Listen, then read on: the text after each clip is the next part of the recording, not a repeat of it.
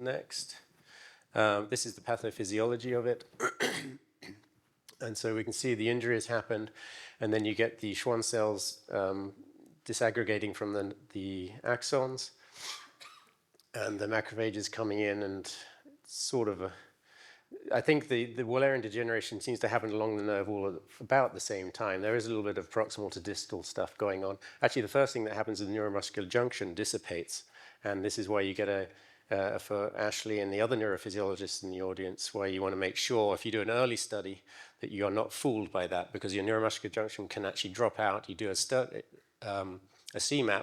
and your sensories are there, but your muscle action potential is not there. You think you're going to be in the dorsal root ganglion, and then you say, oh, this is an avulsion, poor prognosis, but actually this is a peripheral lesion just done in the early stages.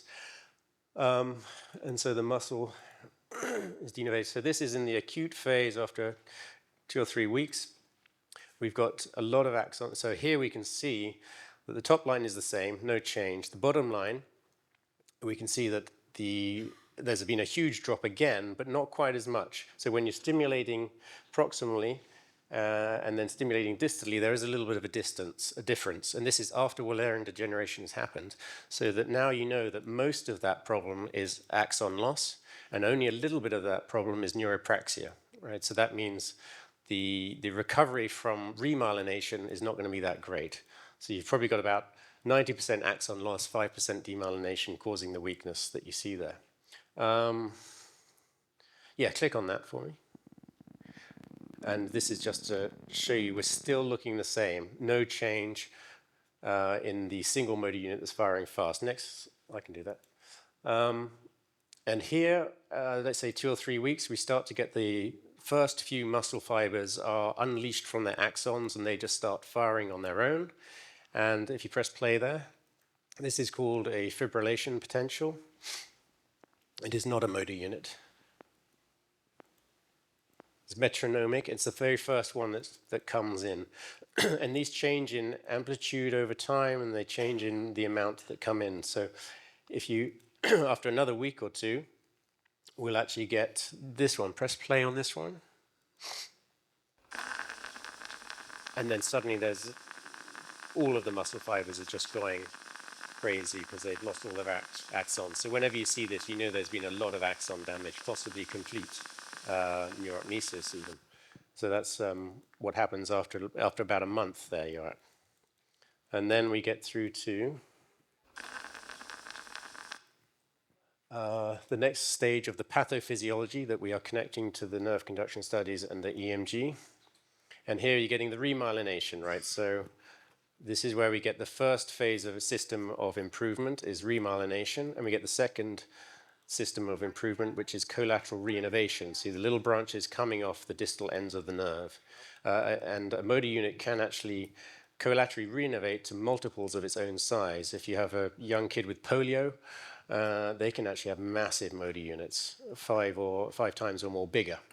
In adults, it's a bit less, maybe a couple of times bigger. So he got an MRC of 2 after all those 2 processes. So remyelination and collateral reinnervation gave him the strength to just actually move the arm a little bit, but really not a lot of function. And that's because there's a lot of denervation. So we need more help. So we need the system number 3, the self-reinnervation, to happen. And so here is the results of the remyelination, the collateral reinnervation. The first of the red bars tells us what happened when we had remyelination. So that just equalizes the proximal stimulation to the distal stimulation. So that means that you no longer, if those 2 are equal, you no longer have any demyelination going on. The second one along is the collateral reinnervation. So those motor units, there's no more motor units firing. That CMAP has increased, but no more motor units have actually occurred. It's the same number of motor units, they're just bigger, twice as big by the look of it. So each motor unit has recruited about the same number of muscle fibers that it was already doing. So if it had 100 muscle fibers, it now has 200 muscle fibers. So it's the same number of motor units, that's key. So CMAP does not tell us, can be very confusing because of that collateral reinnervation. And that's where imaging can be a problem as well, because it doesn't see that collateral reinnervation. Yes, go click on that first one. And this is what the result of that first motor unit having collateral reinnervation. Looks the same, but actually the scale is very different. So this is a 2 millivolt scale instead of 200 microvolt scale. And it becomes slightly serrated, polyphasic. And if you click on the second one, this is the original one just to compare it to. And you see the scale there. So it's the same motor unit, but actually with polyphasia much larger. So it should be twice the area because your CMAP has increased by twice. And then press play on the, is this the same one or is this different? Okay, so, and pause that. Oh. Okay, press play again and then pause it after 1 second. Thanks. So this is satellite potential, which is a real problem for us neurophysiologists because we're not very good, especially if you're trying to establish how many motor units are firing. We often get confused because those collateral reinnervation little branches go out and innervate other muscle fibers, and they take a while before they coalesce into a nice coherent motor unit. And so they actually look like more than one motor unit firing. So you could think you're getting multiple motor units coming through, but actually it's just these satellite potentials, a bit of a thing for us neurophysiologists to worry about, but just be aware that people who are not familiar with nerve injury will be reading these things as maybe only mildly denervated when actually a lot of it is these satellite potentials. Hey Ross. Yeah.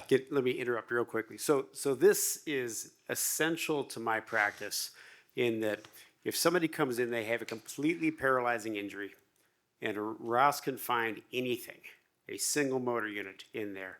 Usually if anything's there, we expect more to come. And so now we're looking, if more comes, is it just that one motor unit is expanding and getting bigger because it's collateralizing, and therefore he's not going to go on to use for recovery? Or are more motor units showing up in that muscle, therefore they're all going to sprout and this guy's going to go on to recovery? We have a huge number of patients that go on to beautiful recovery 9, 12, even 15 months after their injuries. And this is essential because I think across the board in peripheral nerve surgery, we're operating too early.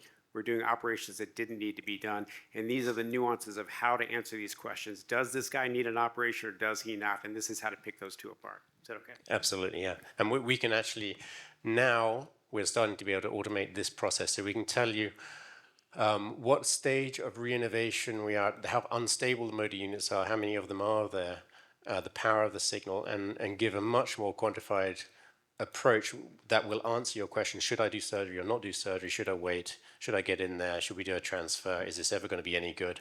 That sort of stuff.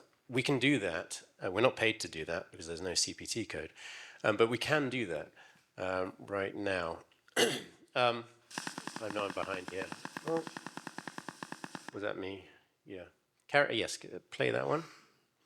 Almost done.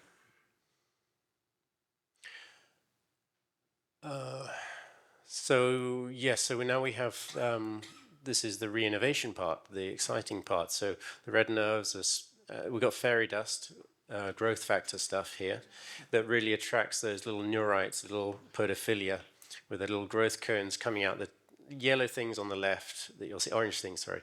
And each of those actions, they sprout multiple of them looking for these bands of Bungner and the Schwann cells that are attracting them to bring them down. And some of them find them and they grow, and the other ones are fall away. And so the yellow ones here actually go on to grow through. And so we've got some, only a few of those have actually made it to the nerves that are going through. So you've got remyelination, you've got collateral reinnervation, now you've got this self-reinnervation part, which is the third part we're relying on to get that MRC of greater than 3 for this guy. And we can see those are growing back down, they reinnervate, and they actually grow as big as they can depending on how healthy the nerve is in the axonal transport to get these big motor units in there. And we can see most of the muscle now has been reinnervated, so we expect pretty good strength. Some of it is not reinnervated, so we don't think the CMAP will be the same because some muscle fibers are not all reinnervated. And there we go. So lovely outcome. And then, so the CMAP, the final one, it's nice and big, but it's not as big as before. And we can see that this is the self-reinnervation phase, and the 3 systems of restoration of function on the right there, you've got the blue, which is the remyelination, the green, which is the collateral renovation, and this little purple stalk, which is that final one. There's the self-renovation. It gives you the final outcome there. If this was then to be used as a donor nerve later on, you're going to want to know how many motor units are in that. So if you take a CMAP, you get that CMAP, you'll think, oh, that's great. Let's do that. And then you put the needle in, and then you see maybe there's just 22% of your fibers are going to that. And so that would make a poor donor. Even though your CMAP and your MRC is good, it would make a poor donor. And you can only see that with electromyography or quantitative electromyography. Okay. I think that's probably, oh no, sorry, if I got a moment. Just nascent units. Nascent units, these are the best things a neurophysiologist can hear. Ashley, I'm sure you love them too. But yes, these are the baby units that come in and tell us the nerve is there. So if you press play there, and this is a neurophysiologist thing that we need to watch out. So on the bottom left, if you press play, hi there, press play on the bottom left. Is it playing? There you go. So they're actually small, really long. You see how complex it is. And then if we go to the next one, so that's the first one coming in. So are more going to come in? We'll go to the next slide. And that's comparing it to the large collateral nerve. And so if you press play on the bottom left, so how many motor units are firing there? Really hard to say. That's the problem with nascent units. It could be just a couple of very polyphasic small nascent units that are just very elongated, or it could be like 7 or 8 of them. I can't really tell. So that's why it's really hard to see, and this is what we have to judge as we are evaluating after a surgery. Are more going to come in? Is it going to be enough? Are they going to get good function at the end of the day? And then just the final thing is when those fully mature and you get these big, large motor units firing. Again, if you're then to consider, is this going to be a donor nerve? So they had their initial injury, got spinal cord injury, then you want to transfer the nerve. Is that going to be a good donor nerve? And that's where you really want to quantify exactly how many motor units are firing in that pattern right there. Okay, I think that's probably more than enough. Thank you. All right. Sorry. It wasn't working at all. Thank you so much, Ross. Justin, would you like the Q&A after all the presentations for that session? Do you want? Okay. And next we have Jeff Strowski. He's going to talk about ultrasound. Thanks. Jeff. We need to start at the beginning, though. Can we get in presenter mode, too, so it's not looking like that? There you go. Thank you. Okay. Thanks, everybody. I appreciate being here.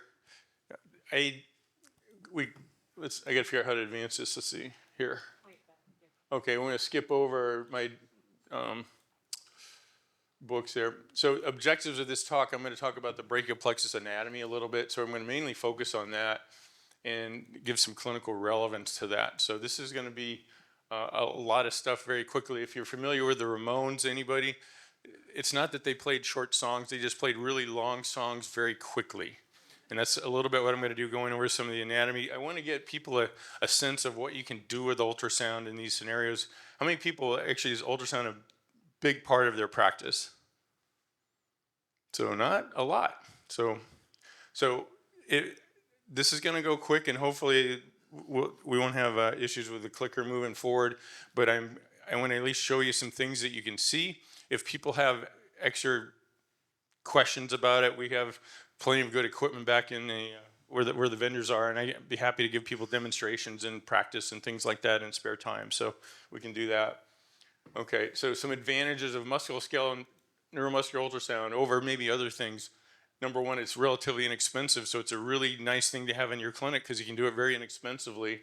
It may surprise some of you to know that conventional ultrasound, the routine systems, actually have quite a bit better resolution than conventional ultrasound. Now I think I'm going to get maybe some pushback here following this for some other things we can do. But by the conventional things, conventional ultrasound has spatial resolution down to about 150 microns. This is compared to about 450 by conventional MRI. Okay, and I have some systems, I'll show you some of those things as ultra high, where we can get things down to 30 microns. And what's exciting about this is the first time in human history, really, that we can look microscopically inside live human tissue without altering it. Okay, that's got a lot of significance. Okay, oop, I went forward too fast there. This doesn't back up, does it? Oh, there we go. So some other things that can provide a focused examination. We don't have to send it off to a center and wait for the information to come back. It's dynamic. You can use this in the clinic on a daily basis. You could see the same patient every day if you needed to. Now, the dynamic means two things to me. Just like, Ross would tell you that with EDX, part of the advantage is you're there clinically examining them while you do the evaluation. So you can, if you find something you did not expect, you can expand the evaluation. Okay, same thing with ultrasound. See something you didn't expect, you can expand it to other areas. Okay. The other dynamic part is it's one of the few things that you can do where you can see things move, and that's really critical. Okay, without doing fluoroscopy. Okay. We can do side-to-side comparisons. We don't have claustrophobia problems, interference with implants or pacemakers, and there's really no side effect whatsoever. Okay. For those of you, how many PM&R people are? Not a lot. You got one, I know.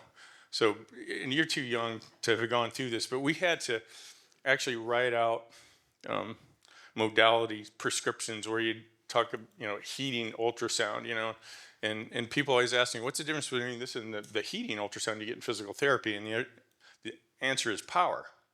Okay, so the old prescription would be 1.0 to 2.5 watts per centimeter squared, and the upper limit of normal for upper limit of safety in diagnostic ultrasound is 0.79. So there's not any appreciable tissue heating in that scenario. So you can scan all day long and not really cause any problems. Okay, so I'm going to do anatomy. This is the punk rock part of the presentation.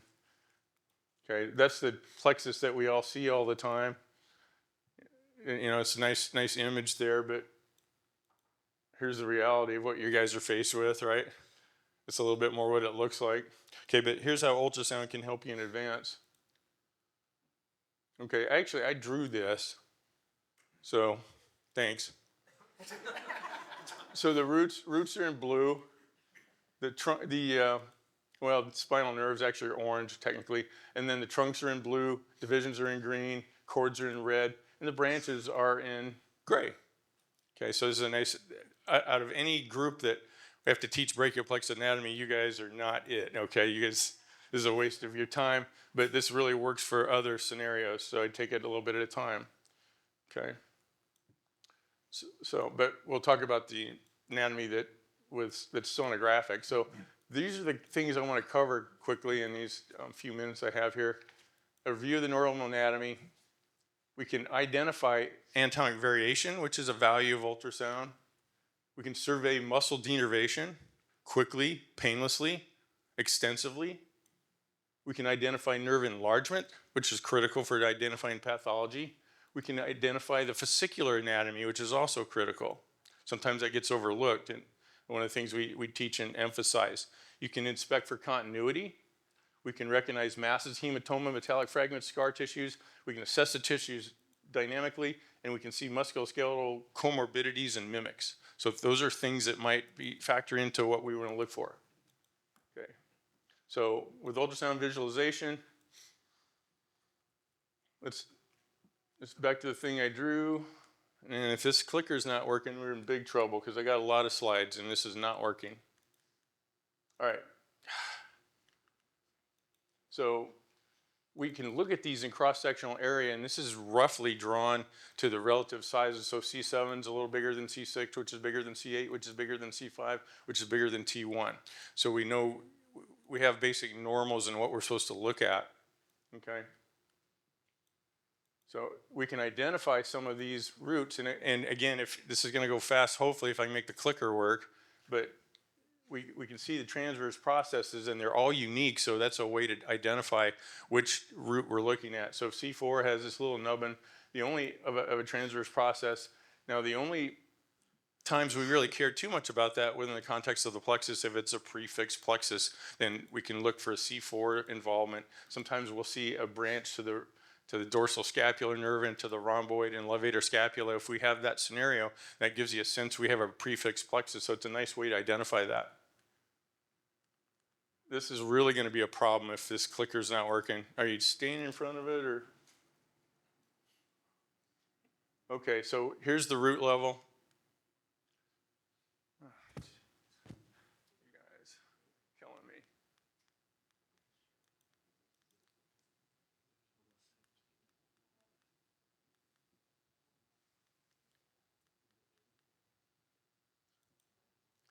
Can I go back there and do this myself? Because this is just going to be a disaster.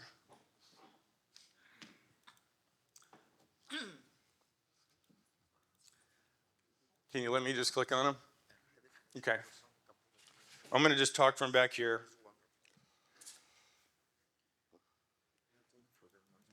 Plus, I'll be able to watch the time, which is better. Okay, so here we can see the different, that works better anyway. Okay, so different roots. I mentioned C4 already. You can see C5 is unique from a standpoint, it looks like an upside down trident. So we can see the anterior tubercle, posterior tubercle, the transverse process there, C5. We can see that well. This is for perspective, that's a carotid artery. That's a sternocleidomastoid, longest coli here. Okay, so, and we can see this dynamically here. Now, when you're rocking the transducer, it allows us to see that a little bit better. I can't point and apparently make the image work here. So C6, and there's a few of C5. There's C5, and we can see it in long axis as well. I'm going to go fast on some of these because we're a little behind schedule.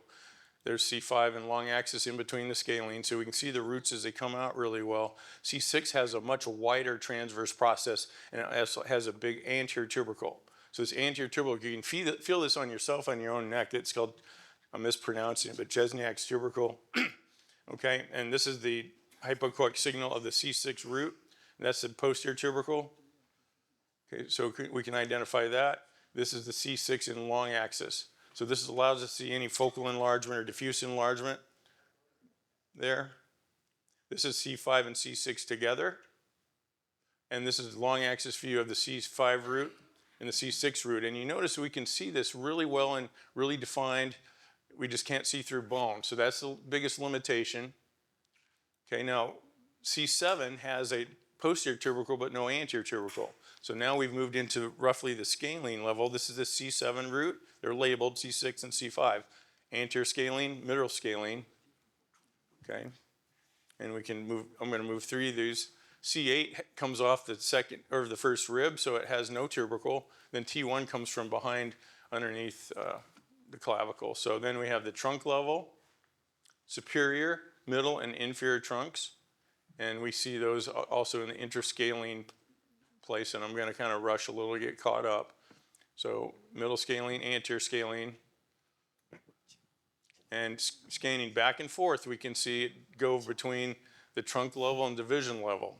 So as we move down towards the clavicle when we scan, we'll see everything move, all three trunks move into an anterior and posterior division.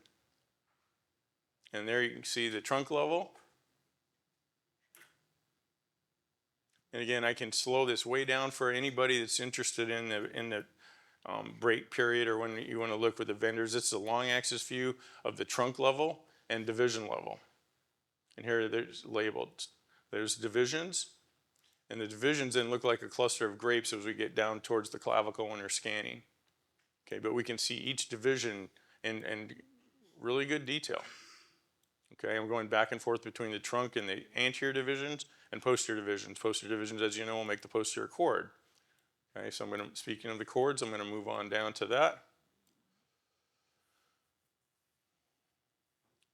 So the lateral, posterior, medial cord. Here I have the transducer underneath the clavicle. Okay, so the infraclavicular portion, we see the pectoralis major, pectoralis minor. We see the axillary artery, and the cords are based on their relationship around the axillary artery. So laterally we have the lateral cord, medial, the medial cord, and the posterior cord deep to that. Okay, and there's axillary vein. Coracoid process is out of view here. We can also see the lateral and medial pectoral nerves in between the pec major and pec minor. So we can see all those things very well. And we can put dynamic stress on those too. Now we see this sometimes in retropectoral thoracic outlet where we'll see compression of those cords dynamically when we abduct or flex the shoulder. Okay, more examples. And we can use Doppler imaging to assess the flow. Here's the same thing in long axis. So now we have the medial cord here in long axis. When we're long axis in ultrasound, by convention, to the left of the screen is cranial, to the right of the screen is caudal. So the posterior cord is deep to the axillary artery here. And we can move back and forth and see flow. Okay, here's phrenic nerve. I know some of you are going to talk about phrenic later. We can see, and just to show off a little bit, we can actually see the C5 contribution from the C5 root to the phrenic. So we can actually see that branch. And this is with just conventional ultrasound. This is not even going up to ultra high frequency. So there's that. I know the phrenic's not part of the plexus, but I thought I'd show that. Move to the branch level. We can see the dorsal scapular nerve coming off the C5.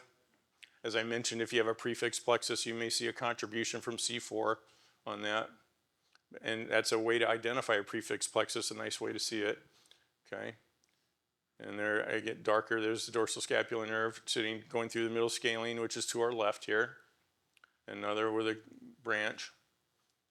And that's a good way to scan the dorsal scapular nerve. Long thoracic is also coming from the root level.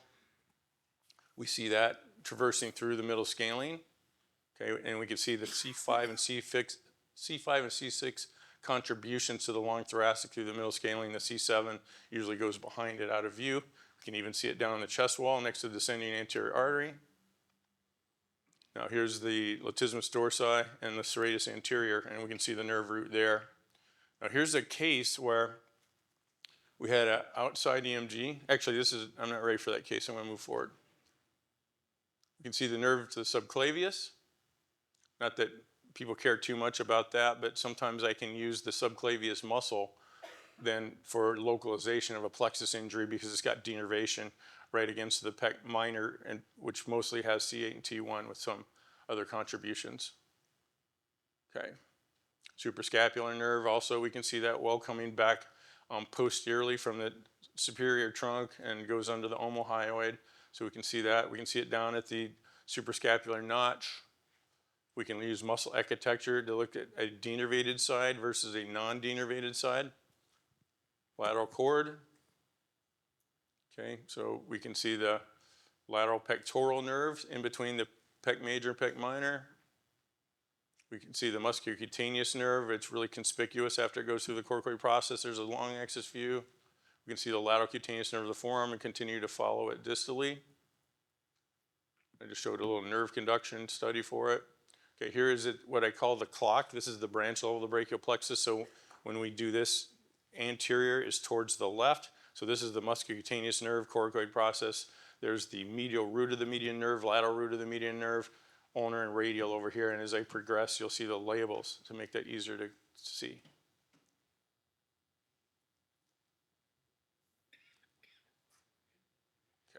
And again, we can see those in more than one axis. I'm going to move ahead and move past some of this, but there's the axillary nerve. You can see the posterior humeral circumflex artery and identify the vascular structures from the nerve. Okay. And I think you're getting the idea. There's medial cord. We can see the medial pectoral nerve here. And you can actually see that branch off the medial cord if you follow it carefully. You can see the medial cutaneous nerve of the arm. It comes out and provides cutaneous sensation in the arm, medial cutaneous nerve of the forearm, which is between the ulnar nerve and median nerve. And then we can see it down with ultra high, even down at where it's providing cutaneous sensation. You'll see all those sensory fibers branch apart. Okay. So there again, more of that. So conclusion for the anatomy is ultrasound is an excellent modality for exploring the anatomic relationships of the brachial plexus. Thank you so much. Now, Justin, I actually have, if I can take about 3 more minutes, I can run through quickly some pathologic things. Yeah, I think we got 3 more minutes. And All right, As you're pulling that up, Jeff, let me ask you a couple questions. Every once in a while with MRI, the MRI seems to not tell us the truth. We see nerve that drops out and reappears, and it looks like there's a missing segment. Do you have cases like that with ultrasound, where the ultrasound seemed to show you something, but it didn't pan out that was the case in the end? Not really, because you have continuous visualization of the nerve. So as long as we're not behind a bony fragment or something that's obstructing the view, I'm gonna make a bigger push tomorrow for distinguishing some of the differences between EDX and ultrasound and how those go together. So I'm going to talk more about that a little bit, and maybe a couple things just for shock effect here. I'm going to keep moving. Brachial plexopathies, you guys know this stuff. I just wanted to cover some of these other things quickly. Surveying muscle denervation, identifying nerve enlargement, vesicular anatomy, continuity, all these other things. So, you know, anatomic variation is helpful. For example, cervical ribs, you know, sometimes they go through the scalene. You'll see C5 and 6 cut through the scalene. You know, here's an example of denervated muscle versus normal muscle, doing a side-to-side comparison. So it's very helpful for that. Here's focal denervation within the context of the same area. Okay. If we had more time, I usually ask people what they think the diagnosis is here. But this is really helpful for distinguishing. This case is one I wanted to talk about. This is some, you know, Justin, we talked about this, what an outside EMG means. Do you guys know what that means when we say that it was an outside EMG? That we don't trust. Always wrong. Always wrong. Right. So this is a case where somebody had really drastic medial scapular winging, and you know the surgeons didn't understand. The EMGer said absolutely, there's normal units and there's no problem with this radius anterior. So we did this with ultrasound. Now here's the good side. Okay, so these are the ribs. This is the intercostal muscle. This is the lung and the pleura. And this is the normal serratus anterior. This is the side that they said was normal, where they had medial scapular winging. And we could say with absolute certainty that's denervated. And so what they do, they went in with their needle and they were in the intercostal muscle almost certainly. Okay, and that's a really hard thing to do electromyographically, but you know, this allows us to see anatomically those things that help that along. We can see enlargement. Here's a stinger. I'm going to just do a couple samples of some other things. Post-radiation burn, so we see enlargement specifically of the superior trunk here and not the other fibers. You can see that in long axis. We can view the fascicular anatomy. So here's the fascicles compared to the fibular architecture of a tendon. We can look for continuity. Here's an example of some direct injuries. So it's really helpful for that. We can see pseudomeningeal seals. We can't see through the bone, but if we have an avulsion, we'll see the effect of CSF fluid within the plexus. And fragments, here's a muscle tear causing a pec tear causing a problem on the cords. Here's a cyst affecting the suprascapular nerve right here from a posterior labral cyst. So we can identify those types of masses. Here's an example of a schwannoma that was missed, by the way. Okay, and we can see them dynamically. I showed, mentioned, thoracic outlet entrapment for its retropectoral. We can see some bowing and compression of the medial cord with a clinical assessment of their symptoms as you do it.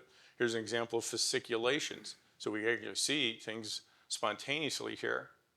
And we see these actually with better sensitivity than you do with electrodiagnosis. Remember, electrodiagnosis, you don't see fasciculations, you see fasciculation potentials. We actually see the fasciculations here, and you can scan a lot more muscles in that scenario.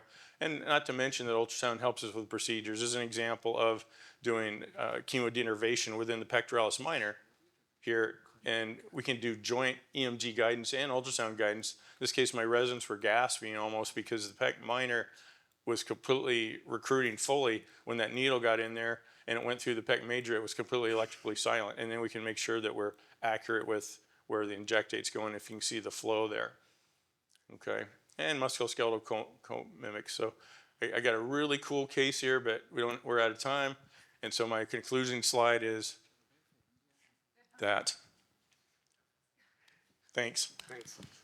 Let's hear about some MRI now. And as Dr. Pickett's getting ready, just a couple questions. Can you, Jeff, as you were talking about with Ross, how to find the first nascent units in there, can you see something on ultrasound that would correspond with that? Or can that direct where you're going to put the needle to look for those nascent units to see if you have That's a great question, and I would say no. I see electrophysiology is certainly better for something like that for sure, but we're able to look at elements of muscle as we've talked about. Sometimes, a muscle is, multi-innervated, right? We know that, and you'll see areas where you think that's probably not the best place to check because it looks fibrotic. and areas of other muscle that look healthier. So it might direct where you look a little bit. So it may help you there, but I don't think we can't see that level of change very much now. Nins van Alphen argues you can see fibrillations if you have the right aliasing and right system, but I don't try to get people to tend to do that very often because I don't think it's very accurate. Hey, we have discussion time built in, Tehran, so we can run over. Don't feel No pushed. worries. Don't feel pushed for time. So, I'm good at- next we have Tehran. I excel Peckett, at who running is- over. He was the best MRI radiologist I have worked with for nerve injury, so he's going to give us a little insight into how he does it.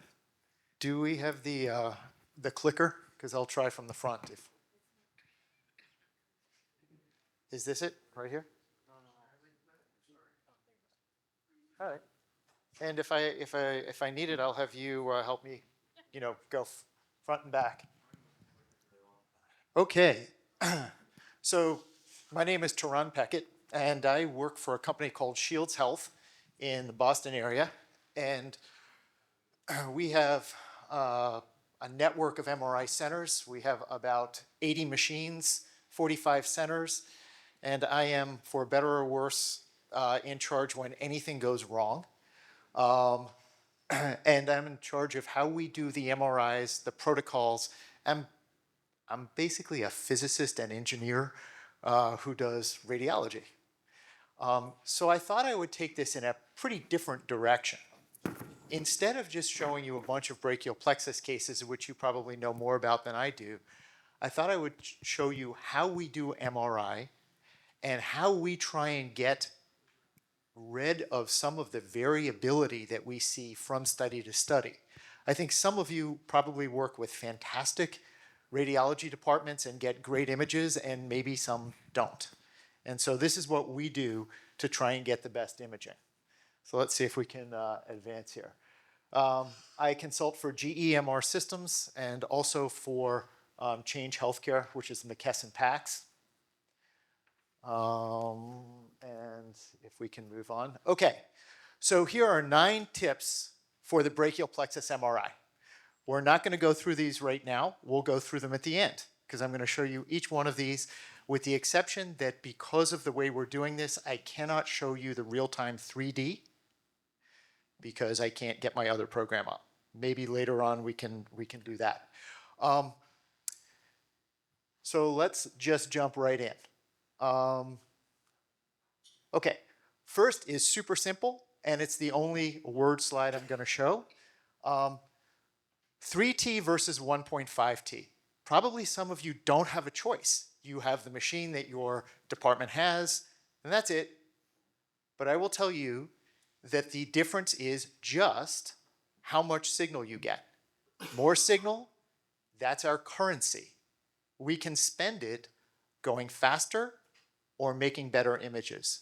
We never do neurography at 1.5 Tesla unless the patient has a joint implant and we're trying to image the sciatic nerve behind a hip implant. That's the only time we'll use 1.5. But you can still do it. It just takes longer. Every image you will see today is from a 3T. It's using AI-assisted image reconstruction. All the vendors have that. You need it. And here's why.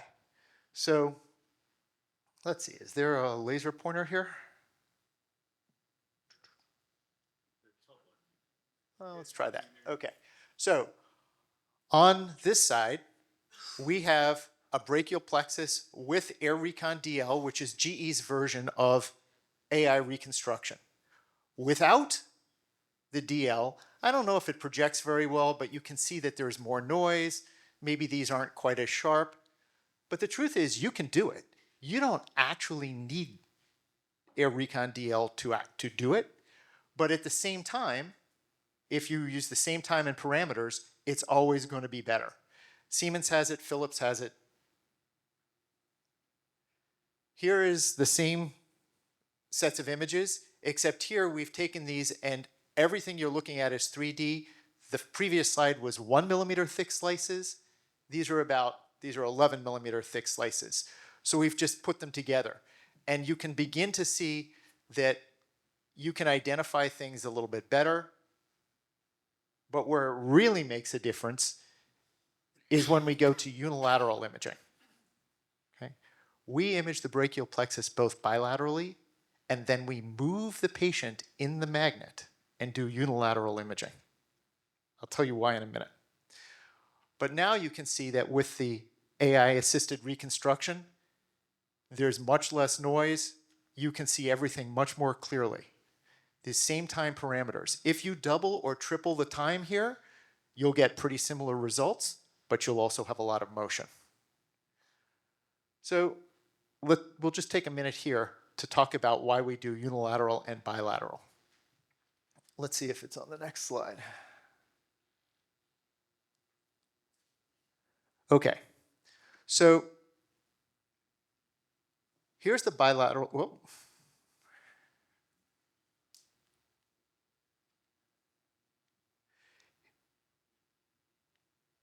Let's see if we can get back here.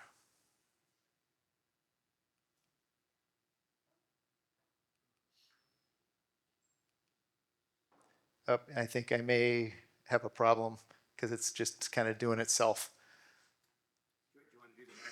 I might need to do that. Well, let's see. But I can tell you what I was going to say here. So we start with the patient centered in the magnet, and we do bilateral brachial plexus imaging. That takes about 2 minutes. After we do that, we slide the patient over so that the brachial plexus of interest is centered right in the magnet. Some people don't realize that you pay a couple $1,000,000 for your magnet. They guarantee specifications for the homogeneity of the field, and those specifications are good over something about the size of a grapefruit. So if you center the patient on the spine, you are robbing yourself of the ability to see the brachial plexus. You need to slide them over. Okay? Let's see if we can. Oh, please. Oh, it's just delayed. Okay, so this is the same image in the previous slide. Just we turned it sideways. This is the sagittal view. This is without Air Recon DL. This is with Air Recon. And you can notice that you can see more of the nerves. You can see them better. And this is the exact same time and parameters. And you really, once you start moving in 3 dimensions, the images are much sharper with all of the vendors' AI reconstructions. Okay. This is talking a little bit more about this is the slide where I was trying to get to with the unilateral and bilateral. And one thing that I want you to notice here is, and I'll do it on both sides. So we have a pretty obvious brachial plexus injury. We can see it on both sides with the trunks and everything else ripped off and pulled distally. And I'm going to make that assertion and I'm going to show it to you. I'm going to prove it later. I looked at this when we first saw it and I said, what happened here? What went wrong? And I don't know whether you guys are used to seeing this kind of a picture routinely where you can see the brachial plexus or not. But to us, this was not a very good image. Why? On the normal side, I went back one. I think it might. On the normal side, I can't see this area and this area very well.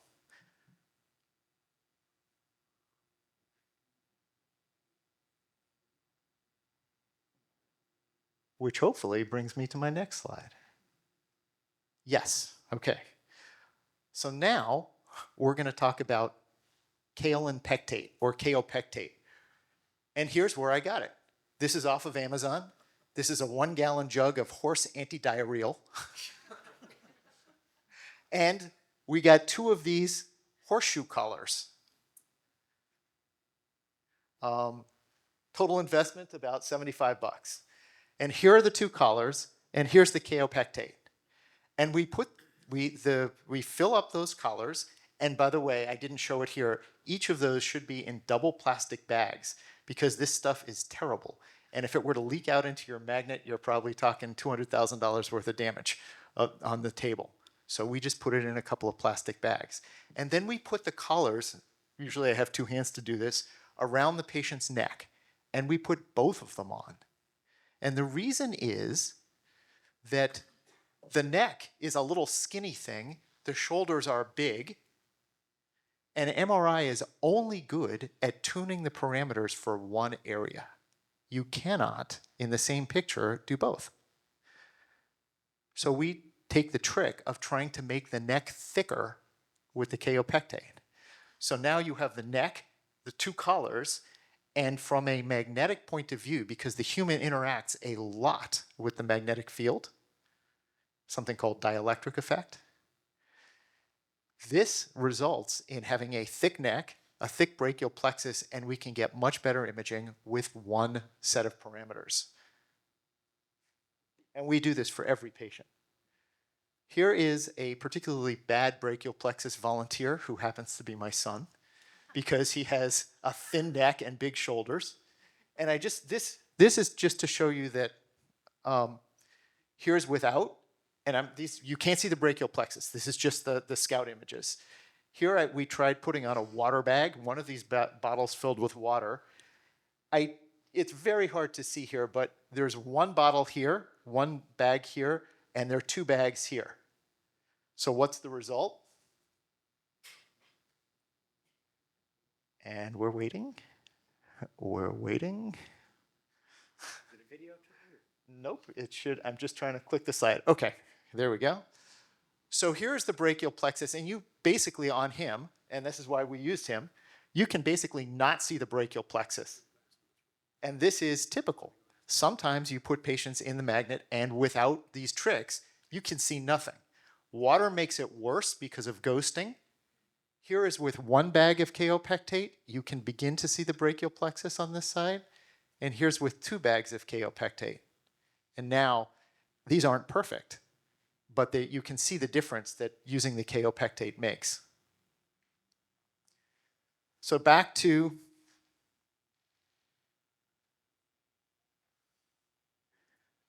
this picture here. When I looked here, I said, oh, this is probably real, but what happened here? And the answer is, on this day, the technologist who performed this examination said, I think I only need 1 of these. And it was immediately obvious. This is the single bag of kaopectate on a different pulse sequence. Okay. Moving on. Now, I was going to show you a bunch of cervical spine stuff, but we can't do that right now because I don't have the 3D stuff. But I'm going to make a couple of comments anyway.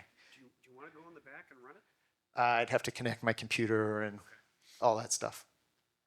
All right, so a very quick note. See this little line this is a T2 image. This little line in the cervical cord.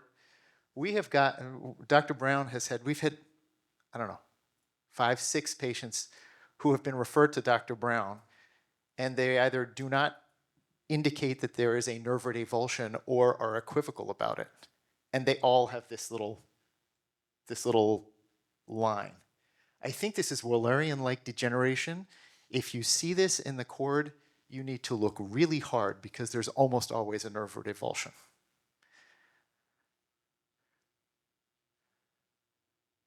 This was supposed to be where I cut over to the 3D stuff, but we do several different techniques in the cervical spine as part of a brachial plexus.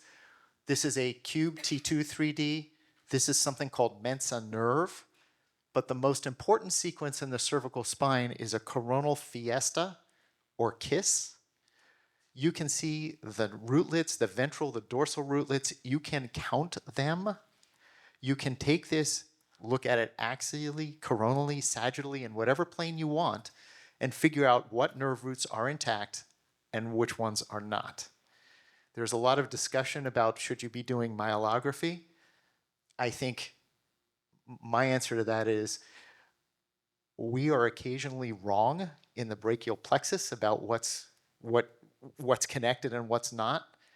Have we been wrong in the cervical spine? I don't think so. So Um, let's move on from there. Okay, this was also just to show you different ways that we look at each of these things.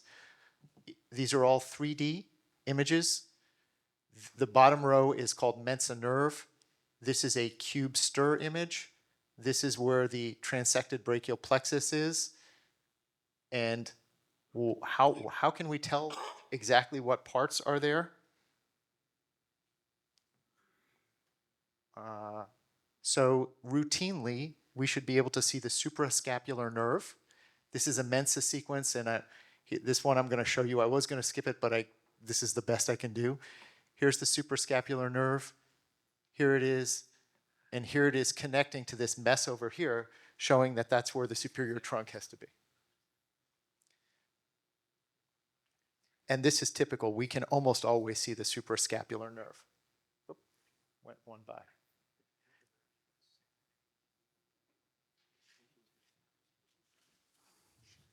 Okay, let's see if this is going to go back one or not. Yes. Okay. So the next tip trick, how am I doing for time? Okay. Next tip trick. You need to have radiologists who care and who monitor the studies in progress. I know that ultrasonographers are there with the probe, they're watching, they're moving, they're adjusting the examination to get the best exam possible. We do that with MR. So here's an example. I'm looking at in the background, I don't know, a lumbar spine or an abdomen, because I read all kinds of things. And right on top, this is a window onto what the technologist is doing exactly while the scan is happening. I am watching, I am checking each sequence as it comes out. Is it done right? Is it positioned right? Oh, look at that. We need to do something different. And if the technologist can't figure out how to do it themselves, I can take control of the magnet from wherever I am, and I can scan and get the images that I need.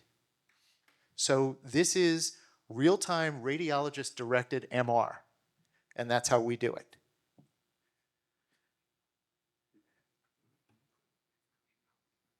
Next little tip trick.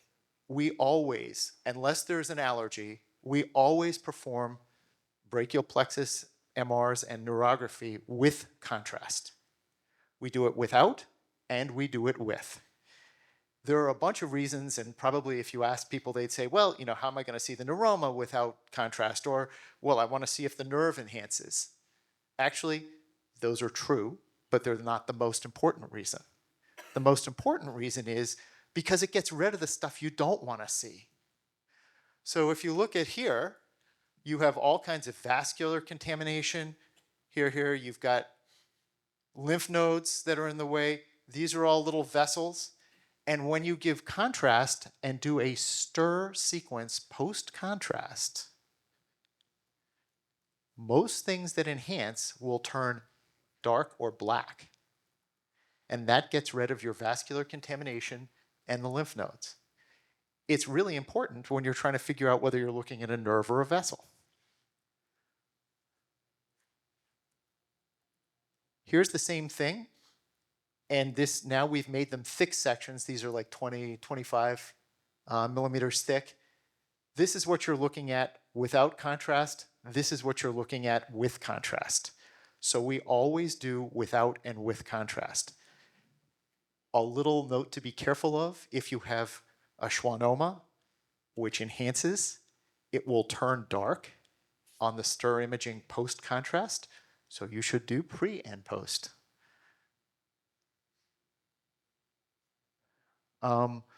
Okay, since we give contrast, we're going to do some post-contrast imaging.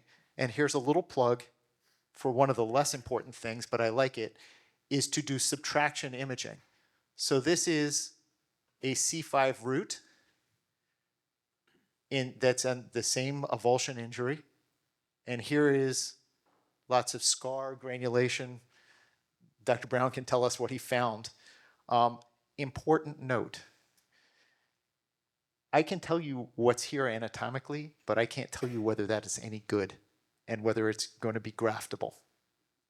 Hopefully, I'm going to learn how to do that from somebody else at this conference. Okay.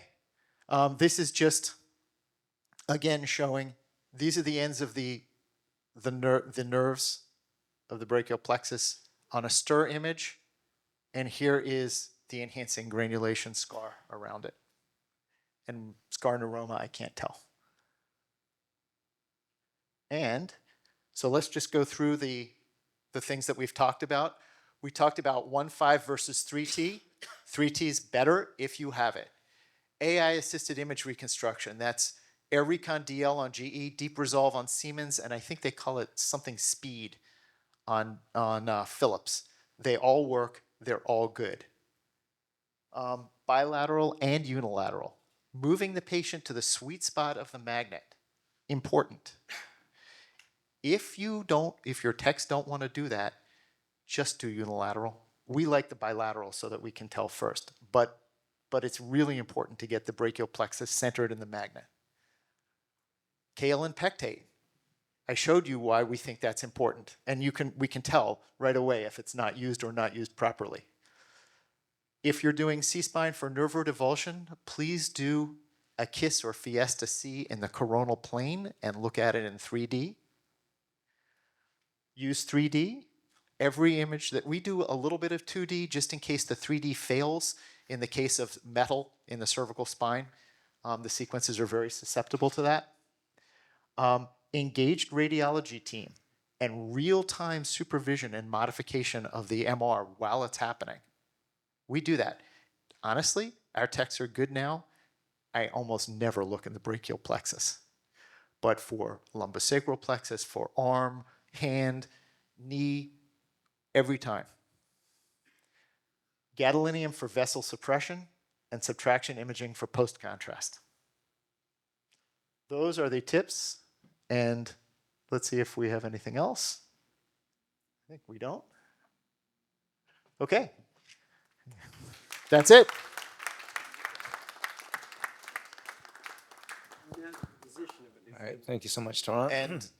And I'm around, if anybody has any questions or wants to show me what they're doing. Thank you so much. All right, next we have Dr. Samir Shah, and then do you have the, okay, good. And then we'll save some time for the questions. Yeah, thanks.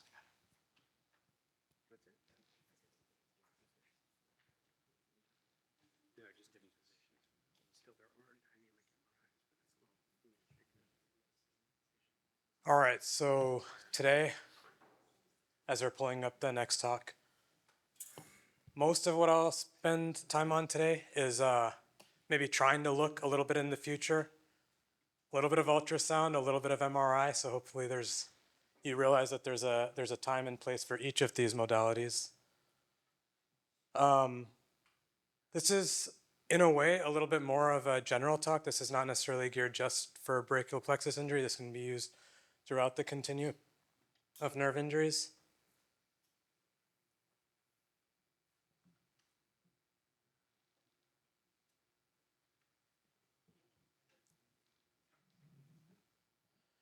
But hopefully you'll be able to see the application. And what I'll try to do also is tell you where along the spectrum, if this is ready for prime time right now, or this is maybe a couple of years in the future. And if you're interested in helping to develop these things, there's opportunities for that as well. So the keyword here is quantitative. Forgot I'm too far back. I get to pretend I know a lot about some of these things, but there's a fantastic team within my lab and an excellent group of collaborators at UC San Diego and VA San Diego behind me, radiologists, biophysicists, and you might recognize the guy in the bottom right. He has a beard now, which is kind of cool.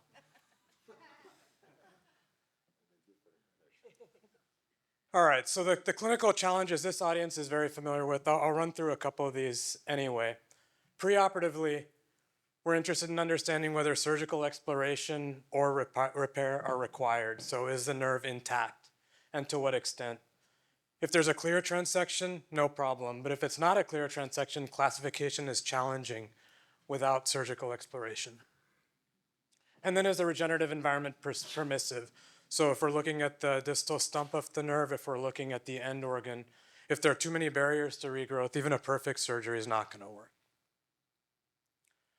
Postoperatively, the question is to whether the nerve is regenerating properly at early time points.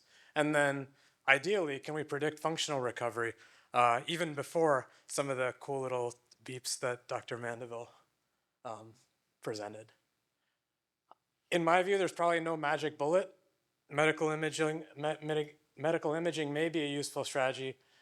And what I like about this conference is that there's a spectrum of treatment from diagnosis to rehabilitation all the way through. The one definitive statement I'll make today is that you can use imaging at any one of these points. So that may be useful there. Big picture, our group is interested in quantitative outcomes for objective comparison. So I will show a few equations today and some data. I'm not expecting you to remember those. Those serve two purposes. One is to remind you that these are objective comparisons. And second, maybe it'll remind you why you went to medical school, most of you, and not engineering school. But our goal is to provide information about the structural or biological state of the nerve.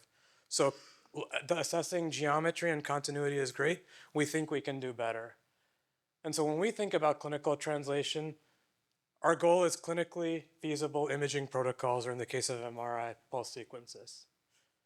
And also clinically meaningful, interpretable. So imaging in animal models and immunohistological or biological validation when possible. We also need to make these practical. So making complicated analyses user-friendly and reliable, distributing the tools to broaden their use, and also the end goal is cross-platform multi-site deployment. So I'm not going to run through this in too much detail. There are advantages and disadvantages to ultrasound, advantages and disadvantages to MRI. And we've spoken about several of these today.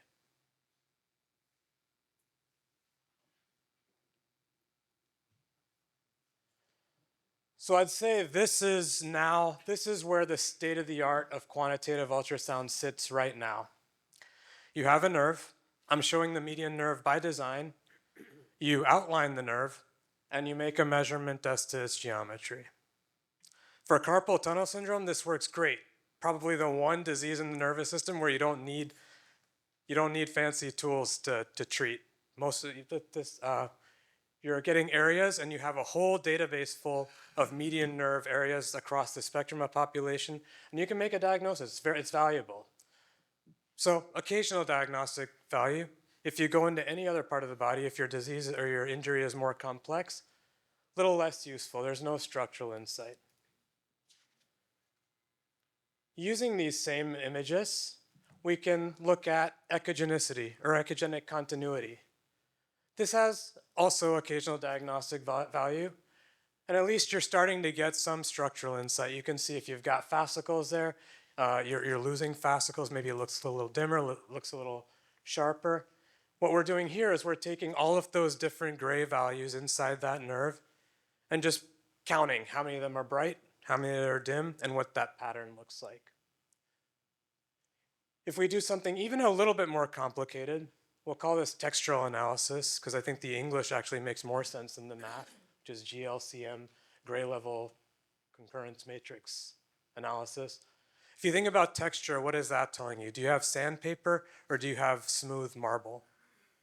The same thing is true of pictures. With these nerves now, if we're looking at how bright these little pieces of the nerve are relative to their neighbors, now we can make some assessments about the health of the nerve also, assuming that we're now mapping these back to structural outcomes. And so now we do have a little bit more of a quantitative approach to looking at structural integrity. We're still dependent on the operator, we're still dependent on a little bit of the user, but at least we are taking a step forward into making this more objective. And I'd say anything on that slide there is ready for prime time now. You can send me an email and we can figure out how to get these things into an imaging pipeline.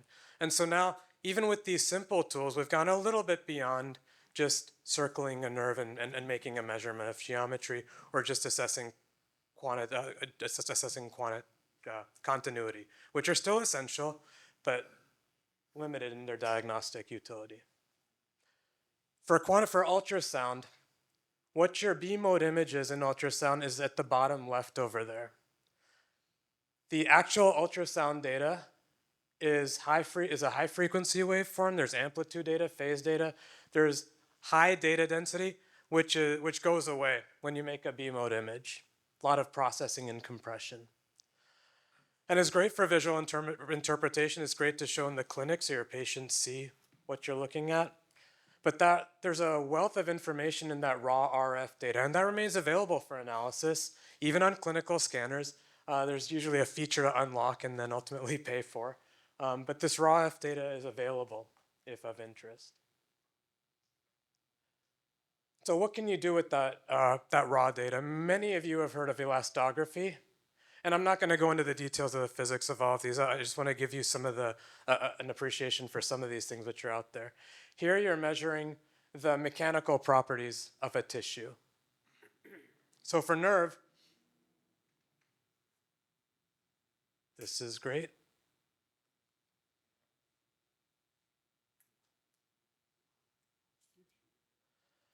So you can make a stiffness measurement without the need for a biopsy. So elastography is already deployed clinically, and mechanical properties do change early in disease or injury. The downsides is there's a strong operator and technique dependence, especially for one of the versions, strain imaging.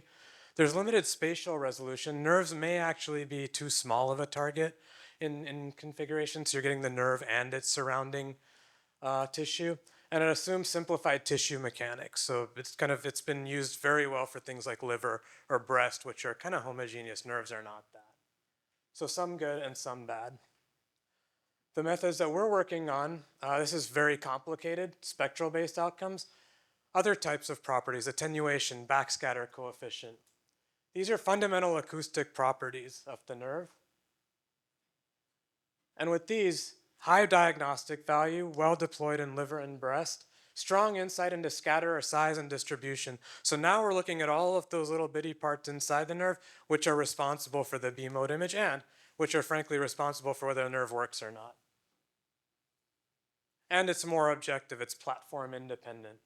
The downside is these require phantoms and strong user education, and there are challenges with nerve anisotropy and overlying tissue, which we're working through now.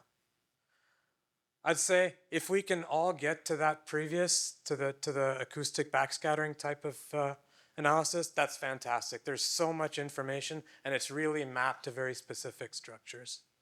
Something somewhere in between is called envelope statistics, another fancy equation, which you don't have to understand. But this also has potential diagnostic value, insight into scattering element density and size. Do you have regions of a nerve or a muscle which are particularly healthier or unhealthy? The theory is not intuitive over here, but it's feasible to standardize. The nice thing about envelope statistics is you can also do this on B mode to a certain extent. So there's some information on scatterers, but remember there's a bunch of compression as well. All right, so why have I presented all of these? Well, because now we can actually start to understand some of the structural changes inside the nerve. So we applied several of these techniques to rat models of nerve injury and just changed two things when we repaired the nerve, either immediately or after a little bit of a delay. And we also very simply evaluated the histological state of each nerve. So is there mild pathology, is there moderate pathology, or is there severe pathology? As you might appreciate, as neurosurgeons, there's a large overlap in the quality of nerves. It depends. It depends by patient for the early and delayed repair groups. And we've applied many of these techniques in patients. We just don't have enough sample size and we don't have biopsies to make clean conclusions. But what you can see are a few patterns coming out. So on the, let's see, where's my pointer? So we have no injury at all in good shape. An immediate repair in the proximal stump, starting to get a little worse, not too bad. A delayed repair is worse. If we look within the graft, things get better over time. This is 1 month, 2 months, and 3 months after injury. Whether you're acute or delayed. In the distal stump, recovery, not so good recovery if you have a delayed repair. So the only point of this is to show that even in a rat model, there's a continuum of outcomes that we get depending on how we treat it and when we measure things. So that's the only point to extract from here. Lots of things are different depending on which of these fancy parameters we use. You can't really tell between injury state if you just measure the area of the nerve. But with things like the backscatter coefficient in particular, you can start to distinguish between these experimental groups, and the same is true of some of these other quantitative parameters.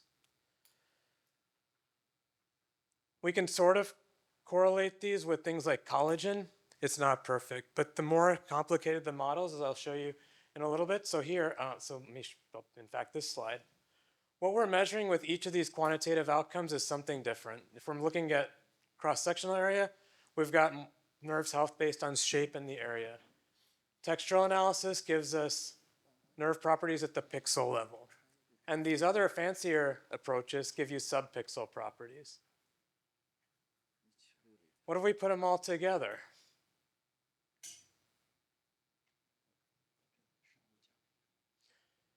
If we put them all together, we get fancy charts. That's great.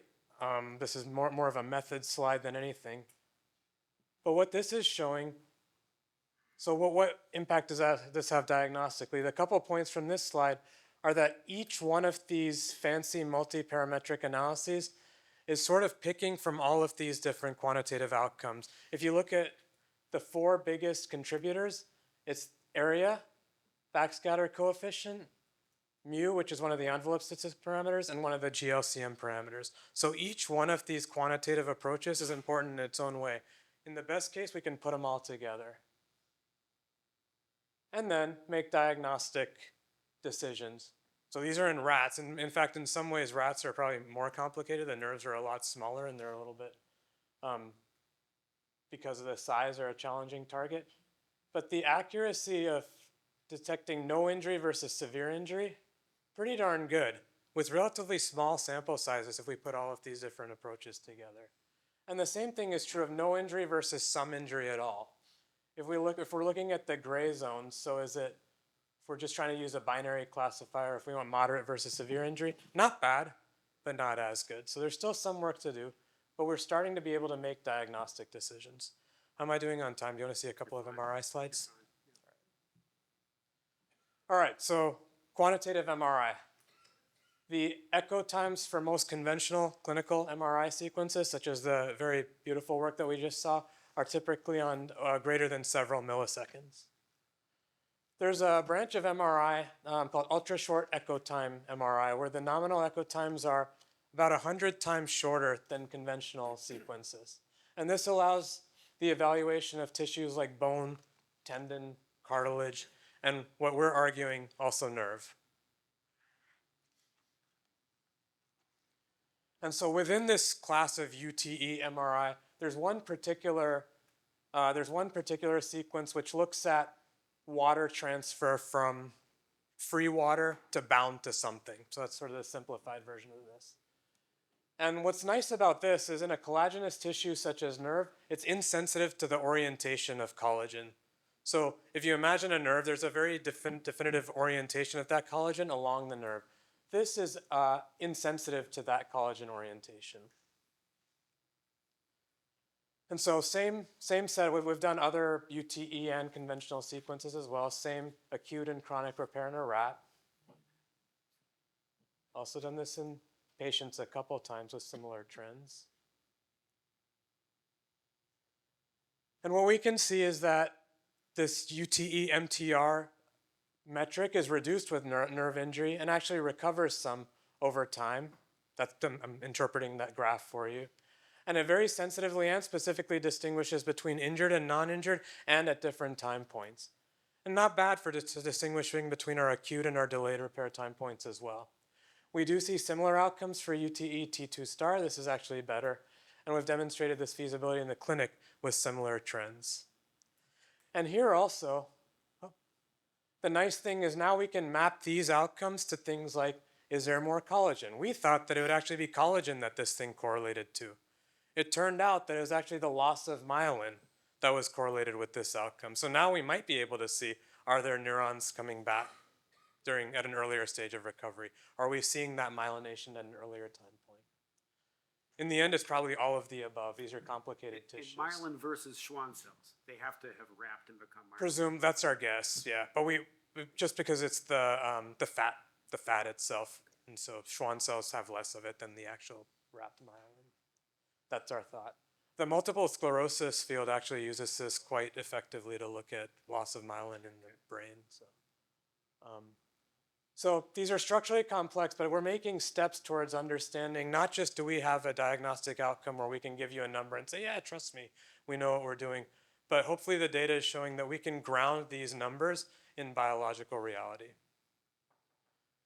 And so I'll try to bring this back to a more practical level. Again, this is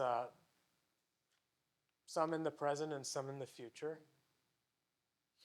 Last slide, I promise. So the tips for deploying some of these new quantitative imaging approaches, we want to tailor the imaging approach to the desired goal.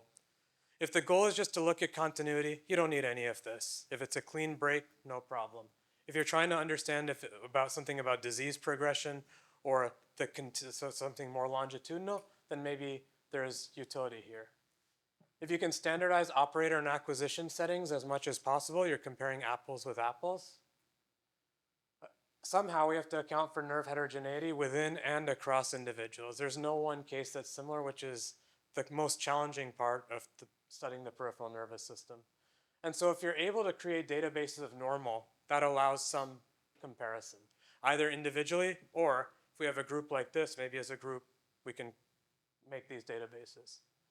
Very practically speaking, if you're doing ultrasound, include contralaterals. It's sort of a free control and it doesn't take that much time.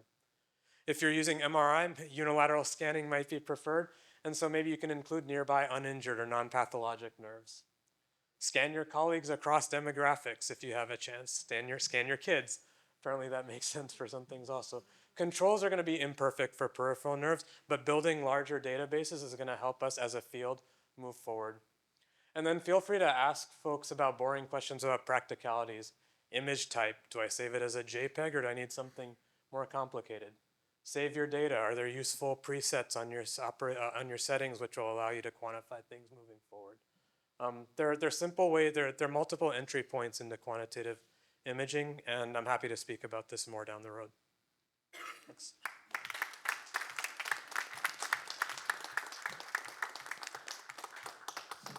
Indications for prognosticating with this. Who's going to get better and who's not? Do you have some?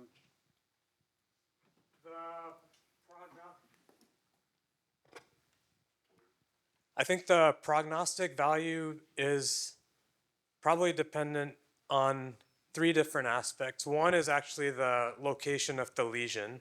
So there's some prognostic value there. I think many of the approaches that you'll hear about today are pretty good at that.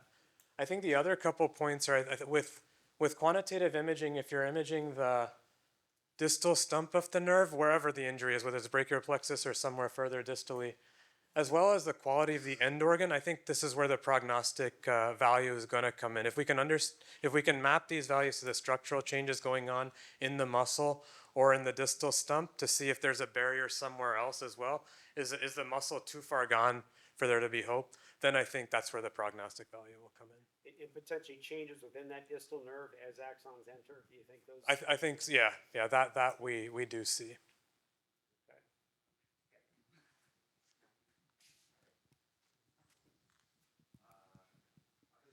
Is that one on up there? You're gonna have to yell at us. If you guys could turn that on. Let me make a thing and have you guys kick it off with this. But here's a statement with all the diagnostics that I think is critical for surgeons. We need to know our SEDN classification off the bat. I don't think we should be going to surgery without our SEDN classification figured out, right? And how are you going to figure that out? A neurotmesis, we got a divided nerve. This is MRI or ultrasound divided nerve. We got to know that because now we know we can go right to surgery. If it's a neuropraxia, a CMAP, we can stimulate it, watch the muscle jump after our Wallerian degeneration has taken place. That's probably going to recover unless there's a compression. And then we have our ambiguous zone that we need to monitor with time. Thoughts on that? Thanks very much. Thanks for a great session, and Justin for putting on this amazing conference. Yeah, I agree. Seddon classification, it was useful to know in terms of prognosticating, but if you go back to Seddon's original work, he described 13 subtypes involving mixed nerve injuries. And so in actual fact, I think it's very unlikely that the imaging will give us the whole story. But that's the question we're asking. So how can we predict recovery when we look at a nerve? We've heard some neurophysiology parameters that we can use. We've heard of future horizons in terms of imaging. We've seen some beautiful images of MRI, wonderful images from ultrasound, but I assume that was in an unscarred neck. So how do we put that all together? And we had a great proposed question from Professor Lim, which is, how can we reliably image a root? What's the most important parameter? Has anyone got any thoughts or questions for any of the speakers? And that's intraforaminal or extraforaminal? When you're asking about Effectively, looking at, it's very simplistic to look for an avulsion of a root. Yep. Is the root avulsed? In even that question, we don't know reliably with false positive imaging. But, you know, concomitant extraforaminal injury, some rootlet avulsion with incomplete avulsion of all the rootlets. How can we reliably use all of these tools to predict which patients are going to have what sort of reconstruction? So, Teron, let me turn that over to you, but I feel pretty confident on the avulsion question with what you showed. Okay, so in terms of complete avulsion, I think we're doing reasonably well if you do a high quality MRI and if you don't have metal in the neck. Right. In terms of more subtle injuries, are some of the rootlets avulsed?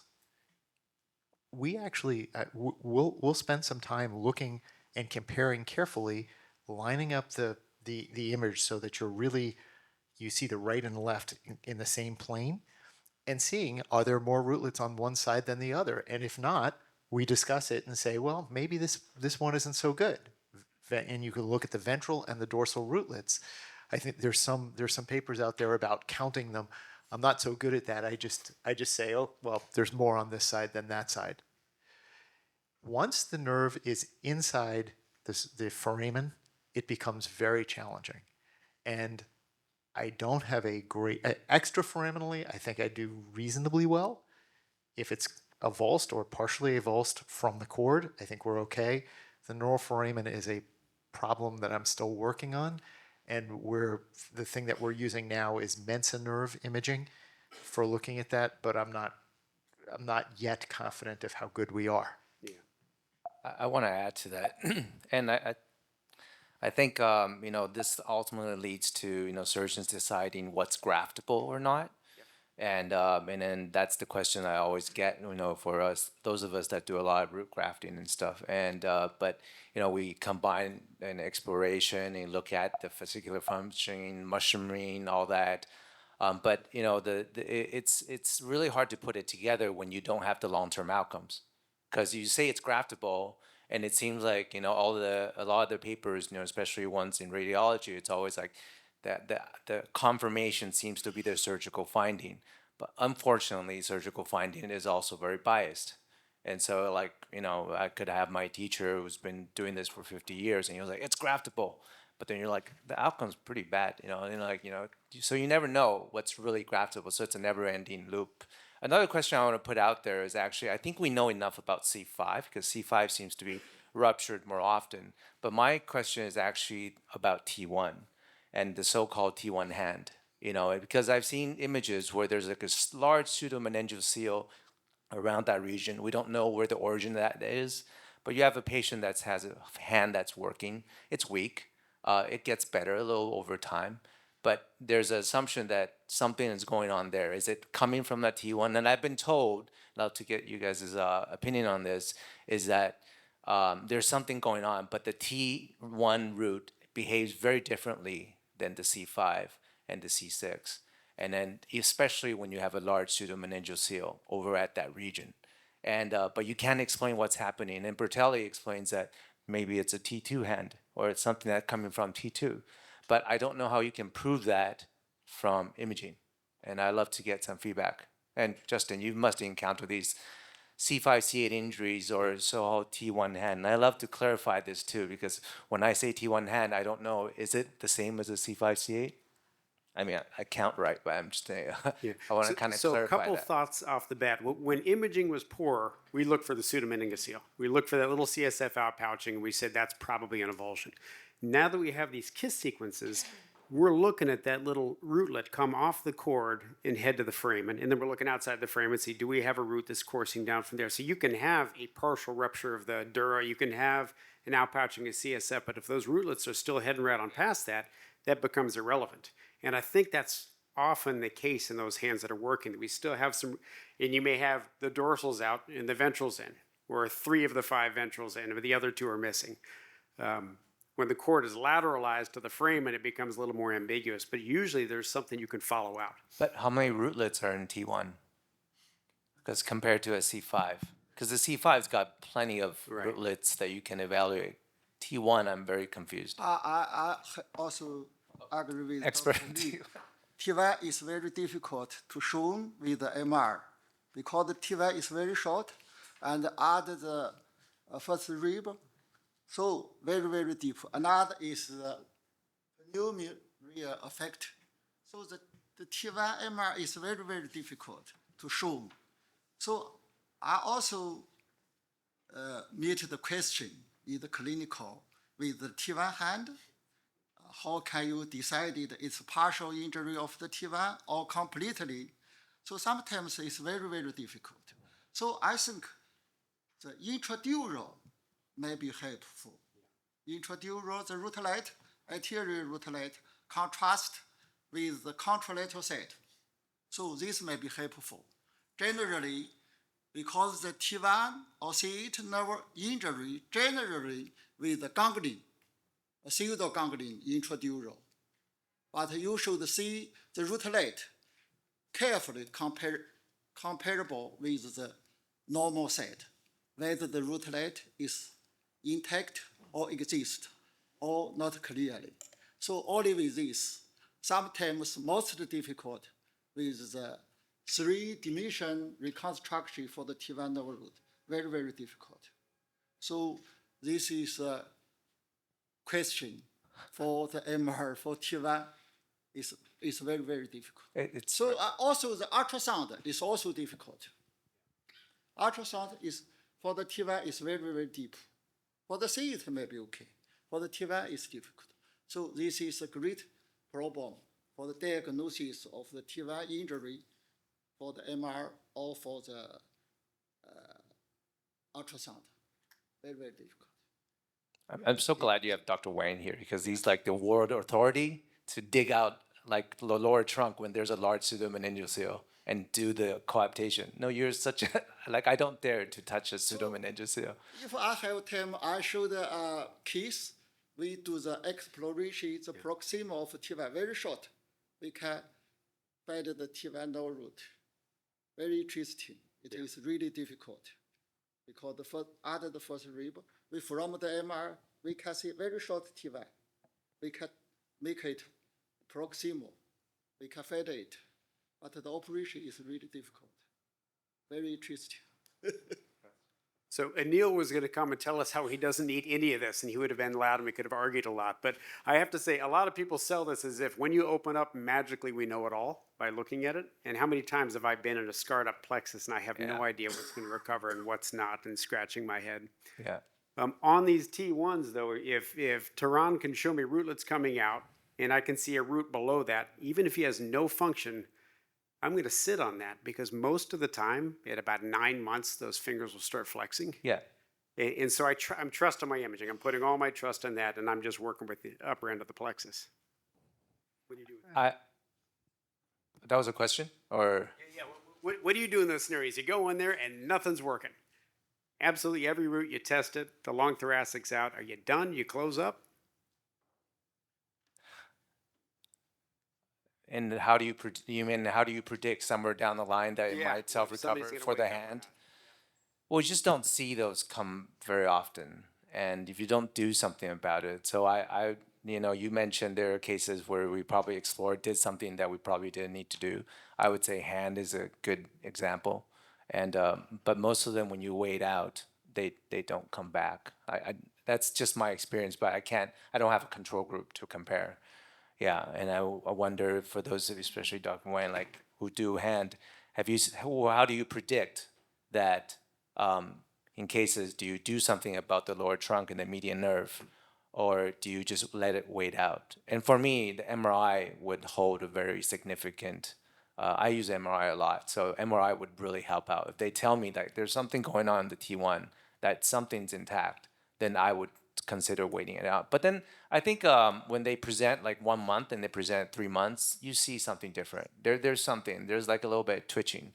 And for those of you that I harvest the ulnar nerve for brachial plexus. That is a deciding point of whether I get that ulnar nerve out. Yeah. So, but I love to get feedback. When do you decide to take that out? Justin, can I To say do something about it. I think you pointed out, I'm going to take the opposite stance of what the other speaker was going to do, and I would throw everything at this, right? So you may see something on MRI that has value. You might not. On ultrasound, that is a challenging route to see, but there's some situations where you actually will see a disruption, and you also confirm the pseudomeningocele. The electrophysiology is going to help you also, do the mediocutaneous nerve of the forearm, for example. If you have a snap that's there, then at worst case scenario, it's preganglionic, but then you at least have that present, okay, even if it's down. And then the same thing with what the motor is doing and even scanning the muscles in the hand intrinsic. So I would just use all those tools as a case where you got a really complicated case. And sometimes ultrasound will help you in that scenario. But taking that ulnar graft, if you've got snaps, if Ross or Ashley or anybody can show you that sensory nerve action potential, the ulnar nerve is intact, and you have any kind of a pseudomeningocele up top, I feel like it's safe to take it. Yeah. Yeah. Thanks for. All right. We should. Yeah. Question in the back.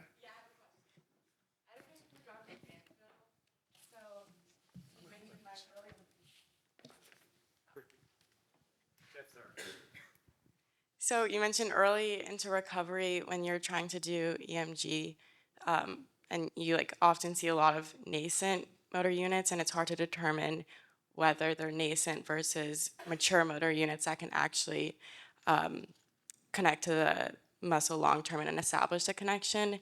So when you see that on your EMG and you have such interference from signals, do you have any sort of estimate about how much time could pass after that until you'll be able to see only the mature motor units and better be able to determine, or is that more variable based off of the specific injury in the patient? Ross, you go. Did you say 3 months of maturity? Just really busy. Come back. Great question. I love that question.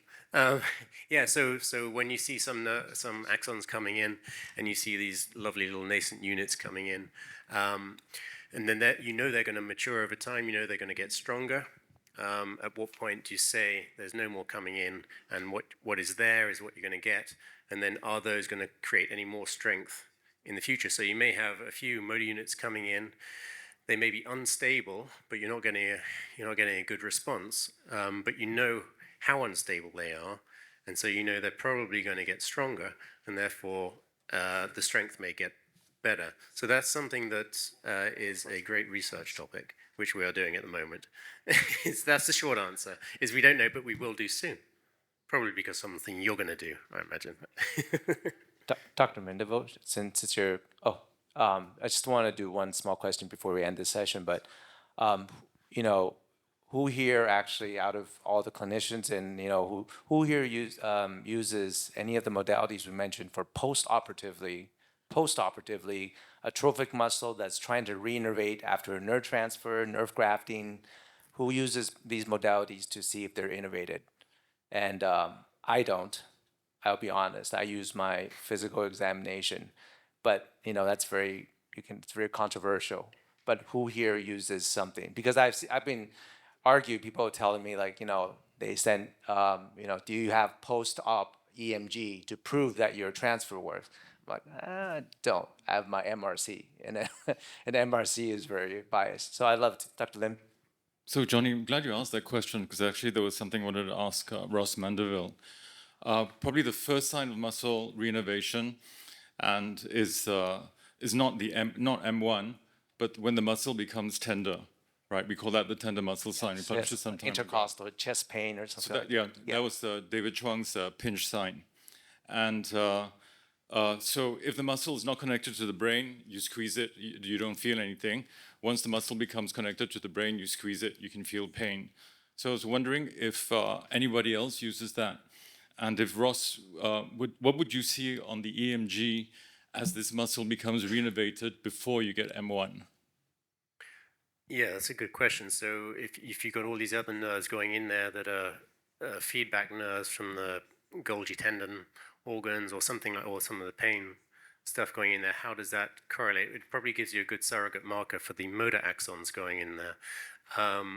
And would that be before the nascence or not? I imagine you could probably get the motor axons or the sensory axons getting there first. If you get one before the other, that's a great sign that hopefully the motor will come with it, but they are quite separate pathways, so they might be affected differently. In terms of which one might actually grow more than the other, I'm not sure of the answer to that, but that's a great research question as well.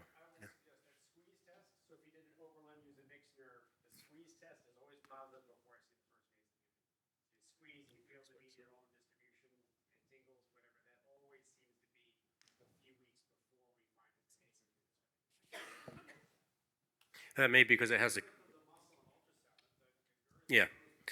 You don't have to cross the neuromuscular junction, so you're probably going to get, like you say, always get that first. The sensory is getting in there first and forming that. Yeah, so I think that's probably the explanation to that. Yeah, makes sense. Certainly something I've used in my practice. I'm not 100% sure it always correlates with a useful motor recovery. The jury's still out on that, but I certainly use it as an early sign that something's happening. And I've always thought that those sensory small fibers may grow like weeds a lot more quickly. Yes, exactly. Lesser degree of myelination for some function, and therefore it may preempt the motor recovery. I think you see on that nerve action potentials as well that a lot of research has been done on that. You see the little nerves all coming through, but the big ones don't come through, so it doesn't predict useful recovery. That's my caution. But going back to Professor Liu's question, which was, do we use any of these things in our practice? Only in the failing nerve. So the problem is when you've got a patient who's had a nerve transfer and they're not recovering as you want, you look for an explanation or you look for something to reassure the patient. And so they haven't really crept in as useful diagnostic and prognostic tools yet in our practice. But we have to draw the session to a close. But I think the one thing I'm taking away from this is the importance of multi-professional and multidisciplinary approaches to the care of these complex patients. We're all learning, we all have to reflect, and we all have to have shared ownership of the outcome. And so I think certainly the developments in MRI have really enhanced our decision making and stopped us doing some early surgery in some cases where we'd hold back and wait. But we don't have all the answers yet. So we've got to continue taking this forum into the clinic and sharing knowledge and experience together. So thanks again to Professor Brown for putting this meeting together. All right, gang, we're going to pull it on in so we don't get too far behind here. But one of the things I like to do in meetings like this is argue out the controversial issues. And we have both sides of reconstruction of the hand. So the ulnar graft, is it worth going after? Should we do in Dr. Wang Shufeng's technique of pulling the lower trunk up to the root? What are the alternatives? But in the complete plexus injury, we need a hand. And we got to figure out the best way to get there. So Dr. Johnny Liu is going to tell us his technique. Yep. And Okay. Can you go presenter view, please? Thanks. Thanks so much, Justin. You'll be seeing me a few times today, so I hope I don't bore you. Can we open the full screen? Yeah.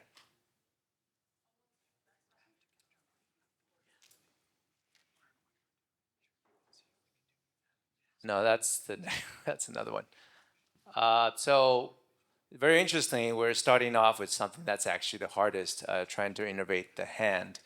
So I think all of us, and I just had a really good conversation with Dominic about, how do we do pan plexus? And, my teacher holds very high optimism of, restoring the hand, but in reality, there's a lot going on with the hand that's actually very hard to do. And and I've over the few years after I've done these presentations and meeting the experts around like Dr. Wang and meeting Oscar, who's a proponent of using prosthetic, you kind of gain a different perspective on what's going on and the realistic realities of approaching these patients.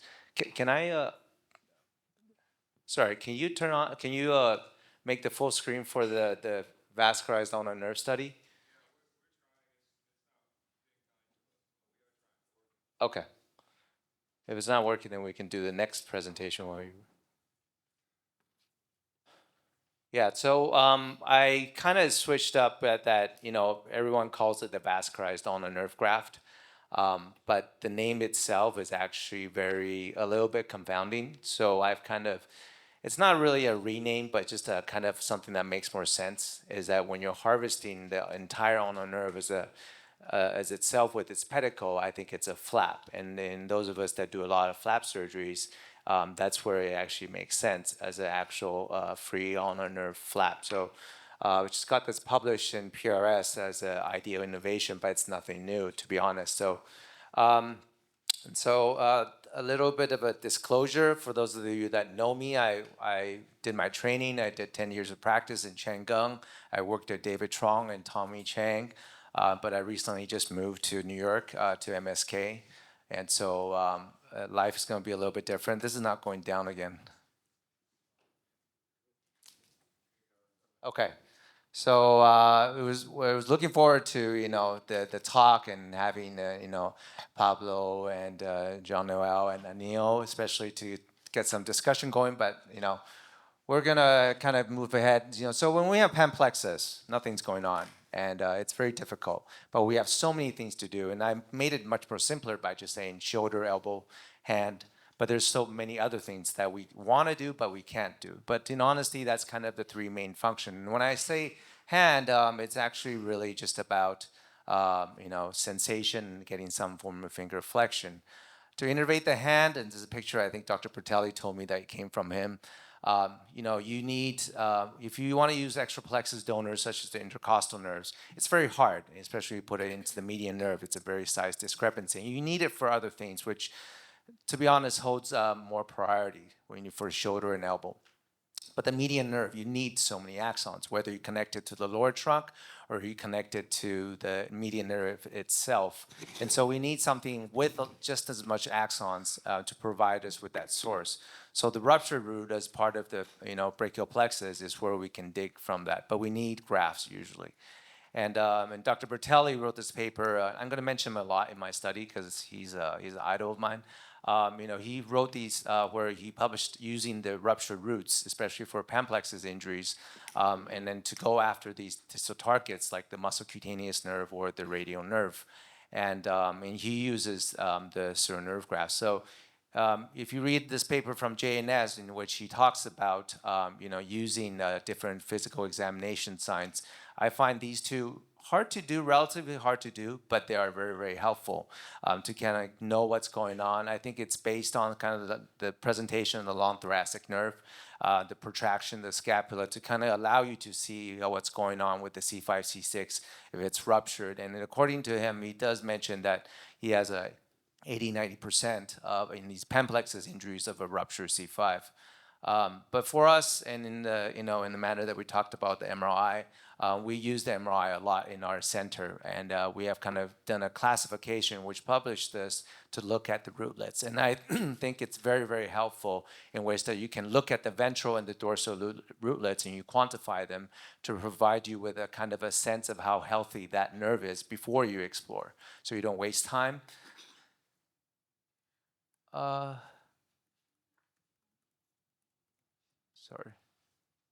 Oh, something's not in here. Oh, okay.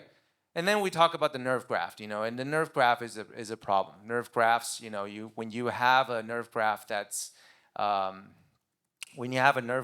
actually, very long, and Susan McKinnon in WashU talked about senescence. And we ourselves, we have found that when you have a nerve graft that goes beyond 10 centimeters, things just don't work that well. So it's a little bit contradictory to what Dr. Bertelli was saying. This is an older presentation, I think. Yeah. So when you talk about nerve grafts, you have to come back to it. And things don't just magically happen. You have to understand how nerve grafts work, and you have to actually learn about something that's actually not talked about a lot. So Dr. Alex Shin actually wrote a really good article, I think. It's Safari, and it was published, with Alex Shin on kind of talking about the vascularization. And you need either a accompanying vessel, a longitudinal from the stumps, or a centripetal from the wound bed to provide that vascularity. For non-vascularized nerve graft, it mainly comes from longitudinal and then also the wound environment. That's why you need multiple cables, because if you have a trunk-sized nerve graft that's non-vascularized, it's very hard to get in the middle, and the middle gets really central necrosis really soon. But the vascularized nerve, it's different. It's if you have a accompanying nerve, a pedicle that comes along with it, it's immediately vascularized the first day. And that allows trunk grafting, which is actually much easier to do than serial nerve multiple cable grafting. For those of you that does it, we hate doing all these like small little nerves, and rather when you do these repairs, it's much easier. And so when you have a vascularized, like a trunk, and that's a nerve graft, that's after it's been connected with its blood vessels, you could see it bleeding immediately from both sides. So that allows you to go after nerve gaps that are longer than 10 centimeters, sometimes even 20. And it allows you to place them in scarred regions without dependence on the vascularity from the wound bed, and it establishes that connection. It's not a new concept. It's a concept that came about from Dr. Gu, Dr. Wang's teacher, a long time ago, in which the transfer is done by basing it on the superior collateral vessels. And you actually transect the ulnar artery, you transect the distal ulnar artery, and you mobilize the entire thing. And Dr. Bertelli has published this, and I trust his data a lot, in which he has mentioned that when you hook it up to the C5 using this pedicle vascularized ulnar nerve graft, the outcomes are just not better. And he's not a believer in these trunk-sized grafts, and you're welcome to ask him about these. But for me, I think the main blood supply of this entire ulnar nerve is the ulnar artery. That's why it's called the ulnar artery. And if you look at the superior ulnar collateral vessels, and I'd love to get like Jeff's feedback, to see imaging of these are actually quite small. They're not that big. When you base them on that and you're trying to do like a pedicle flap, say for like when you do these pedicle flaps, the most distal end of that flap is usually the most poor perfusion. And so when you're trying to do these pedicle vascularized ulnar, taking it from the distal ulnar nerve and you hook it up to the contralateral C7 or the C5, that's the part with the worst circulation. And that, I believe, is why it doesn't work that well. And we've done this. When it's still in the arm, we clamp at the ulnar artery, the distal and the proximal ulnar artery, and we just base it on the superior ulnar collateral vessels. You look at the ICG, it just takes a long time for it to kind of slowly creep in from the proximal side of the ulnar nerve, where the distal side of the ulnar nerve just doesn't happen. But when you do the opposite and you release the ulnar artery, the whole thing perfuses just really quickly. And that's where you harvest these things. Of course, you have to do the Allen test, just before you harvest it, so you don't have an ischemic limb. And then you can actually do what we call the free vascularized ulnar nerve. I call it the fun flap, no pun intended. But anyways, it's not fun at all. But and then you hook it and then you transfer it all the way up. You look for the vessels. The TCA is available for us. The EJB is available. And you do these trunk-size repairs that are probably the funnest thing. They're much better than these multiple cable grafts that we do. And to be honest here, I want to mention that Dr. Terzies, I've already mentioned this. If you know Dr. Terzies, you know that she's one of those people that does everything and then asks the data to speak for itself. And she's amazing in trying to do that. But she never really zoned in on this. And she did things that are a little bit different. The C-looped flaps, trying to innovate multiple targets, so that her data was a little bit harder to go after. But that here's the thing: after the MRI tells us, after the clinical tells us that there's a ruptured root, when we dissect out the recipient nerves, we hook up this, revascularize the TCA and the EJV, and then you get immediately after it's transferred a nerve graft that's completely vascularized from front to end. When I'm doing the coaptation, if I don't see bleeding from both sides, I stop the surgery. I immediately go back to the vessels. And it doesn't happen that often, but and that's where you treat it as a free flap. And when you do that, and that makes it confirmatory, and that's why I believe works. Cases where we had venous obstruction, we had arterial occlusion, that's where the flap just doesn't work, and the data is very bad. The outcomes just don't come. So I think the perfusion really contributes to that. As the panbrachial plexus injuries, I think I will miss these type of patients compared to New York. These are a lot thinner. Yeah, they're not thinner boys, but they had a ruptured root, and then we had that long nerve gap. But just see how it goes. We connected to 2 targets. I really need this video to go. Yeah, I think I'll run it from the back. Sorry, guys.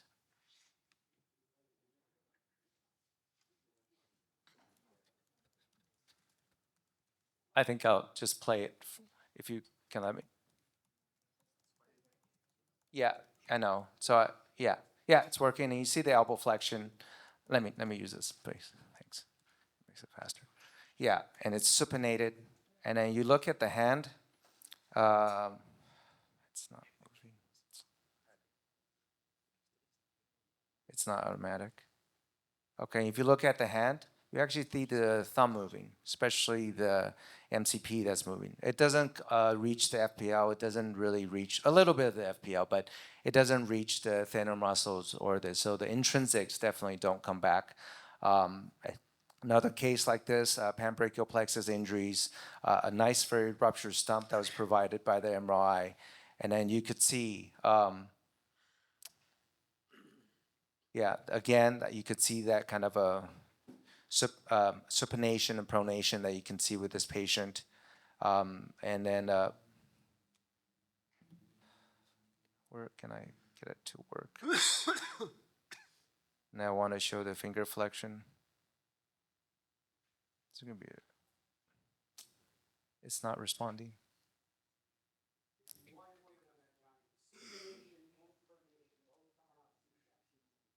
Yes. Supination, pronation. Yes. For this patient. Okay. But I think that was that's a very good question. Yeah. Because it came from the same source. Yes. But he was able to find a kind of balance, but it didn't come like immediately. It came like 5 years afterwards. Yeah, but that was a very good question. This is another doing that connected just to the median nerve. Do you see anything moving? There you Okay, go. that's the phrenic going to the shoulder. That's just him trying to use that hand. It's a little bit like a claw. So you can say it's in some ways a little bit like a bionic limb, a prosthesis, but it allows that the finger grip to kind of come in to help him assist. But I think with this patient, the mobility came really from his shoulder and elbow, but the finger provided that kind of a grip power that allowed him to hold that object. And so this is where the elbow flexion that this is what he was saying. The patient was, so I would say a little bit of that pronation came from gravity, a little bit of that. So that's why it's a little bit weaker. But the supination came from the vascularized ulnar, and then you could see that again from that target. Again, it's the 2 target, median and ulnar muscocutaneous nerve. And then you could see that when you have, yeah, there's no extension here. So I did not do any functioning muscles for most of these cases. So they do have to use their other hand. But when you have enough power, it allows you to hold the water bottles, with that kind of a firm strength. Okay. This is a really old presentation. So when things don't come back, I think I provide. you have these median nerve that do provide viable fascicles. You can actually put in another extra muscle in, and then that's where you can kind of use that same donor nerve, recycle that median nerve, use all the motor branches that are over there that's existent, and then just plug it in all into that gracilis. So we published this just recently. And then it takes a while. So the caveat of what we mentioned, today, is that you have to wait it out. And so that's where I was interested in our first session, talking about, are there modalities? Does the EMG work? I never did because our neurologist or PMR, they aren't that able to identify the reinnervating muscle that's been atrophied before. But that power that you can see, and you have donors available, so you could you can do a wrist fusion, and you take that FCR and hook it up to the FDP, provide that kind of grip, and you just kind of have to reposition the thumb to make it more like hand-like. And so in general, I just want to emphasize this is that you're literally turning a completely paralyzed limb into a non-dominant. You're not recovering. You're not realistically. You're not aiming to provide, recovering to its original hand. That's hard for patients to accept, but you're really trying to help out with it turning into a non-dominating hand, and but provide a hand sensation. It's not music. Sorry, it's just him trying out with the guitar. And then that riding a bicycle, which I think is really helpful. So in short, I want to communicate and emphasize that whatever we do for these total paralysis, whatever we provide with the hand, it's just trying to help out the critical function here, which is still the proximal targets. And it's the elbow and it's the shoulder. If you don't have a stable shoulder, patients won't use it. If they don't have a stable elbow flexion, people won't use that hand. And so the priority is still to get that elbow flexion. And so we published on this, and today and we just recently got this published, a long-term outcome of 15 patients that I have done mostly, and to look at them critically. So I hope to have this data. So I think what we have achieved are this. Finger flexion, hand sensation, but what we need to improve are things like finger extension, thumb opposition. That's where I think we need help. So in the interest of, this is my last slide, and Justin, you are always so aggressive and eager to ask questions, and my teacher is always known to ask a lot of questions. There's still hesitance, in my opinion, to see that. I've seen some of my friends that I've visited in the US, they have started to do this, but there is still hesitance, and I'd love to see the feedback. I want to see if someone has tried it before, why not do it, and then am I promoting something that's not really helpful? And I'd love to get your feedback. Thank you.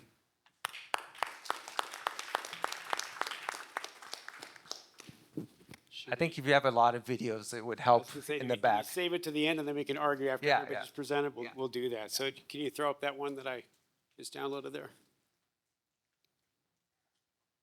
I think next is Justin. Yeah. UNG. Yeah, so this one. So tell you what. Professor Gouviere's talk available.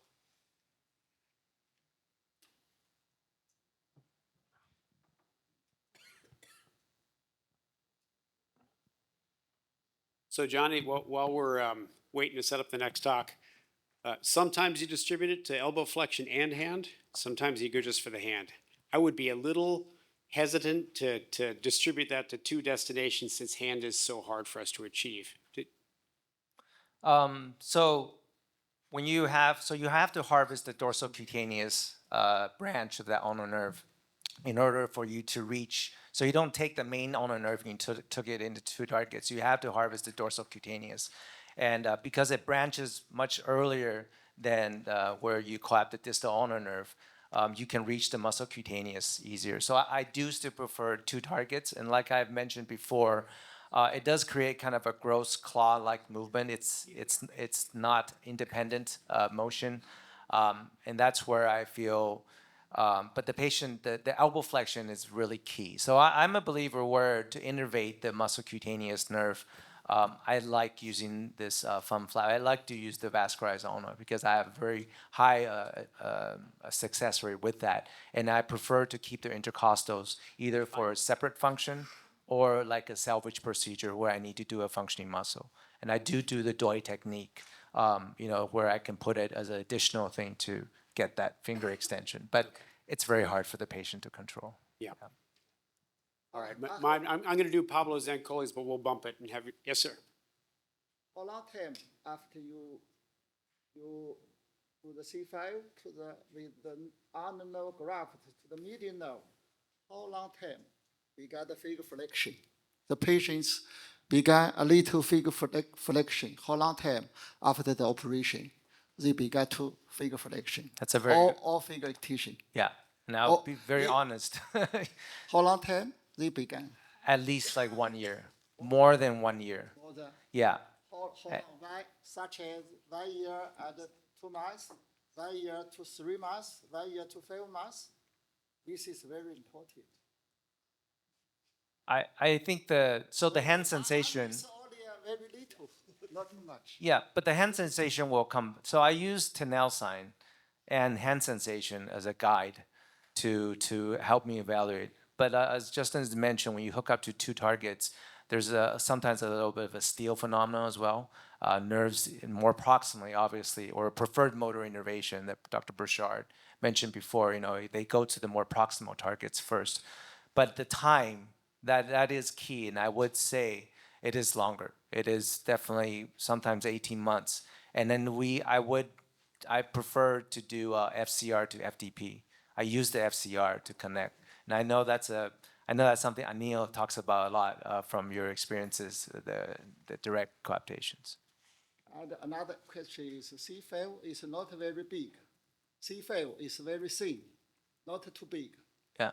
Yeah, you usually to reconstruction, you reconstruct the muscular cutaneous nerve plus the median nerve, or mostly to the median nerve. C5 is not very big. No, you usually to repair the median nerve all together muscular cutaneous nerve, use the C5. So that's a very good question. But C5 is a very perfect match for the proximal ulnar nerve.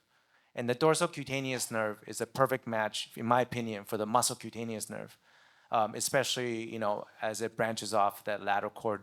But the median nerve and the distal ulnar nerve is a huge mismatch, because especially when the median nerve is getting its contributions from, are you starting now? Okay.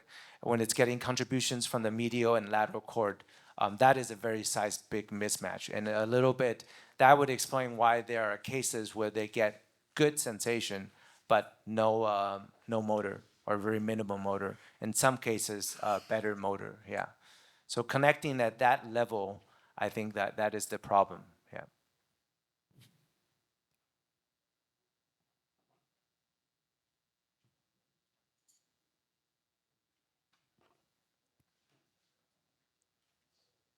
Johnny, Dr. is there a maximum length for your fun flap that you'd use? Yeah. Sorry, continue your question. Yeah, how long, what's the maximum length that you would use? I would say the maximum of the ulnar nerve. You could go really long, obviously, all the way up into the axilla, but I would say the usually average 25. Not average, but I mean the maximum that I would go to. Yeah. And does the Tinel slow down as you go distal along the grafted nerve? Yes.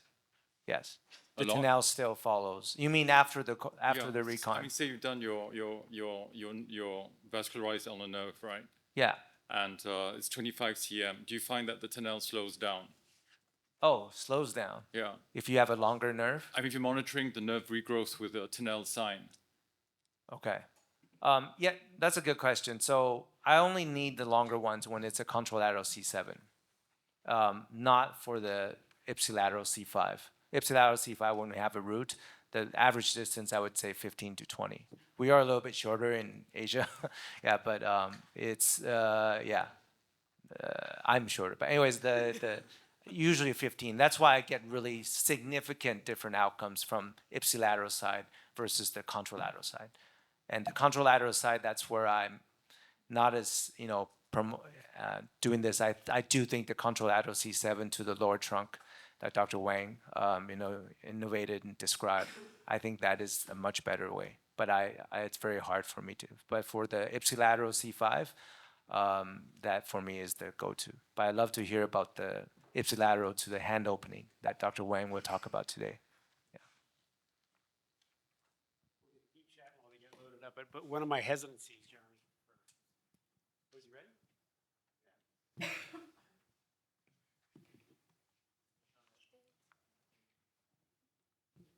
Yes, sir. Perfect. Come on up. Our next speaker, Dr. Goubier, and this is a controversial issue. We've had lots of wins here, but there's lots of publications where it doesn't work, and we're trying to decide, is this vascularized ulnar nerve graft a good way to go? So, Professor Goubier. Thank you for the invitation. I won't talk about hand here, but I want to talk about pedicle vascularized ulnar grafts. And we test it, we assess these pedicle grafts with elbow flexion.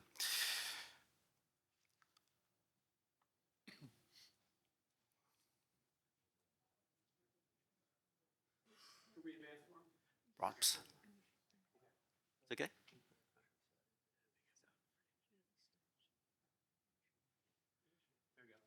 Yeah. Okay. We all know elbow flexion is very important in brachial plexus reanimation. It's the first function we have to reanimate. And if we have an available root, we have to make a long graft from the roots to the musculocutaneous nerve for recovering elbow flexion. So we generally use sural nerve graft. It's a gold standard. It's a long nerve. It's a cable graft, but you need a second surgical site. It's time consuming and you have a sensory loss. So how to avoid these disadvantages?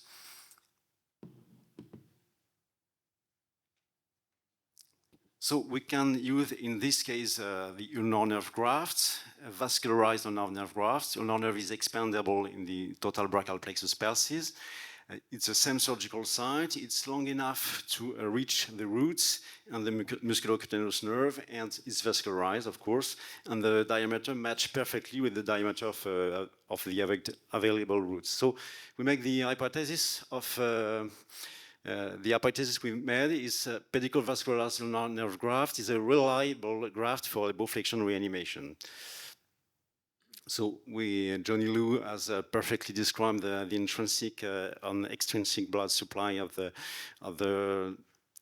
ulnar nerve, and we have to use, in this case, the superior collateral ulnar artery, because we have to reach the roots and we have to turn around this artery.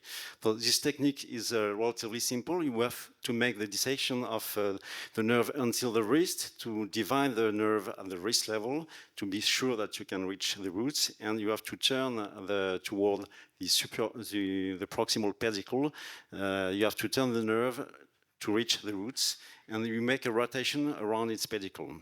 It's, of course, only if you have C81 palsy.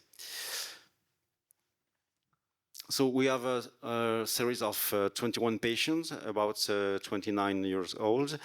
All have a total palsy, and we make graft from C5 or C6 to musculocutaneous nerve, according the available routes. All patients were just about the average of 5 months after the trauma, and the follow-up was about 3 years, and the average graft length was about 15 centimeters. So the results are very disappointing. As you can see, only 6 patients have M4 results, and 15 patients have M3 or less. So we have to ask this question: why it is very disappointing? Because it's a healthy bed, diameters are okay, it's healthy stamp, and we have all operated this patient before 6 months. So there's a lot of hypotheses for that. First, the vascular issue, thrombosis of the artery, ischemic troubles, and we may have a central fibrosis, probably due to surgical mobilization. It's an hypothesis. And there is other reason, other histological reason. It's a long-term denervation after the trauma. It's not an healthy nerve. So we know that after denervations, Schwann cells are degenerated, and we need these Schwann cells to recover and to improve nerve growth after microsuture. And there is a microscopic anatomical reason. We know that with ideal grafts, the fascicles must be parallel, and we know that in our nerve graft, we have a lot of multiple connection that can decrease the time to recovery. The length is very important. Birch have published better results with non-vascularized grafts because the lengths were shorter. And we know here about 15 centimeters is probably too much to have a very good results. So in conclusion, we are very disappointed by these results, and I love talking about disappointing results, but we consider this technique in case of the absence of other options. If we cannot use a swirl graft, or if we cannot have the other choice to make this graft. We have not the experience of our graft in France because of financial reason, and we think we have to first use a swirl graft for long grafts currently. Thank you very much.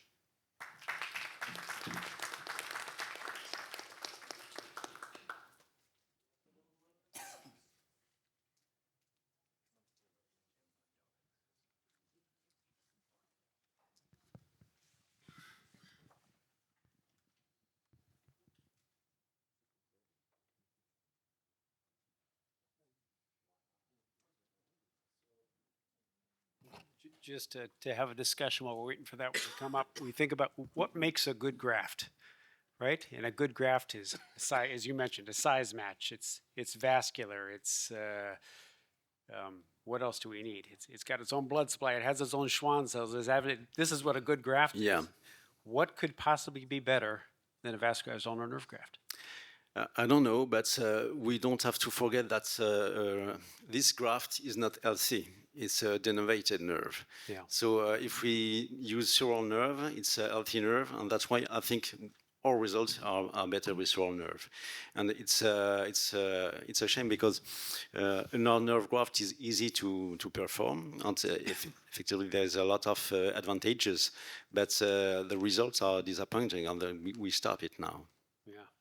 But I always have trouble when the facts don't line up, but the concept makes sense to me. I don't want to give up. But when I look at a sural nerve graft and the size is terrible and it has no blood supply, we think even an ischemic ulnar nerve should be better than a sural nerve. And then we cable them, right? So we take many sural nerve pieces and we put them together. Now we have a caliber that's the same as the ulnar nerve. So we have the same problem of vascularity, maybe even worse. And yet your experience is that it's better. Yeah. There must be some other explanation. No, of course it's a biological reason. Yeah, we cannot control. And Johnny, for yours, what is your rate of success? How many of these are getting I know you probably said it and I missed it, but how many of these are getting an M3 or better hand? Hand itself? Yep. No, it's just that because I also do the tendon transfer. Yeah. I obviously use the FCR, or you do additional functioning muscle. So M3, I don't think it's a high percentage. It's I would say. So we're talking about different. That was elbow flexion. Right. Yeah. And then now talking about you're going to talk about the median nerve. Yeah. Yeah. For me, it's hard to put that figure in. We stopped doing the pedicle Clicker. a long time ago. Yeah. I had like 1 or 2 experience that were bad. Yeah. So I completely agree with the data that. Thank you. I completely agree with the data that you have shown, and I was a little bit surprised that was to the muscle cutaneous nerve because I would thought that would really work well. But maybe it's the orientation, maybe it's a twist of that pedicle on a nerve. And then did you stage it, or did you do it was all one stage? Well, what stage? Yeah. One stage, right? Distal to proximal, and then do the And I think Dr. Gu's original description for the contralateral C7 was a stage procedure, Yeah, was it? yeah. That was it, yeah. So I don't know which one's better because I just never had that much experience. But that's my guess is the vascularity. Yeah. And you're doing a local flap, and the local flaps just don't work very well, in my opinion. Yeah. Okay, thank you. So I'm going to jump right into this. This is Pablo Zancoli's lecture, but I've been tracking with him and doing a number of these myself. And so as I've already started doing these to patients, I want to make sure I'm not doing the wrong thing. But here's some of the Pablo patients. So the reason to not do the vascularized graft is, one, I'm already spending all day in the operating room. Two, I don't trust it. You know, how many graciluses do we get worried about and the skin flap gets dusky and we got to go to check? We've got no really way to check this. And of course, I'm a neurosurgeon, not a plastic surgeon, so I want to find a way to not have to worry about that. So, you know, this is, so the common scenario, we've already established what these patients look like. We want elbow flexion, we can get that with intercostals. We usually have a C5 or C6 nerve root. And so there's our scenario. So that's a nice, easy MRI to look at. We've got pseudomeningocele at 7, 8, and T1, and we probably have a 5 and 6 stump. We hope that the MRI will show us that. And we say, let's just go ahead and get that whole nerve out. And it's an easy operation. They're insensate. We're not worried about eliminating the possibility for intrinsics because we generally don't get that anyhow. And so it's an easy graft to work with. And so we pull it out of the arm. And as you know, there's a nice little pedicle right here, and we can keep that on there. And you cut the end, and it's like 2 feet to the end of it, and blood's still dripping out of it. This has got to be a great graft. And then we pull it up to the top. And can you play those 2 videos? Just click on left box, click on right. And it reaches everything in the world. There's its pedicle, and we can bring it up to the ipsilateral nerve roots there. You can bring it to the contralateral C7 nerve root. And then click on the other video. And here it is at the very tip that used to be at the wrist, and it's bleeding beautifully out the end, all coming off that pedicle. You're like, why is this not a perfect nerve graft? So, and then the repair, go ahead and click that one. So here we are with that. All we had left was C5, and it's a little scarred up, and so maybe grab the cursor and pull to the right. On that bar, just kind of click in the middle of the bar and kind of pull to the right, yep. Yeah, just keep clicking along there so we can see some snapshots of it then.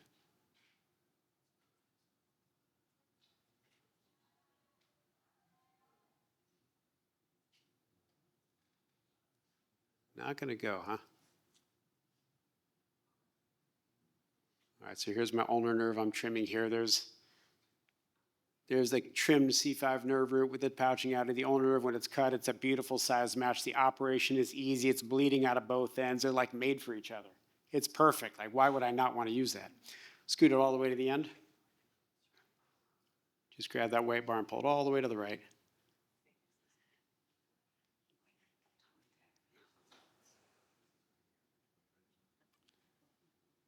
And then we'll give up on our picture here. All right, on to the next one. So Pablo's take was, hey, you know what? People are kinking that vessel. So let's just leave a loop down low and make sure it doesn't get kinked. So he's got this crazy redundant loop down there connecting the other end to the median nerve. And we're adding another, like, it feels like half a foot of regeneration distance for the axons. You can go ahead and move to the next slide.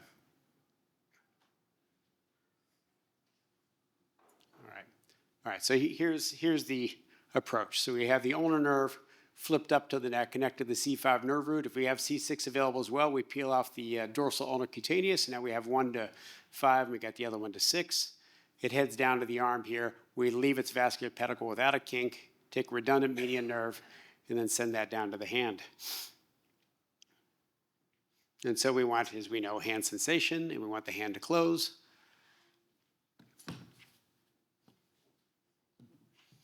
And then it does work sometimes. So go ahead and hit that video, the one on the left.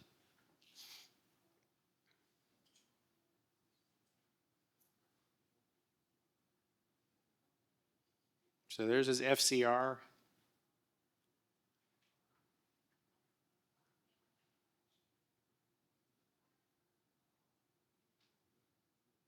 Go to the one in the middle. I mean, his fingers are like a 4 minus, almost verging on a 4, if we can get the video to play.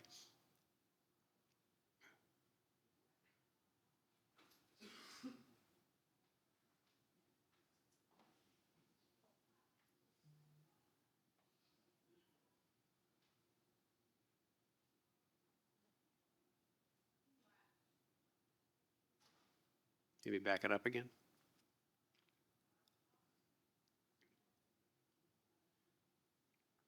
But what I like about this is it's so darn easy. We think of the Oberlin transfer, everybody in the world does it because it's easy and it works. This is easy. Professor Wong's procedure is a little more challenging. It takes, you can't just tell everybody in the world to do this because we're going to have some problems. But the skilled surgeons can do that one. And so I have done a half like this and half like yours. I split the clavicle when I do yours, and I honestly probably have better results with yours.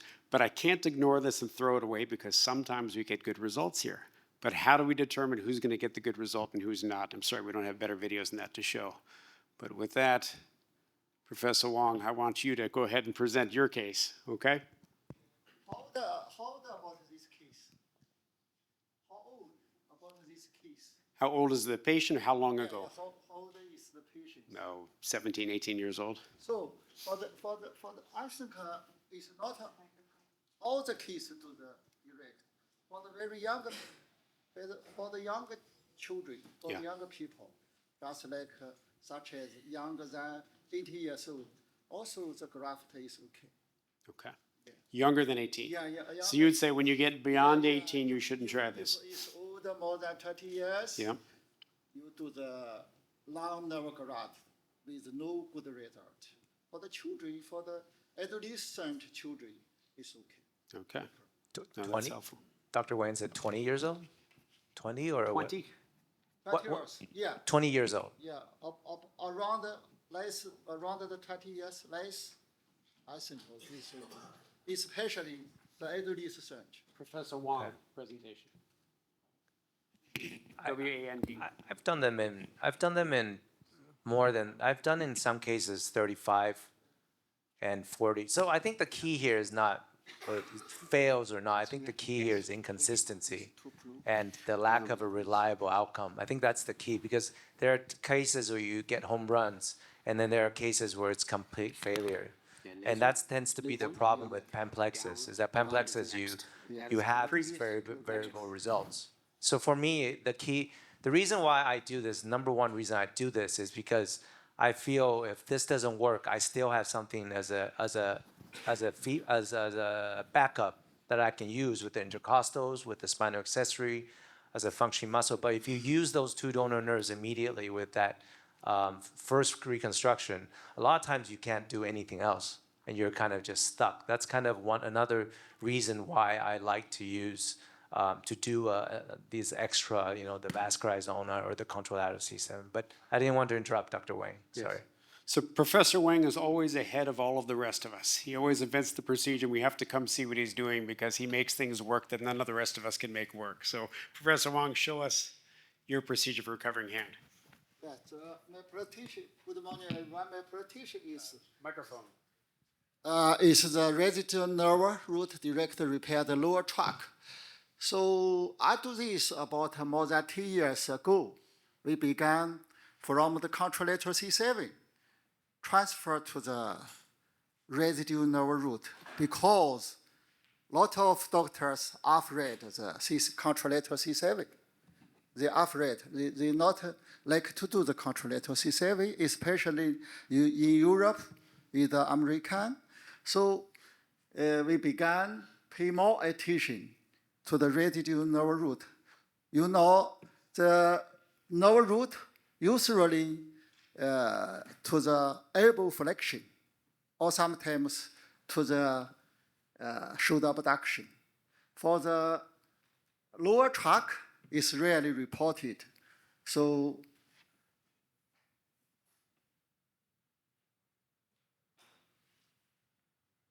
not work. Oh, sorry. So this is a case is from the MR. We can see obviously the C5 exists, but here is a high signal. So from here, we can decide that this level, maybe the proximal is okay. This is the scar, not the normal C5. So we can see the C6 is very short, but during the operation, it's a avulsion injury. And this pseudoganglion avulsion injury of the C6 to T1. And the C5 is a rupture. This is the distal nerve. So, and of course, during the surgical exploration, we find the upper tract, no nerve root. And we can find the C7, see it at the T1, we can see the ganglion is avulsion. What is the proximal? Where is the proximal? It must be rupture.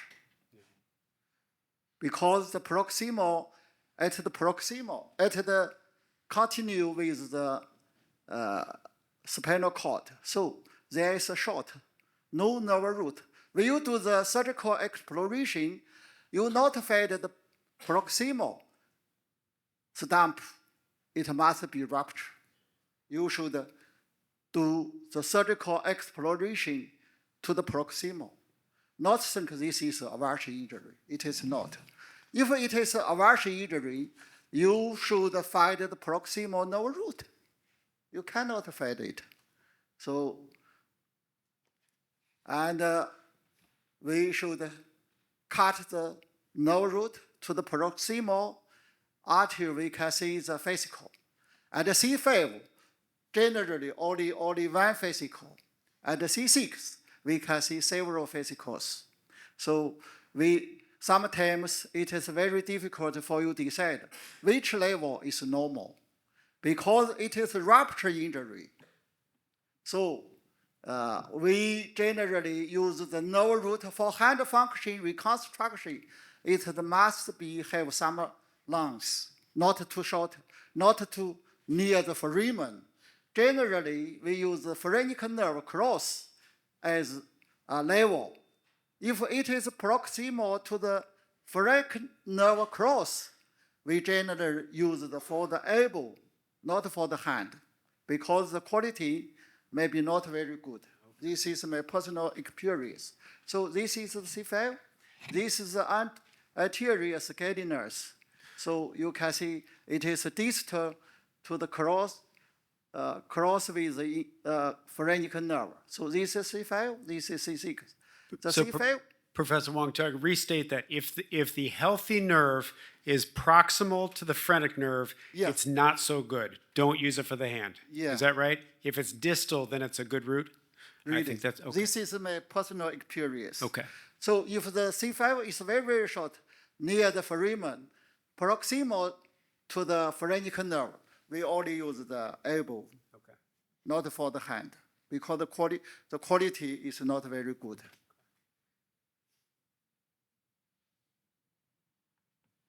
So the difficult is why we use the nerve graft, because it is difficult to do the exploration of the nerve root. And to dissection the lower tract, because a lot of scar around the nerve. So the surgical exploration is very, very difficult. It needs a lot of surgical experience. So this case is, if we hope to do the direct coaptation, we must dissection the lower tract along these turns. So you can see here is T1 and see it nerve root. And this is the lower tract, and here is the posterior division of the lower tract. This is the distal of the posterior division of lower tract. We cut. If you not cut the posterior division of lower tract, the lower tract cannot move to the proximal.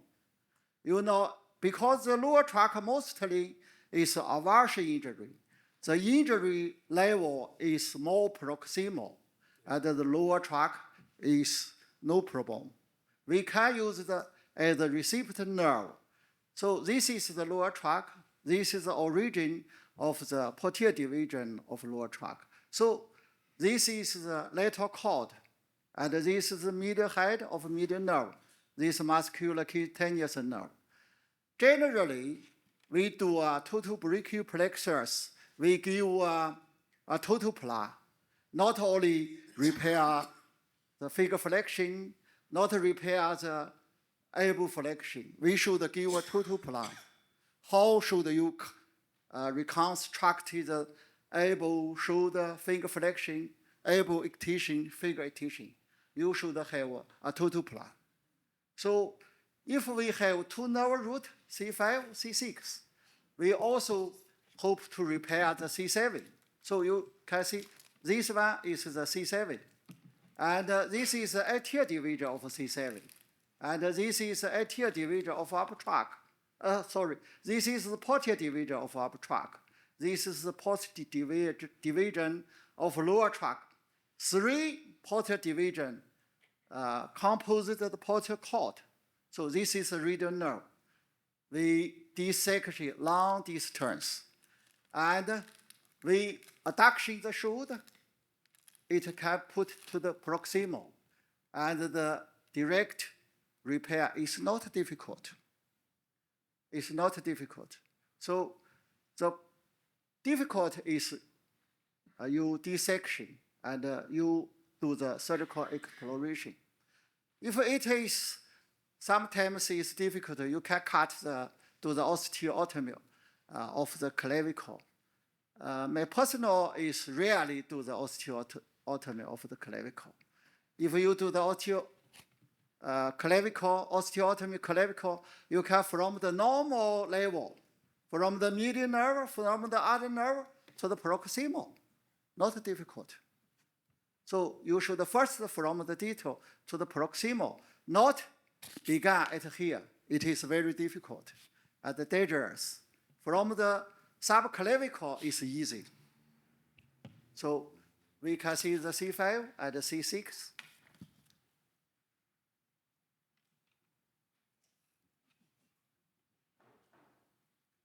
So this is the direct.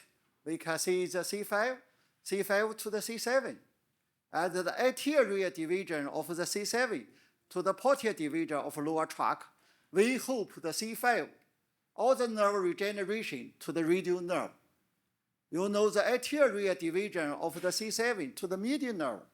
We cut and transfer to the posterior division of lower tract. So that is means C5 repair the posterior division of C7 and the posterior division of lower tract. All the regeneration to the elbow extension and the wrist extension and the finger extension. And the C6 is big. We together repair the this is anterior division of upper tract and the lower tract together for the elbow flexion and the finger flexion. And here is the phrenic nerve. We can see the nerve root is distal to the cross with the phrenic nerve, and it is look like normal the nerve root.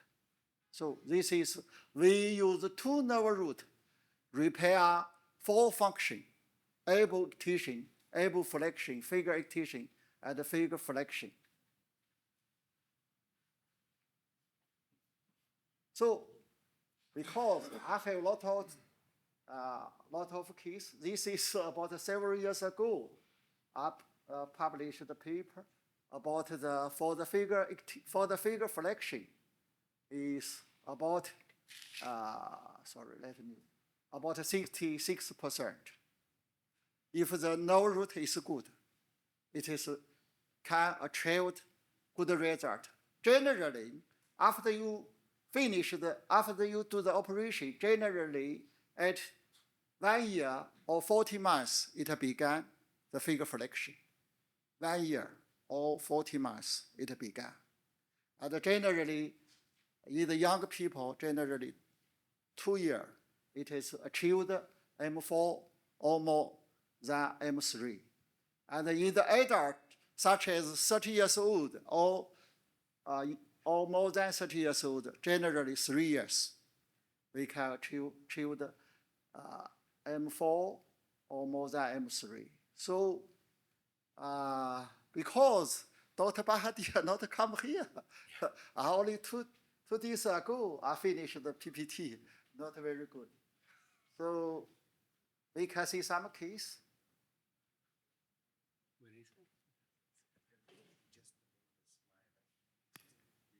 So this case is we use the phrenic nerve to the suprascapular nerve, and accessory nerve to the musculocutaneous nerve, C5 to the lower tract, C7, contralateral C7 to the C7. It's 3 years follow-up. We do the wrist fusion. And the finger flexion, especially the finger extension, use the contralateral upper limb. You can see the contralateral. So this case about 22 years old.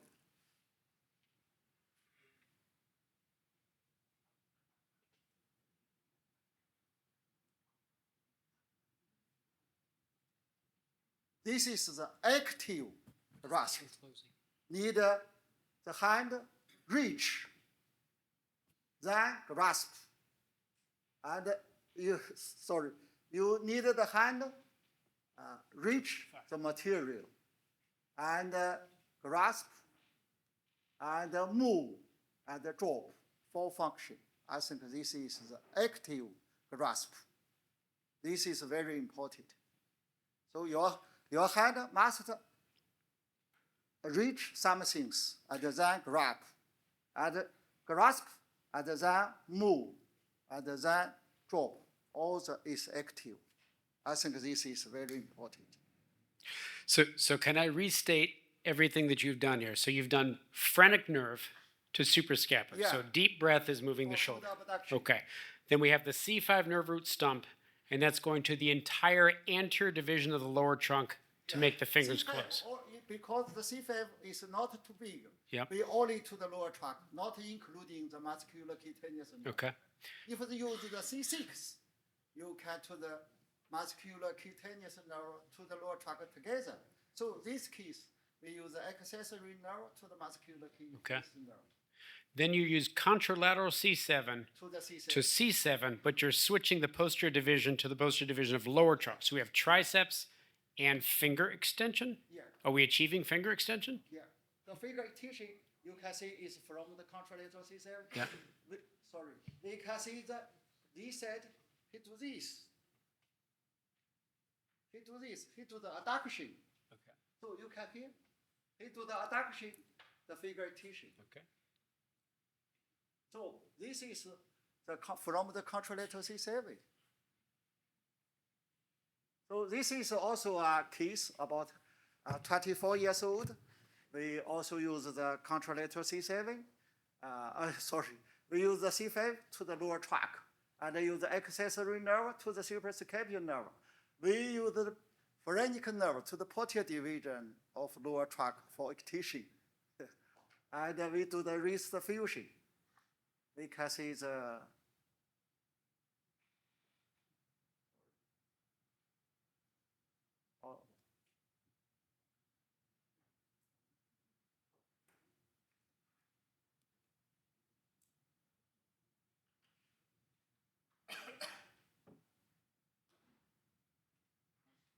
we can the finger flexion, we can the finger extension, we can see the elbow flexion.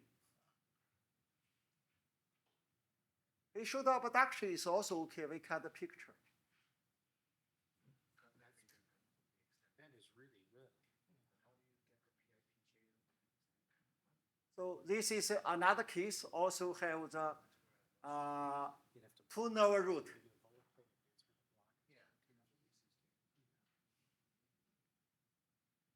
Not okay. We can see the elbow flexion, elbow extension.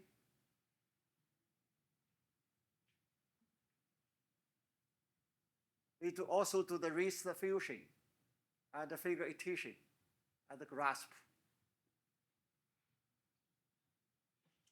And these are all same strategy? What? The same nerve connections for this patient. Yeah, two nerve root exist. Two nerve roots. Okay. And C5. C5 for the ectation. Yeah. We generally use C5 for the ectation. C6 for the elbow flexion. Okay. Sometimes will be if you change. If the C7 for the elbow flexion and the C6 for the ectation, because the original work function is C6 for elbow flexion. Yeah. So after repair, there is the reorganization is difficult. Yeah, my concern was 5 and 6 work so similar that they would Yes. co-contract. Yeah, Both Yeah, activate. if C6 to the tricep, for the tricep, Yeah. there's a core contracture. The reorganization is difficult because the original of C6 for elbow flexion, you change it to the elbow extension, sometimes it's difficult. Okay. So if you have two nerve root, you should consider the reorganization. Sometimes it's very difficult. So young patient. Younger patients, maybe if the muscle stress is very good, it's not difficult. If the muscle stress is not very strong, only M3, sometimes it's difficult. So I think this is very interesting. I have done a direct from the C7, contralateral C7 to the lower tract, from the nerve root to the lower tract, from the C5 direct repair the lower tract, from the nerve root direct repair the C7 for ectation. So my appearance is we should change the two, the direct repair for hand. You know, if we do the nerve graft, maybe only a very young people can achieve the good result. If it is more than 20 years old, or younger, or more old, we need a direct. Even if you do the direct, not all the kids achieve the good result. It is really difficult. Especially you hope for figure flexion and ectation together. Yeah. Sometimes we need other procedure such as receding for figure ectation. Figure ectation is more difficult than flexion. Yes. For the wrist, for the elbow ectation is easy. For the figure ectation, it's very, very difficult. So this is my experience. So I hope we should do the direct. We should use the nerve root for hand. Maybe we give the hand up for a long, long time. Yeah. Only recently we pay more than the hand function. So if we all the doctors do the hand function, maybe future 20 years we can achieve the good result. This is my personal suggestion. Thank you very much. Justin, can I ask a question? And one of the problems I have, and I think this is, to be honest, a superior technique compared to what I've done. The problem with when I connect to the median nerve is that it's a gross movement. They have pronation, and then they have wrist flexion, and then finger flexion. I was very interested, and I can see why when you hook it up to the lower trunk, you don't have that pronation, right? But then how does the pronation come? Where is the pronation coming from in your patients? Yeah, very interesting. So we not repair the median nerve, no pronation. And the pronation is also important for the patients. But if you repair the lower tract, there is no. We only at the final make sometimes we do the fusion of the Okay. fusion the radial and the ulnar joint. Yeah. At the forearm at this position. Sometimes it's more like this. Sometimes it's more like this. Pronation or supination. See, over pronation or posterior like this. So we sometimes fusion. Mostly like this. You not hope achieve the more good result. It only can be used to a very little function.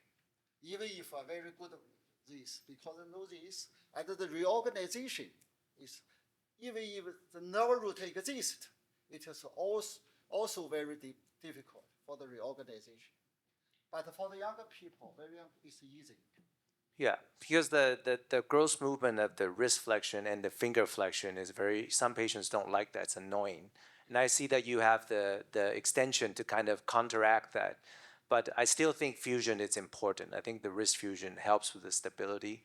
But the pronation is a problem of mine where patients really, but then this is a good question that I want to ask is, what is the most suitable position? Is this better, or is this better, or is this better? And I don't know. That's because patients respond differently. For the patients, very useful is like this. Like this? They can read the bicycle, they can grasp. Yeah. And drive, they can drive the car, they can use this. So this is. I do a little bit have to disagree because most patients like this with their phone. They want this. Like, I know, I was like, okay, you can reach out for this. They're like, no, I want to hold my phone. Yeah, recent. And it's a free phone holder, so you know. Different people have different Yeah. need. So we should ask the patients. Yeah. This is very important according to their occupation. So another is sometimes we have a good function for the FCU. If you use the nerve root, repair the lower tract, Yeah. the FCU is very good, but it cannot be used for the finger activation. A good function of the FCU, but you cannot use it for the finger activation. Because they can't do, There's core contraction. Yeah. Yeah. Thank you.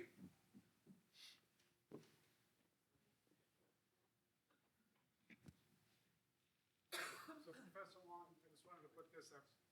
This is my way of doing your procedure because it becomes so much easier. Just split the clavicle, pull it side to side, and now we're looking at everything. We can get the plexus all dissected out and we just put it back together, put the plate on. From the normal level. From the normal level to the, yeah. And can you go to the next slide there? Yep. And whenever I show this, Alan Bellsberg has a fit because he thinks I'm going to break the clavicle. But the arm isn't moving. It's a paralyzed arm. It fuses beautifully. But this access right there just makes it so much easier.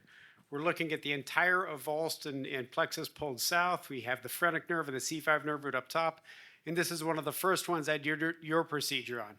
We're looking at C8 and T1, and I was able to flip them and bring them up to 5 and 6. And see if we have the next picture. No, it's not in there. But this man's hand is already closing with good strength. And so I think I'm sold that your procedure may be the best way to get the hand to close. I wanted the ulnar graft, and I'm not giving up on it because it's just so much easier to do than all of this. But that's a much easier way to do it. I think it has also the concomitant injury. The clavicle is a fracture, it's a subclavian artery. It happens, like Plexus gets the worst comorbidities because they survive from a very catastrophic injury. So if it's so much going on there, I really have a hard time trying to do Dr. Wang's technique because everything bleeds. Yeah, that does simplify it quite a bit. Once you split the clavicle and it's all laid out in front of you, you're not digging through 2 holes on either side of the clavicle. Yeah. And I don't think it's a problem for the patient. I don't think it's a problem for the patient at all. I remember asking Dr. Wang, and his Dr. Wang said, it's very easy, it's right there. Okay. He and Anil make it look easy, but it's not easy. And of course, we're getting it at 6 months, and everything is stuck, and we have to dig it out. With the clavicle open, it's a much easier dissection, for sure. Well, thank you very much. I think we're going to take another break, and then you're going to start the next session, Dr. Wang. So my second presentation is for finger activation reconstruction in total brachial plexus injury. Also use the radial nerve root. Everyone knows the radial nerve repair is not too difficult. Even if you do a long nerve graft for the radial nerve injury, for finger activation, for wrist activation, it's not difficult.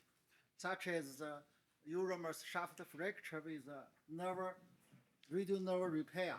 It is easy, can achieve good result. But for the high level radial nerve repair, for figure tissue is very difficult. Maybe 2 years ago, Dr. Zhuang published a paper about the figure 8 tissue reconstruction, figure 8 tissue for the nerve repair. High level radial nerve is very difficult. But so my practice is use the radial nerve root repair the C7 for the figure 8 tissue reconstruction. So the figure 8 tissue reconstruction is more difficult than the figure flexion due to brachial plexus. And often it is ignored. Doctors not repair the figure 8 tissue. With no figure 8 tissue, it is no active grasp, only passive grasp. So this is very important.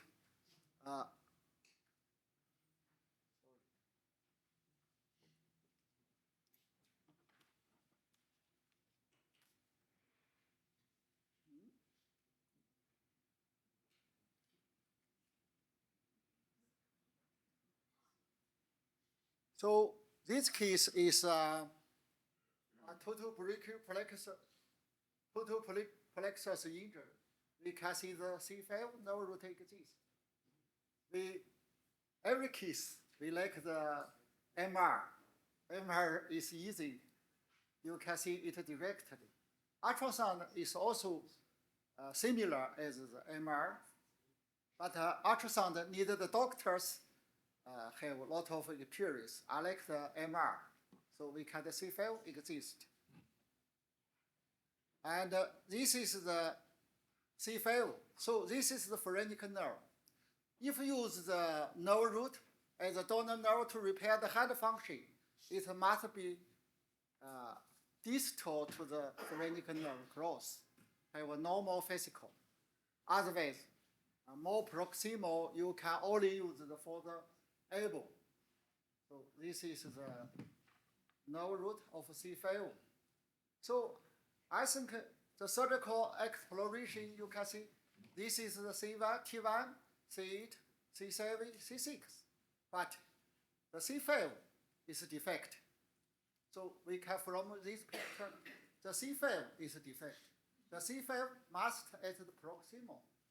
So if you find something short or defect, you should to find the proximal. You do more proximal surgical exploration. So also, and if you hope use the ruptured nerve root, repair the C7, and you should do the long distance dissection. How can we please the video? Sorry. Play the video. So first, let me see. So this is the we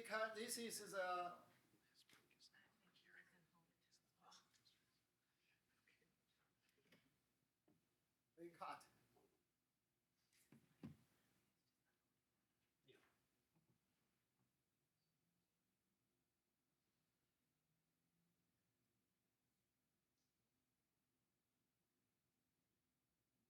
This is a lower trunk.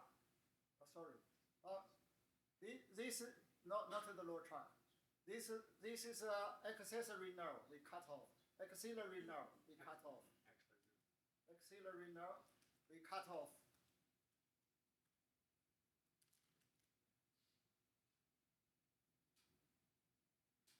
This is a tricep bridge. So we need this is the C7 posterior division of lower trunk, and we need to do a dissection and all the bridge cut off except the tricep bridge. All the bridge you should cut off to the axillary nerve, to the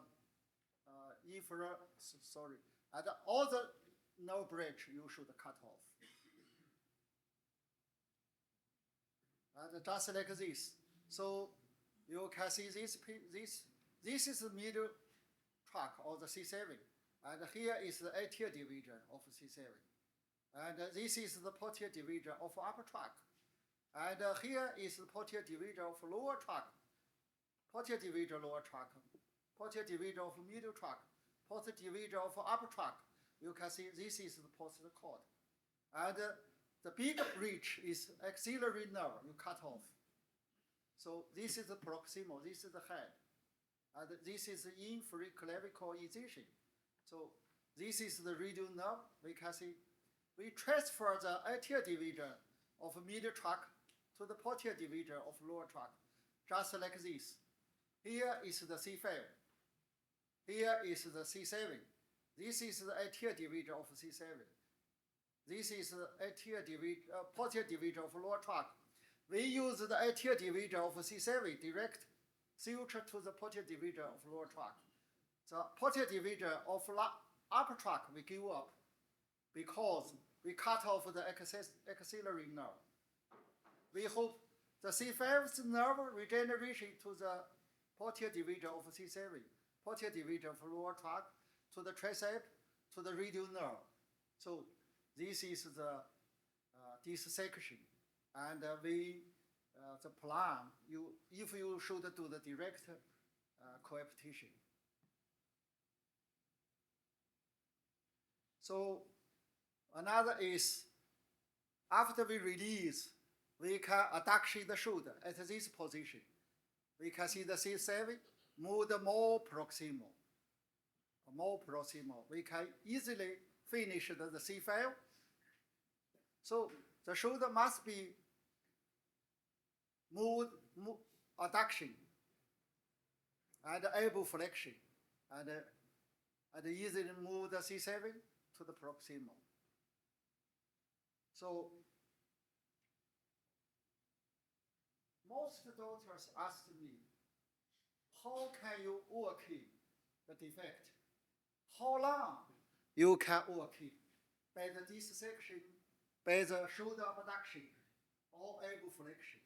So we do some measurement.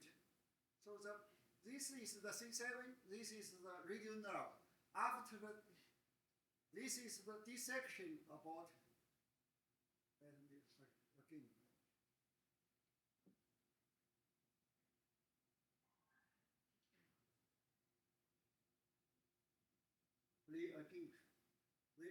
We dissection the lines about 80 centimeters. The lines is about 80 centimeters, or 20 centimeters is lines. If we do a nerve graft at this no tension, we should do a nerve graft. But we do the adduction the shoulder, we can overcome about 6 centimeters lines. So along this defect can be overcome by along this section by the shoulder adduction. So doctors always, after you take out the breath, when you do the exercise, there may be a tension appeared at the neurology site. So I think we follow along a lot of patients. This is a bigger nerve, very big nerve. 6 weeks later, no problem. Don't worry. No, you not sorry.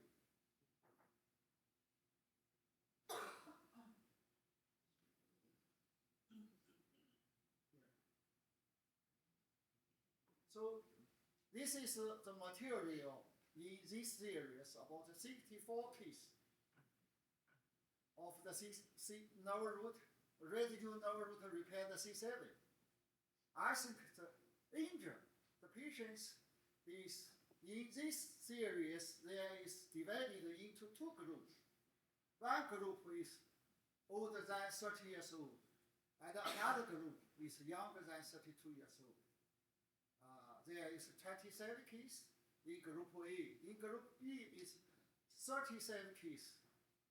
So in this group, we only include the 18 years to 55 years, not include the young kids. And the 2 old kids is not included. So according, this is a statistical need divided to 2 groups. The result is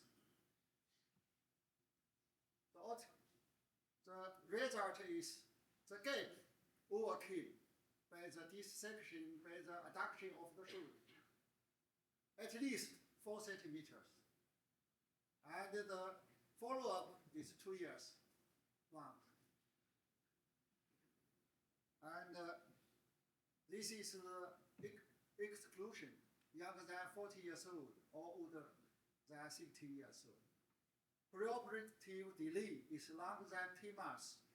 And the muscle, there is some muscle injury of the figure tissue, extensor, or second level injury, such as radial nerve at the distal injury, or posterior interosseous nerve injury at the second level. So,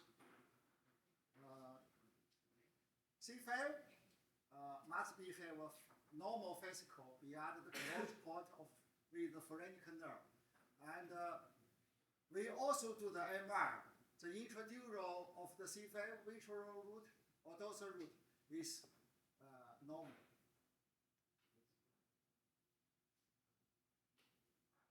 So in these areas of the C5 and the dorsal nerve root is mostly is C5, 58 cases, and some is C6 or C7. So the C5 is mostly exist.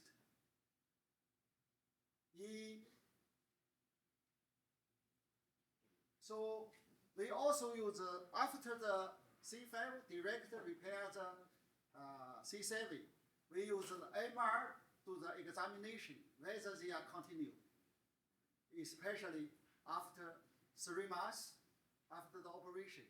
Whether the C5 is continue with the C7, we can use the MR to examination.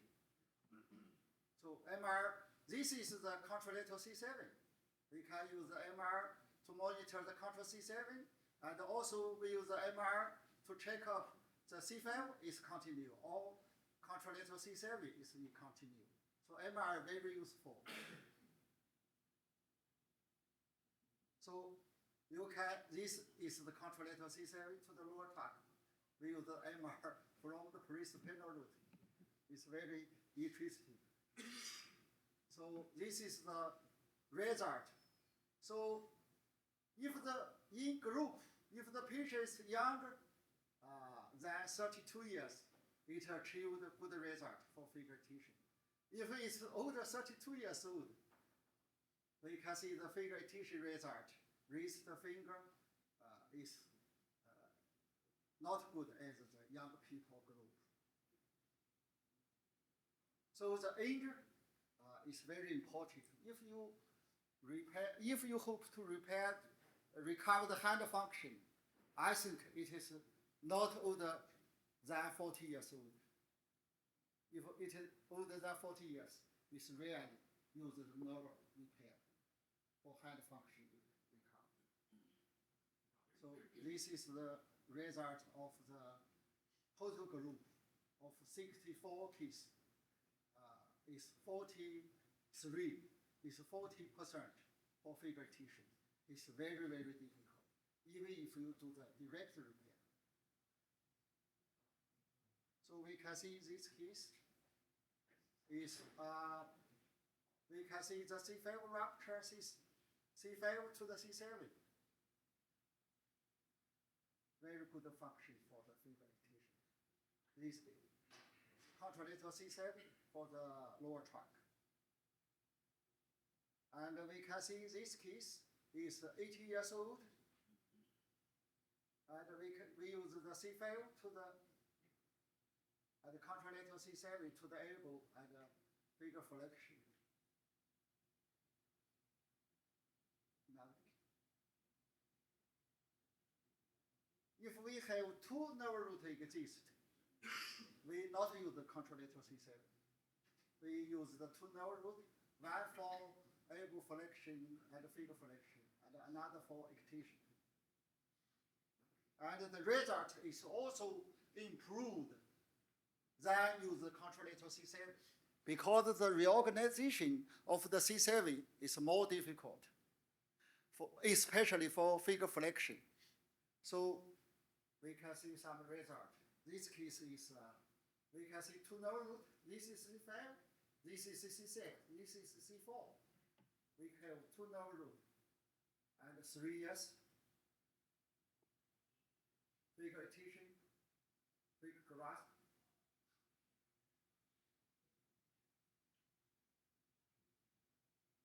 So 2 nerve root is very useful. This is also, we can see this case.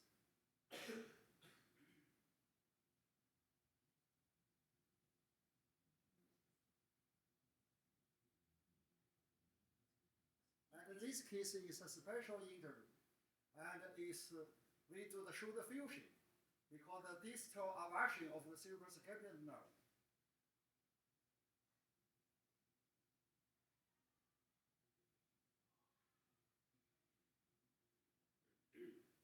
You can see the freedom of the flexion and the finger extension. So the problem, the question is, how long defect it can be overcame? Our result is about, the compensation rate is about 29. Generally, it's 28. It's 8%. So we do a long dissection and move and adduction the shoulder can overcome about 5 centimeters defect. So this is our measurement in this series. So the conclusion is the residual nerve root as a donor nerve to reconstruction hand function should not do the nerve graft. I think this everyone should consider this problem. And the neuropathy set code can withstand some tension, not free neuropathy set.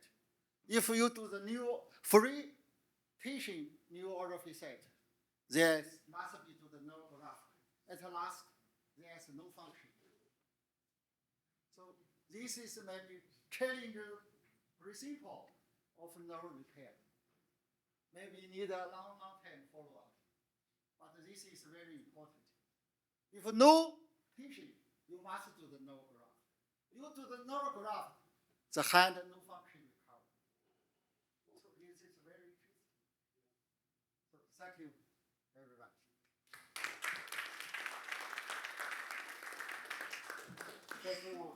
When you're doing C7, the thoracodorsal, the lower subscapula, the upper subscapula, you're cutting these? Yeah, also? everything cut. Everything Every gets bridge cut. cut. Okay. Only the triceps bridge. That's the only one that stays. Only the triceps bridge and the radial nerve. Other bridge, you should all cut. Okay. Everything. Everything. Yeah. Because we only hope the tricep recover and the finger extension. We not hope recover some function around the shoulder.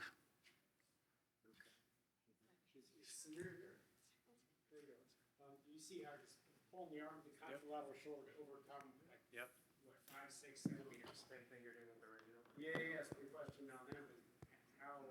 So Samir studies nerve traction, neurogenesis, and how quickly you can stretch a nerve. Can you speak to that? And what do you think is safe in the patient? I think the challenge here is that the proximal residual region is very short, so the lengthening would have to be slower, but I think there's absolutely no problem in varying.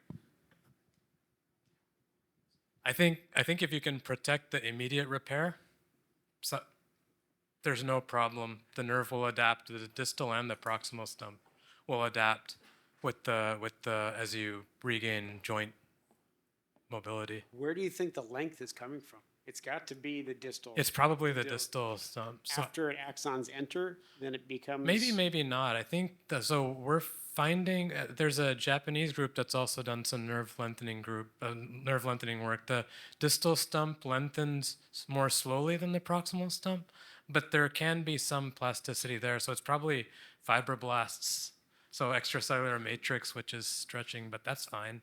You just have a longer regenerative pathway, but I think it's fine. How long do you keep them immobilized with your arm across? 2 or 3 weeks, I bet. 30% of this section. Uh-huh. Generally, 20, I think easy for 4 centimeters. 4 centimeters, yeah. At last 6 centimeters. 4 to 6 is. Okay. But when you position them like this, Not like this. No. Only like this. really? Yeah. This is 0. Okay. Able is 90 bigger. Like this. Not like this. Okay. How long? 6 weeks. And then open?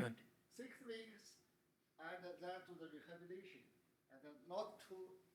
Not right away. Slowly. And another 2 weeks, you can do everything. So just 2 more weeks and they can do anything. The therapist can pull the arm up like this after 8 weeks. Okay. You can do the elbow, but the shoulder do not do completely. And another 2 weeks you can do it. Okay. And so I think the 6 weeks is enough. It's safe. Okay. I generally give another 2 weeks. So before, I only do the thinner set. Now we can use the MR. We can use the ultrasound to check out the neural facet is connected or rupture. Occasionally, some cases rupture, not too much. Yeah. Rare.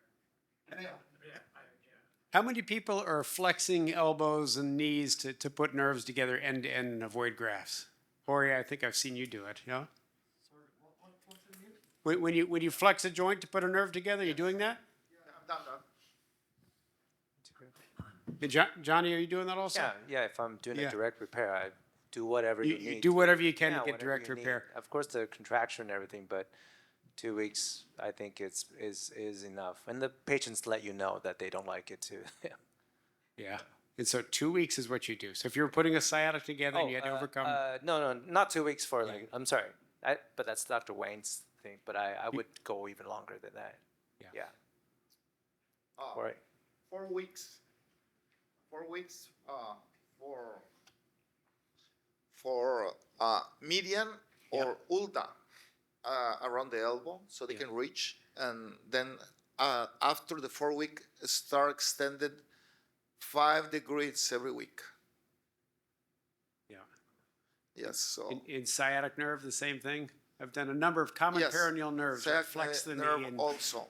yeah, and I have the same concern. How do I know if I've pulled it apart? I'll never know unless he doesn't get function back.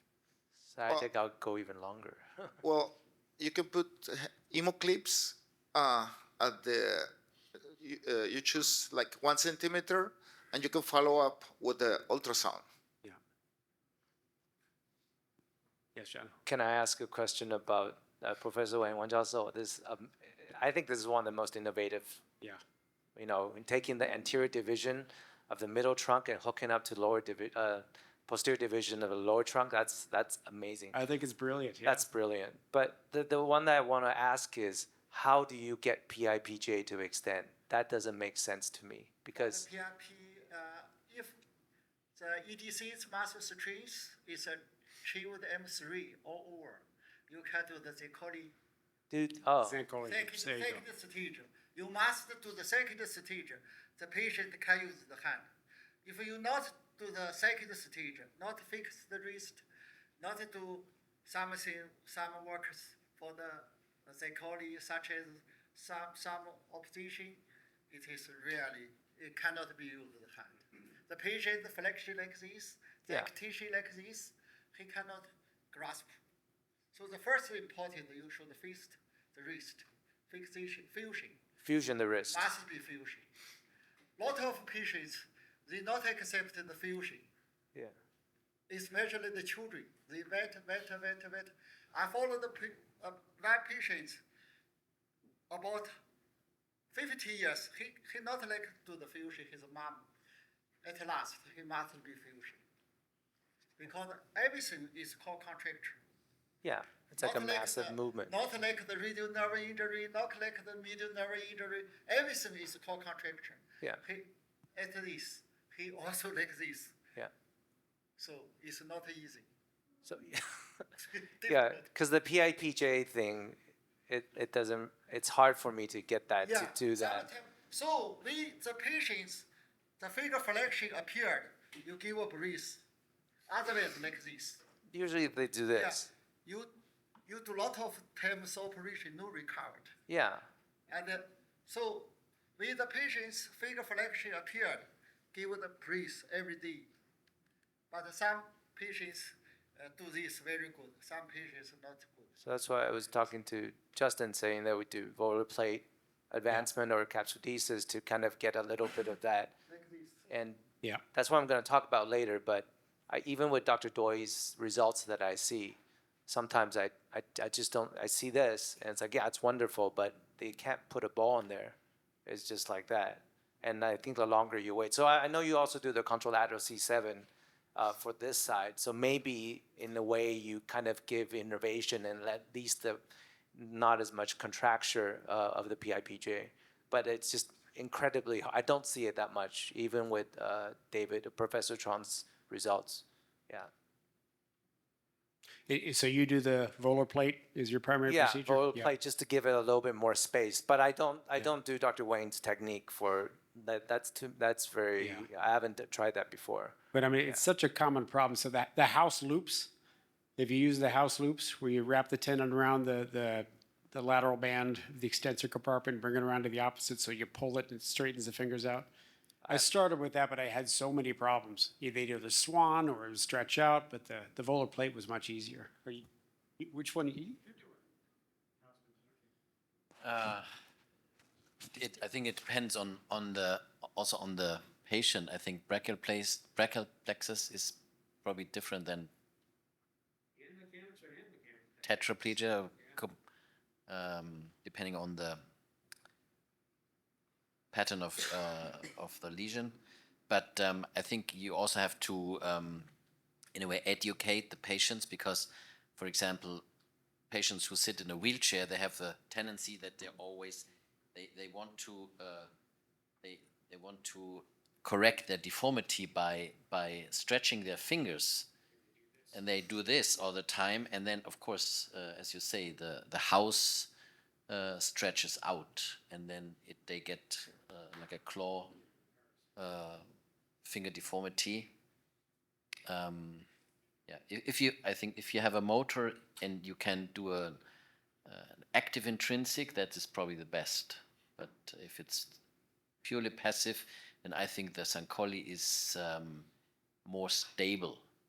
And also, if you have a tetraplegic patient with a spin procedure, then the Sankoli also comes into play again, because it was a little, the house overtook a bit, but now the Sankoli is coming back, I think. Yeah.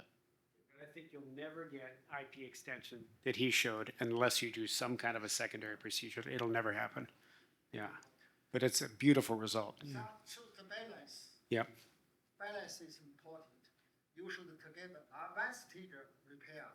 So this is very important. If you only finger flexion and long time like this, it's different. You maybe do several times, it's no recovery. Yeah. And the titan, sometimes the fusion is not useful. After you fusion the PRP, the finger is like this. Yes. Yeah, that makes sense. Hey, Johnny, can I have you go next?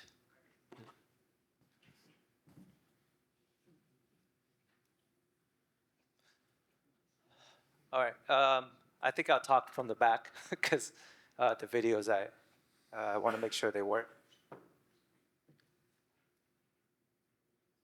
Yeah, that's the one. So is there another one on contralateral C7 to the radial nerve, Justin? Say again? Is there another one, another talk that we had in this session? We did, it was mine, and I killed it, so you're up. Okay.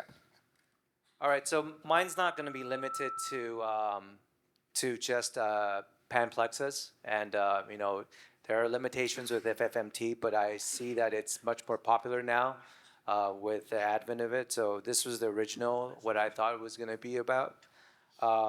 So just FFMT, it's the whole thing. It's a free flap, but you add the nerve component to it, and so people talk about. We like to talk about it as my teacher always says. It's a functioning thing because you're doing the nerve coaptation, cut and repair, and then you also are transplanting the muscle over. So it's not just a transfer. I think it's a transplant because you're taking from one place to the other. Indications, of course, usually it's a chronic case. Or patients had a compartment syndrome previously, which actually happens quite a bit. If you have limitations in donors, your spinal accessories may be injured or something like that. You can't do any nerve transfers, or you just want to augment your results. That's where FFMT comes in. And I think for number one reason, it's usually elbow flexion that people want to restore. Finger flexion if for something additional extra. And then here I'm talking about wrist and finger extension a little bit more. But I think the key here is the timing. When do you do it? And in an instance of a pan plexus or very severe C5-C8 injuries, people do want to do this. Have talked about doing this primary, like at the time of the acute nerve injuries, or you do it later on. And the two centers that have really kind of done a lot of this research is, of course, Dr. Doi's in Japan, and Alex and Dr. Bishop Spinner in Mayo Clinic, in which they have done functioning muscle in the first stage. It has kind of gone back and forth for Alex's, the way that how they innervate the functioning muscle, but that's kind of, they try to do it in the first stage, and actually I see that actually more now in the States. But for us, it's always exploration. I've been taught that. And actually, for me personally, I believe in this very strongly. I think there's value in using the roots. You can use the contralateral C7, and then you do the exploration, the proper exploration to identify the roots. I think as a brachial plexus surgeon, you should always do this and not say like, oh, it's a valse, I don't want to explore. And that's where you can get a bunch of nerves that you can use, donor nerves. You can use the phrenic, you can use the spinal accessory, and you can do the nerve transfers. So again, I'm kind of going vague here that it's not limited just to pan plexus, but of course these are the common transfers. I'm not going to go into detail, but the Oberlin transfers or the double fascicular transfers, and this kind of strategy, doing the root grafting plus the nerve transfers, is actually how we go about it. And I've talked about this before, the vascularized ulna. But it's just the thing. This is the thing about nerve, and the thing is, it's unreliable, not inconsistency. It's not whether it's successful, M4, the percentages. The thing is reliability, and that's something that we have to overcome. And so that's something that we can't take away. I do believe with the advent of nerve transfers, especially the double fascicular transfers or the Oberlin transfers, the results have been much better, but you still cannot take that component away. So that's where for us in Chang'an, we have actually gradually to use functioning muscle as a secondary procedure to do augment the elbow flexion, and also to, in some instances, help out with the wrist and finger extensions. Not some, but actually quite a bit. And a few of them are like kind of a one muscle, two function thing. Neurotizer-wise, we always prefer to use a spinal accessory. I think that's the number one option. I would say the Mayo group agrees with that as well. Most people like to use it. So spinal accessory is definitely a very valuable nerve. But there's a reason why I don't like to use it primarily. And the study that was just published in PRS, and I think this is a monumental study. This is from Hattori and Dr. Doi in Japan, where they mentioned the spinal accessory nerve injury, especially acutely. And they found that there's close to 20%. I would say in our series it's higher, and they used EMG to prove this, which I think is very valuable. And Dr. Doi is like one of the experts in the world on EMG, how it's properly done. And so I trust this data a lot. And actually another data that I found is that in these cases that spinal accessory nerve injury, 80% actually recover over time. So that actually gives me the hint that if you use spinal accessory nerve early on when you're trying to do the acute nerve reconstruction or you sacrifice it, there's a very high chance that it's an injured nerve, and that's where the poor outcomes comes. But if you give it time for it to heal, over time, it's actually a better donor to be used for functioning free muscle. In our own series, the phrenic nerve injury is about 16 to 20%. That's another thing that we're trying to get published. So with functioning free muscle, I think the key component, it's not as easy as just transferring a flap. It's the function that you're trying to augment and provide. You're trying to vascularize it often, and brachial plexus has a lot of concomitant injuries with these vessels, transverse cervical, the subclavian artery, and the thoracoacromial. The thoracodorsal I like a lot, but again, I want to give it time. I usually don't like to do this primarily because a lot of times when the subclavian artery is ruptured or reconstructed with a bypass, the thoracodorsal is not yet that strong. So that's actually really important. Again, Dr. Hattori wrote an excellent article on the vessels that you could use for the functioning free muscle. For if you want to transfer muscle, the donor nerve has to be healthy. And so that's something you have to also consider. And I think I just briefly talked about it. And then when you're doing about transplantation, when you're transferring something, it's not just that easy. You do the procedure and then go bye-bye. It's actually the rehabilitations, people how to use it. So with the results that you saw with Dr. Wang, it looks simple, but it's incredibly hard. You ask a surgeon to take care of himself, like daily activities, it's actually the hardest thing. And you ask a patient, say, I did 4 transfers on you, now live with it. It's incredibly hard. And I think you have to recognize that as a patient when you see them and the difficulty that they do. I believe it's even harder than trying to obtain a degree, a PhD. So you have to consider the vessels and the nerve at the same time when you're doing these functioning muscles. So usually what we work with is the spinal accessory, the thoracoacromial vessels. I tend to preserve them. I don't try to dissect out the thoracoacromial vessels in my first exploration or the first nerve surgery. So that is why I'm a little bit, for me, it's hard to pursue the Dr. Wang's method because I try to preserve some of these vessels and not injure them during the dissection. The intercostal and the thoracodorsal, that is an area I try not to touch in the initial surgery as well in the nerve reconstruction because I believe I keep them naive and native and it's easy. And when you go in the second time, everything is fresh. So again, the donor nerve, you consider it, but at the same time, you have to consider the donor vessels. Plexus injuries, I think obviously Dr. Doi is the kind of the authority on this, and for us cases that have chronic injuries, you go in and some of these have not been operated on, and you try to put in, and I try to do the Doi method first, the first stage of the Doi method, hook it up to the EDC to initiate elbow flexion and EDC. Finger extension, and this is the whole process of putting that muscle in, dissecting out the spinal accessory nerve. You have to make sure it's long enough to reach. Some people do the coaptation supraclavicularly. We try to do it infraclavicularly so that there's less of a problem. And then you hook it up. Hooking up is actually the last part of the surgery, but it's actually the most important part because the tension. I try to do it max tension, and then try to exert that. And this is a case where we just only did the first stage, and you can see that the elbow flexion goes to an M3, but then the finger extension, it's open. That allows us to prep for the second surgery to do the finger flexion through another functioning free muscle. Pamplex, this is another case in which I think it presented with a kind of a T1 hand, but a very weak hand that we couldn't really do a transfer. So it's one of these cases where I did it acutely as a functioning free muscle, and I put it in the shoulder and elbow, and then there's no finger extension, and then I did the functioning muscle using the spinal accessory nerve, and you can see that the reality of these functioning muscles, it takes time. It's not that quick. People say it's easy, but it's not. And you have to feel the muscle. You have to see how it contracts. So you see that kind of a contraction over there. Probably a couple months later, you start to see that elevation, M2 plus, and then over time you see that, and you see that kind of a hand opening. But you could see in this case, it's very obvious that the PIPJ is not extending, and that for me, even though it's a C5C8, to me that's near Pamplexus because the flexion is very weak and there's no PIPJ working.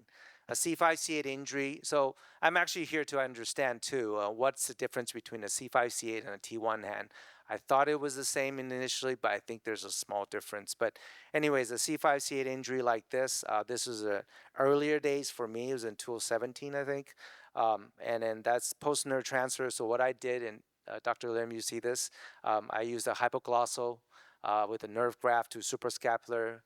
It didn't work at all. And then I used the intercostals to the muscle cutaneous.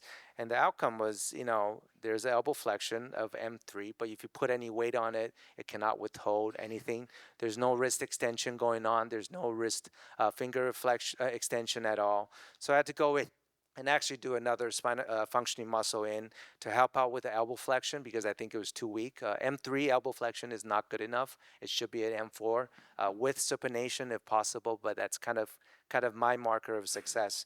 So I did that, and then I put it in, and you can see the elbow flexion is much better, and it helps out with his daily activities. But again, the wrist is not that stable, and then the finger extension also didn't really help out that much because of the wrist instability. C5-C8 injury, this actually occurred after I came back, so I'm more in the camp of doing more distal nerve transfers now. And this is where I did the exploration. This had quite a severe injury as well, but I used a phrenic and spinal accessory at the same time for a shoulder, which I did kind of regret. And then I did the double fascicular transfer for the elbow flexion. But again, it just didn't work out that well, and you can see that the patient is very reliant. So I've heard that this is called the Oberlin effect, but it just he struggled to get that M3 even to M4. And the C5-C8 injury to do these Oberlins is very, very difficult, and that patient had a very difficult time. He also had a little bit problem with his EDC, like his it wasn't really giving out that extension at all, and there was no wrist extension. And so this patient had no wrist extension, and then also very reliant on the Oberlin to get the elbow flexion. So again, this is a non-functional hand. So eventually I went and did the functioning muscle using that's not spinal, it's intercostal, and hooked up to the EDC, trying to get that, that tension. And then right after I did it, the patient loved it. He says, I don't have to rely on that wrist flexion anymore. He can use the intercostals to help out. And then the finger opening was actually better because now he has a more stable wrist now. And then the finger is a little bit out, a little bit better. But the PIPJ never came from the functioning muscle. So that's my argument that the PIPJ, I believe, comes from spontaneous recovery or the residual T1 that's helping out. And here's him trying to hold that ball. And I thought this would be a great video until he held it out. I was like, oh, wait, what happened to the wrist? And it's just not stable enough. So either you do a wrist fusion to try to stabilize that, or you do something else. And so in one of my few newer cases, this is where I say Dr. Bertelli is one of my idols, and you read his papers. And so I started doing this. And then, we published a paper together with Harvey and Sammy, both are really good friends, and we kind of looked into our data, and we loved it. I love this transfer. I really do. I do it a little bit differently from Dr. Bertelli's way. It's a little bit safer, but definitely not as fast as he does it. Harvey has had really good results with this. And so this is a post-nerve transfer. Initially, I think the elbow it's a C5-C8 injury. I think the elbow is not doing that well. And then the Bertelli transfer for the wrist initially about at 1 year didn't really show that. And so the patient was very, very reliant on that Oberlin effect again, but I think the wrist was coming. But then right after the functioning muscle, I would say a couple of months later, patient really liked the elbow flexion, which is much stronger now. There's no supination. I think even though you have elbow flexion, but the functioning muscle in the way that's designed didn't allow them to do any supination. But you could see that the hand opening improved, and I think that came not just from the functioning muscle, but because of the Bertelli procedure to help with the wrist extension. So I think the wrist stability is the key, and the PIPJ extension coming from himself is the key to getting that hand opening. So you could see the ease in which he does the elbow flexion and the wrist being more stable, that's where the EDC really works. So, to see the outcomes that Dr. Wang had shown, to me, it's magic, because it's very, very hard to get that complete hand opening, especially in the Plexus. So this is where now I do the ball thing, and then finally I have a better video where you could see that kind of a still, and the wrist doesn't drop completely, and then he's able to put it down. There was no NG, there was no takes, like multiple takes. He did this quite relatively easier. And again, the key component is to, for him to use that hand, in which is not the dominant hand anymore, but definitely helps him ease with his things. I'm gonna finish. I think I'm running out of time, but chronic infraclavicular injury in which the radial and the ulna were both out. I couldn't really do much and the median I think was injured as well, but I couldn't do too much with the ulnar nerve, but I did the functioning muscle, spinal accessory for wrist and EDC, and then you just sorry, this is okay, the video, where you can see that hand opening. He still has that claw hand, which I think you need secondary procedures. I wish I had someone like Andreas who could help me with to correct these ulnar hand, but that's for me is the tough part. A lot of plexus surgeons are also very good hand surgeons. I'm not, so that's where I don't get that excellent result. I really want to kind of differentiate what's a C5, C8 with a T1 hand. I love to get a consensus. For me, a T1 hand is a very bad C5, C8. You don't have that finger extension. You don't have that, the PIPJ extension, and the intrinsics are, kind of very weak. And the Plexus is which you just don't have everything. And we found in our series, and these are a lot, maybe David's cases, the finger extension is not that wonderful. Like, how do you define what's a truly M3? The percentages of MRC, it's not I don't think it's a very successful. It really depends on the patient. So for me, I think hand opening in Plexus, extremely challenging. I wish I did this presentation before Dr. Wang to emphasize why it's so hard, but he saw perfect results from his. I think the functioning muscle to the EDC is not enough. And if you don't have wrist stability, it's very hard to do that. That's why you need wrist orthodesis. And on the flexion side, because I connected to the median nerve, you have this gross action of wrist flexion and finger flexion, co-contraction. So I don't think there's no tenodesis effect, and it's very hard to get that hand opening. You don't have intrinsics, your PIPJs don't work, and you lack a really controllable forearm pronation and supination, which these patients need. I believe in non-plexus injuries is much easier. You have the intrinsic spreader. The wrist extension, I think it's extremely important. I cannot emphasize how much the Bertelli procedure has helped me so much. It takes an extra 2 hours, but it's a dramatic difference on these patients. And then the patients are just not that reliant on the Oberlin effect. So this is something I really want to emphasize too, like a kind of a secondary topic on what we talk about, is the Oberlin effect, especially in the C5, C8 injuries. The patients are so reliant on that induction exercise, and it makes it much, much harder. So goals for the future, I believe there's a need for exoskeleton assistance, and you need to learn from, spend a couple months with Dr. Wang, to learn his technique. But for C5, C8, I think it's a high value of a functioning muscle, and I think the wrist extension needs to be addressed. So thank you very much. Yeah.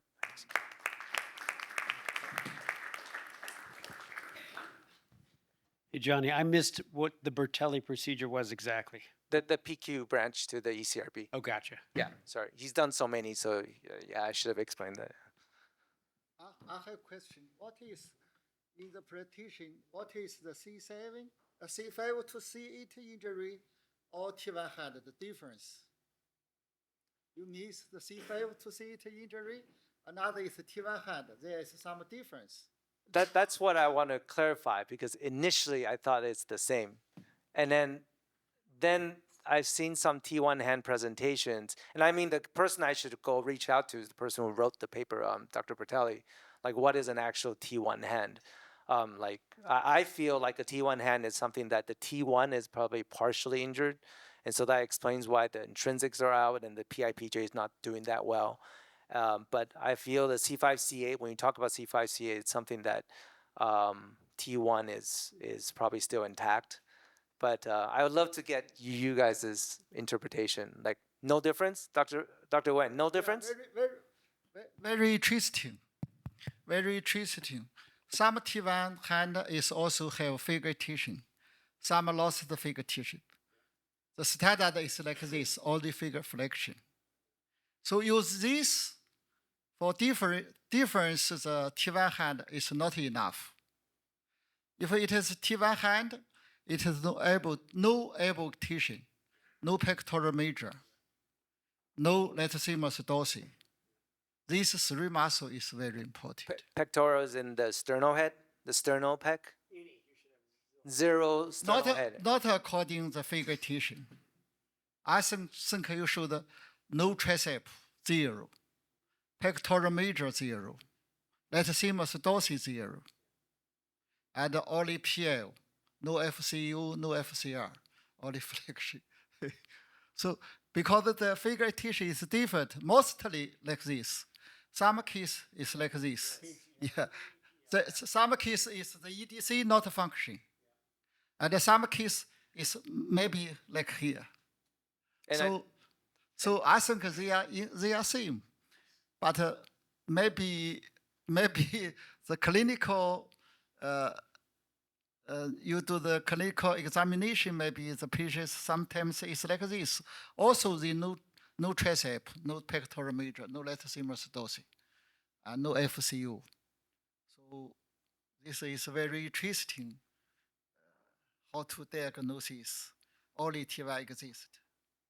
Yeah, if I don't see this going, the PIPJ going, I'm very worried about doing an Oberlin.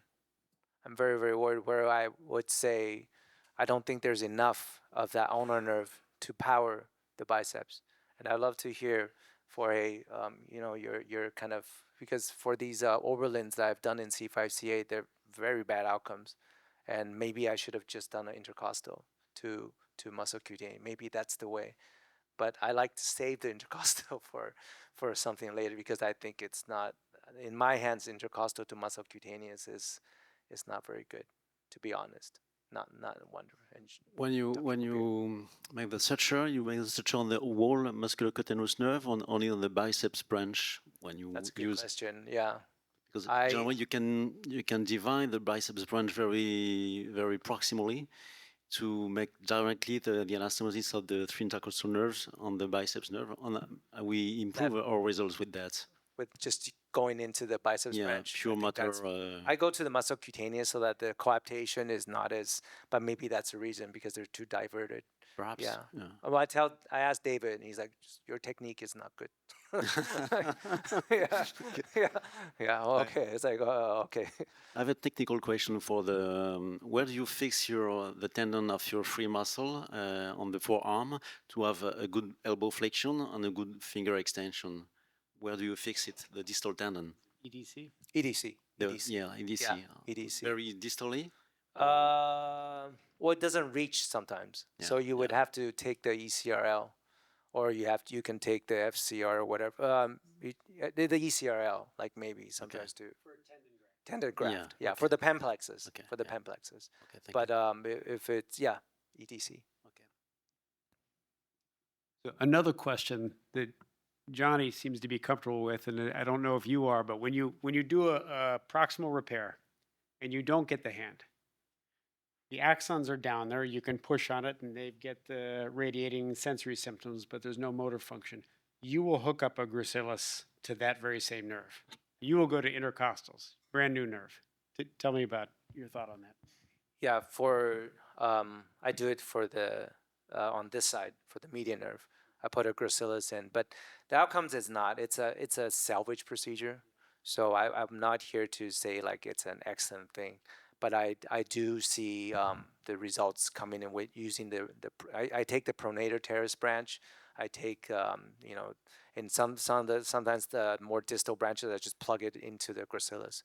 But if it's like something for EDC, maybe for Dr. Wayne's technique, have you considered using a downstream nerve branch as a donor for your functioning muscle? When you do C5 to C7, if you don't get finger extension, Generally like the intercostal nerve. Because we use the accessory nerve to the suprascapular nerve. And also, you can use the oblique, half partial of the other nerve. But only the later case are do the gracing. The primary case, we do the nerve repair. For like a pen plexus though, like after your procedure, do you take for the total brachial plexus? Yeah. You mean what? And then the downstream nerves, like can you use that as a donor nerve? Oh, you're using okay.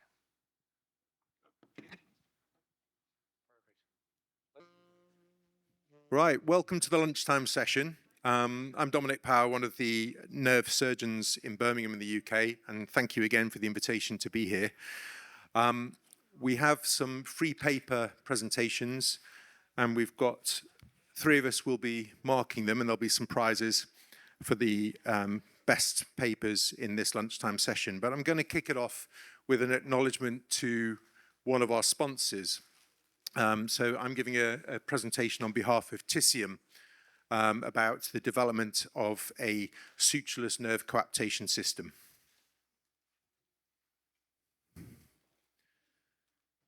So as we know, there are challenges in peripheral nerve repair, and these are technical challenges related to the difficulties of microsurgical coaptation, perhaps under-debriding a nerve, perhaps repairing a nerve with tension.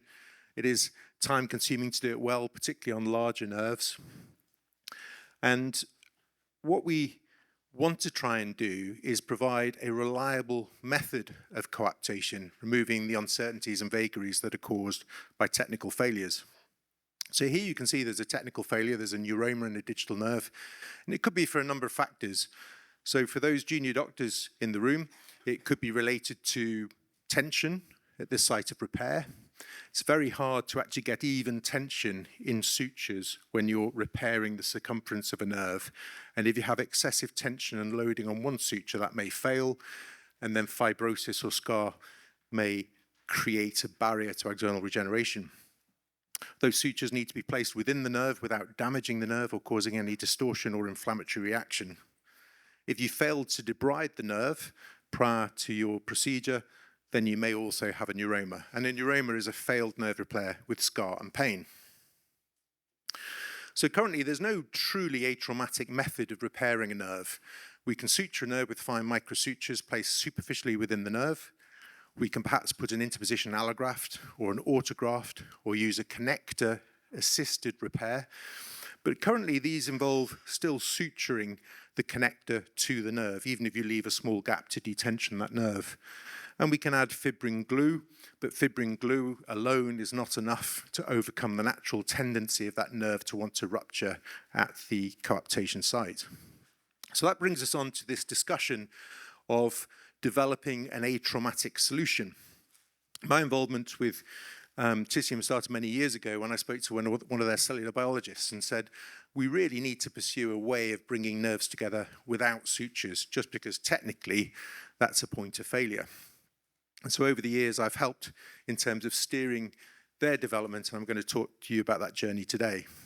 So I'm going to introduce, this is IFU information for the US market, but effectively the indications are a discontinuity of a nerve with a small gap that can be pretty much closed by positioning of the digit or the wrist, for instance. So effectively, these are nerve discontinuity lesions without significant nerve tissue loss. And it relies on using a polymer, and that polymer is derived from a polyglycerol co-sebasate. So any allergies to that are a contraindication, and there's also a blue dye. So effectively, the derivative, which is glycerol co-sebasate, is biocompatible, it's bioresorbable, and it can be polymerized. And when you polymerize it, it changes its mechanical properties, and it can be polymerized by using a special wavelength blue light in a euthermic reaction, so there's no thermal injury to the nerve. It's extensively researched, and you can modify the material, so you can get different consistencies, and it can be used in different applications across Tisium's portfolio, which just isn't restricted to nerve surgery. It includes vascular reconstruction, and it includes hernia repair. So effectively, you have a liquid polymer. The polymer is polymerized to create a PGSA, polyglycerol sebasate acrylate polymer.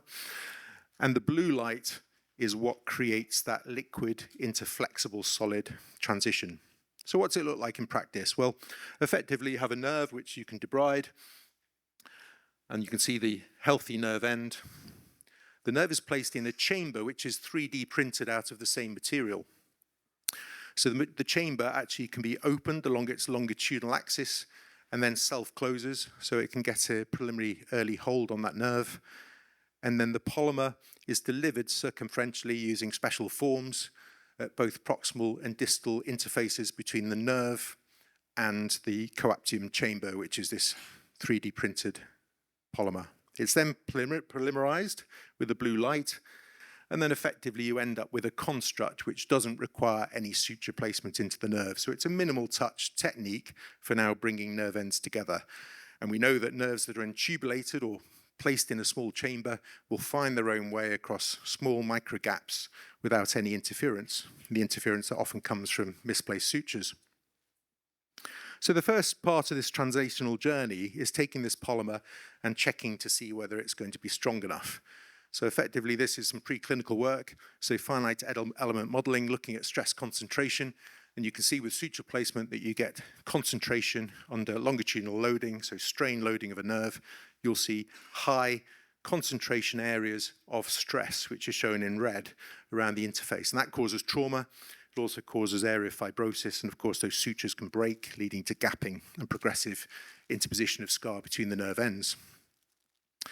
When you use a finite element modeling for the coaptium chamber system, you can see that the forces are dissipated and there's diffuse concentration at low grade at the ends or the periphery of the reconstruction with virtually no concentration of stress at that nerve interface.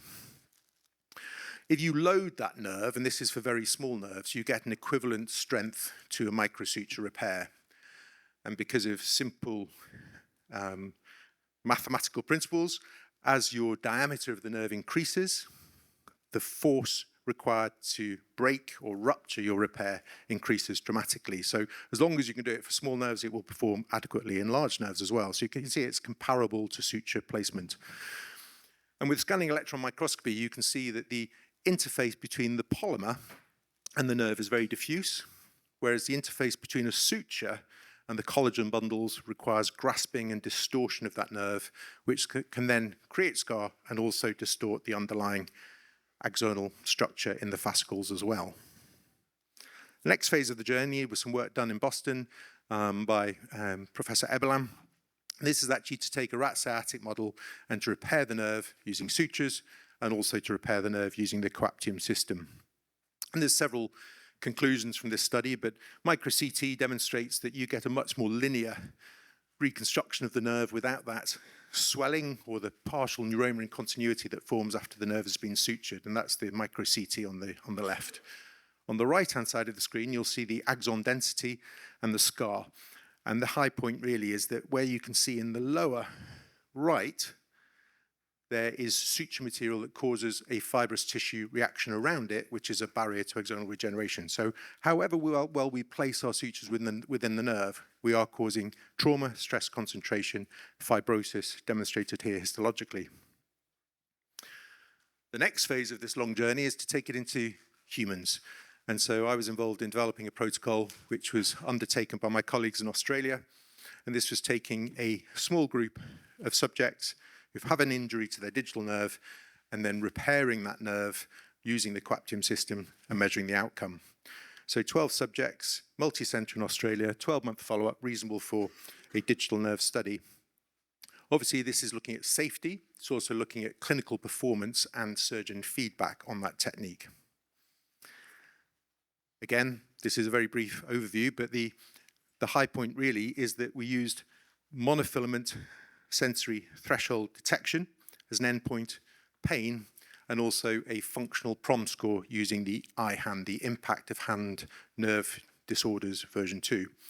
And you can see that the trend was very early and good restoration of protective sensation and then good perceptive sensation in the fingers, low pain, all patients had good recovery, and an improvement in the IHAND score. So we've demonstrated a PGSA polymer can achieve a biomechanically sound, sufficiently robust and strong repair of nerves. In rat studies, it's demonstrated preferable results to suture repair, which is prone to fibrosis. And in clinical studies, it has demonstrated excellent performance and is now available in the US for marketing. Thanks very much.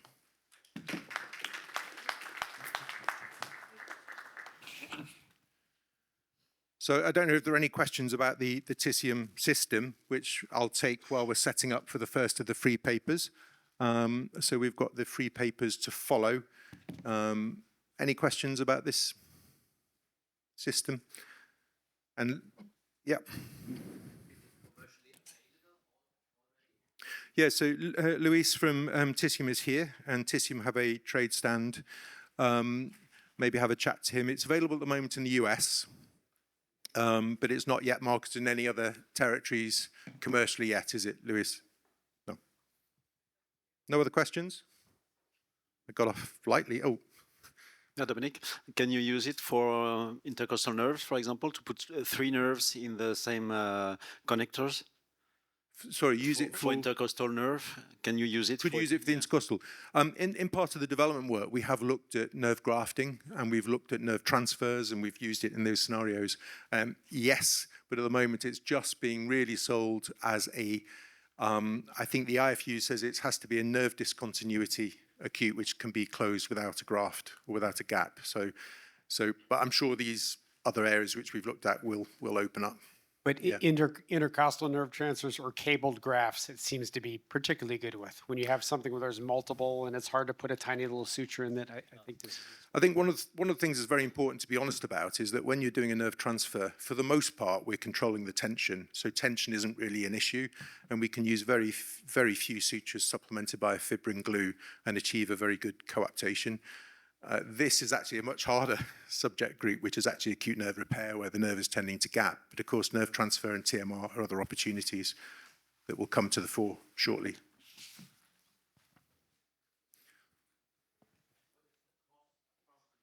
No idea. We can't use it in the UK, but Lewis will be able to tell you. I think it's been brought in so that, is it similar to a connector-assisted nerve repair is the price point? I can't.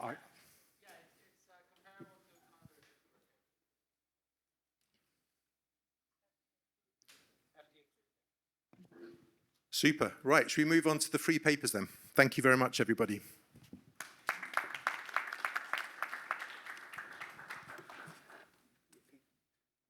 So do you want to introduce, or I'll do it? All right, so first up we have Iram Tootle, who's going to talk to us about investigating neurofilament light chain as a biomarker for peripheral nerve injury in humans.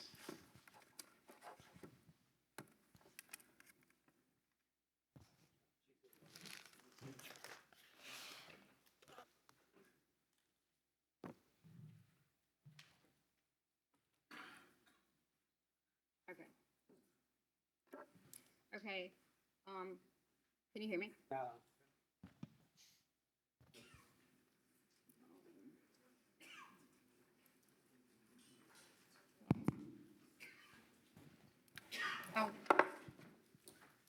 Got it. Second one. Sorry. Hi, everyone. Like Dr. Brown said, I'm Aram. I'm in Dr. Brown's research team, and today I'm introducing neurofilament light chain as a blood-based biomarker in peripheral nerve injuries, focusing on our preclinical evidence and our ongoing study. I have no disclosures. Okay, so for some background, like as we know, recovery after peripheral nerve injury really depends on earlier recognition and time referral to the right specialist. However, the challenge is that early on, it's often difficult to determine how severe an injury actually is. Some injuries like neuropraxia will recover completely, whereas more severe injuries may need some sort of surgery. But clinically, these can look very similar early on. So the question is, will this nerve recover on its own, or does it need surgery? And right now, we don't really have a quick and objective way to make that decision early on.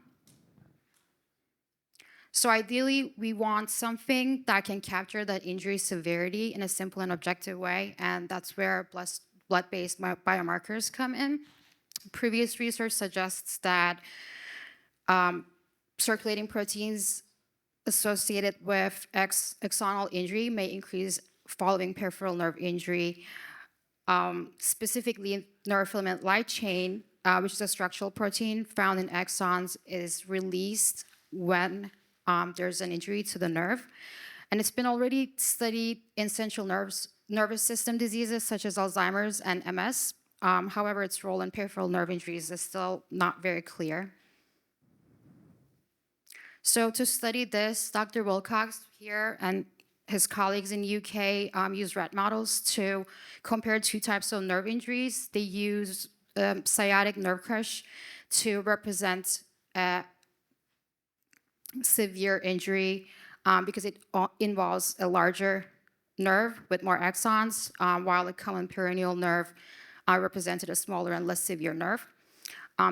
They collected blood samples at multiple time points, and they wanted to see whether NFL could detect injury and distinguish between severities. And basically the key idea here was that the severity reflects the total amount of axonal damage. So what they found was that larger nerves with more axons produced a greater increase, which was about 45 times higher compared to the common peroneal nerve. And these also correlated with axonal damage and functional outcomes. They also observed that NFL concentrations were at their peak at 24 hours after injury. And we can see that the structural basis for this here, the larger sciatic nerve has a greater cross-sectional area with more axons, which helps explain the larger NFL signal. And the challenge here is that translating this to humans is difficult because injuries are much more variable. So to address this, we wanted to conduct a prospective study with human subjects, which is a control setting. And in this control setting, we are enrolling patients undergoing any sort of nerve surgeries. The only condition that we have is that the nerve must be cut, so we can check for pre-op, post-op, and intra-op NFL levels. Then we're processing these serums, and we are storing them to send to UK, to Dr. Wilcox's lab for ultrasensitive NFL assays. And we're also collecting specimens in the OR to correlate these NFL levels with injury characteristics later on. So in conclusion, this seems to be a promising blood-based biomarker for peripheral nerve injuries. Previous study conducted by Dr. Wilcox does show a promising way to detect injury and differentiate severity. And we are aiming to translate these findings to our humans with our ongoing prospective study. And if successful, this approach will help us diagnose earlier with better severity stratification and more informed surgical decision-making. Thank you.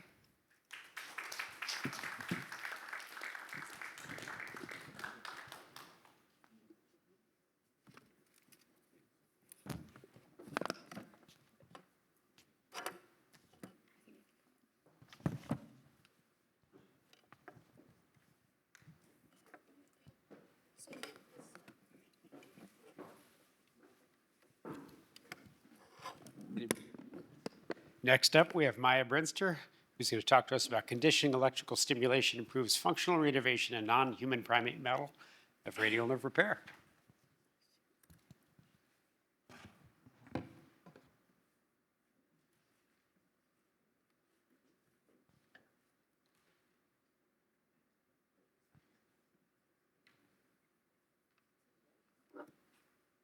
Okay, hi, I'm Maya.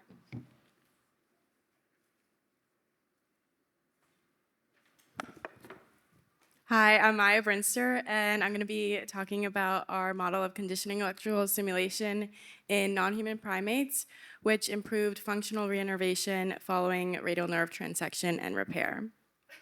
So currently, many patients fail to achieve adequate functional recovery after peripheral nerve injuries used to treat irrecoverable nerve injuries.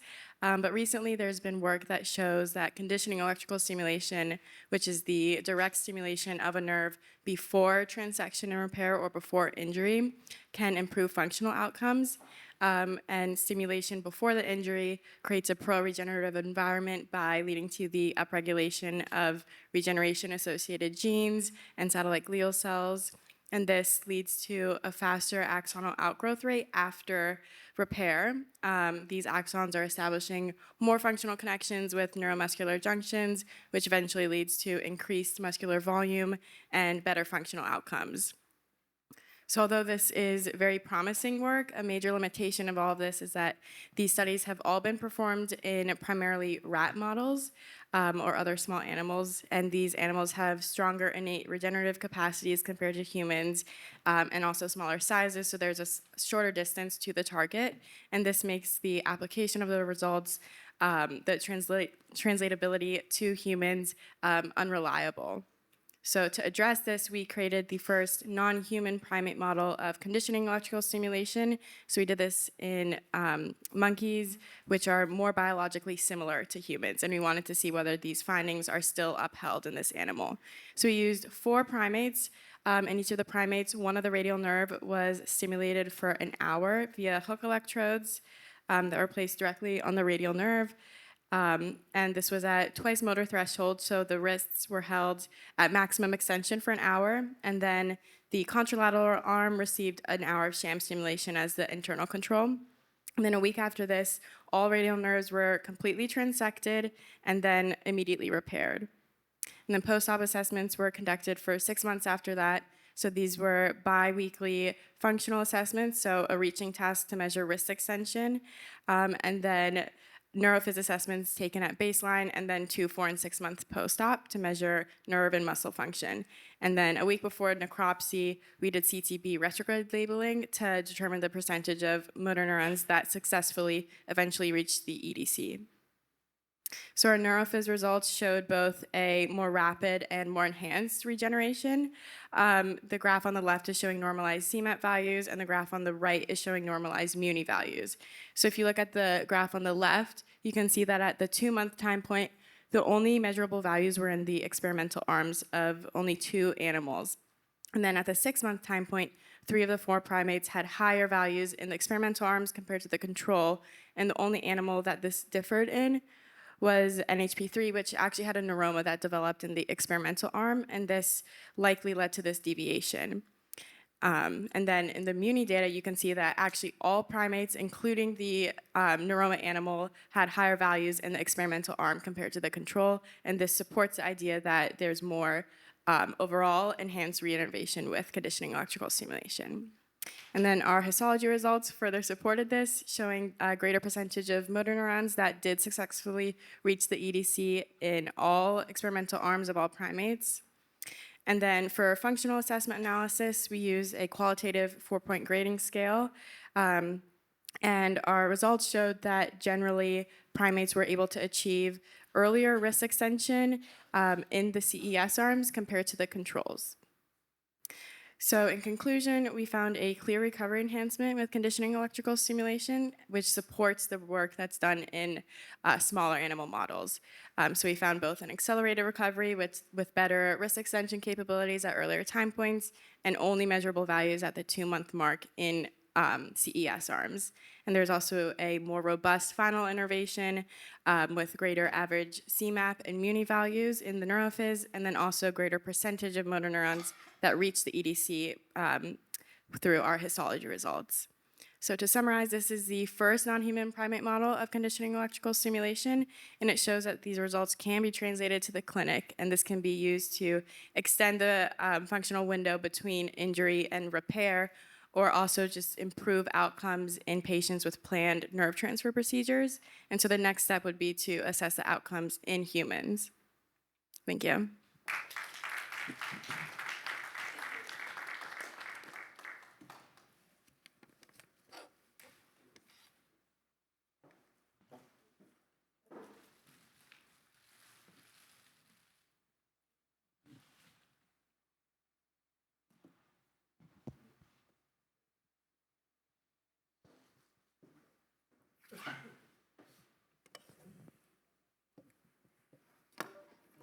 one right here.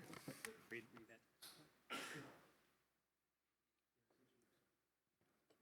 that.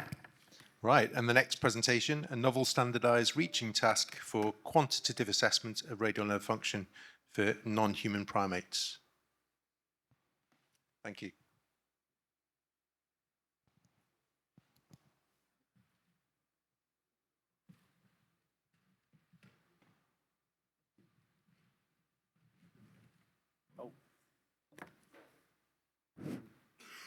All right.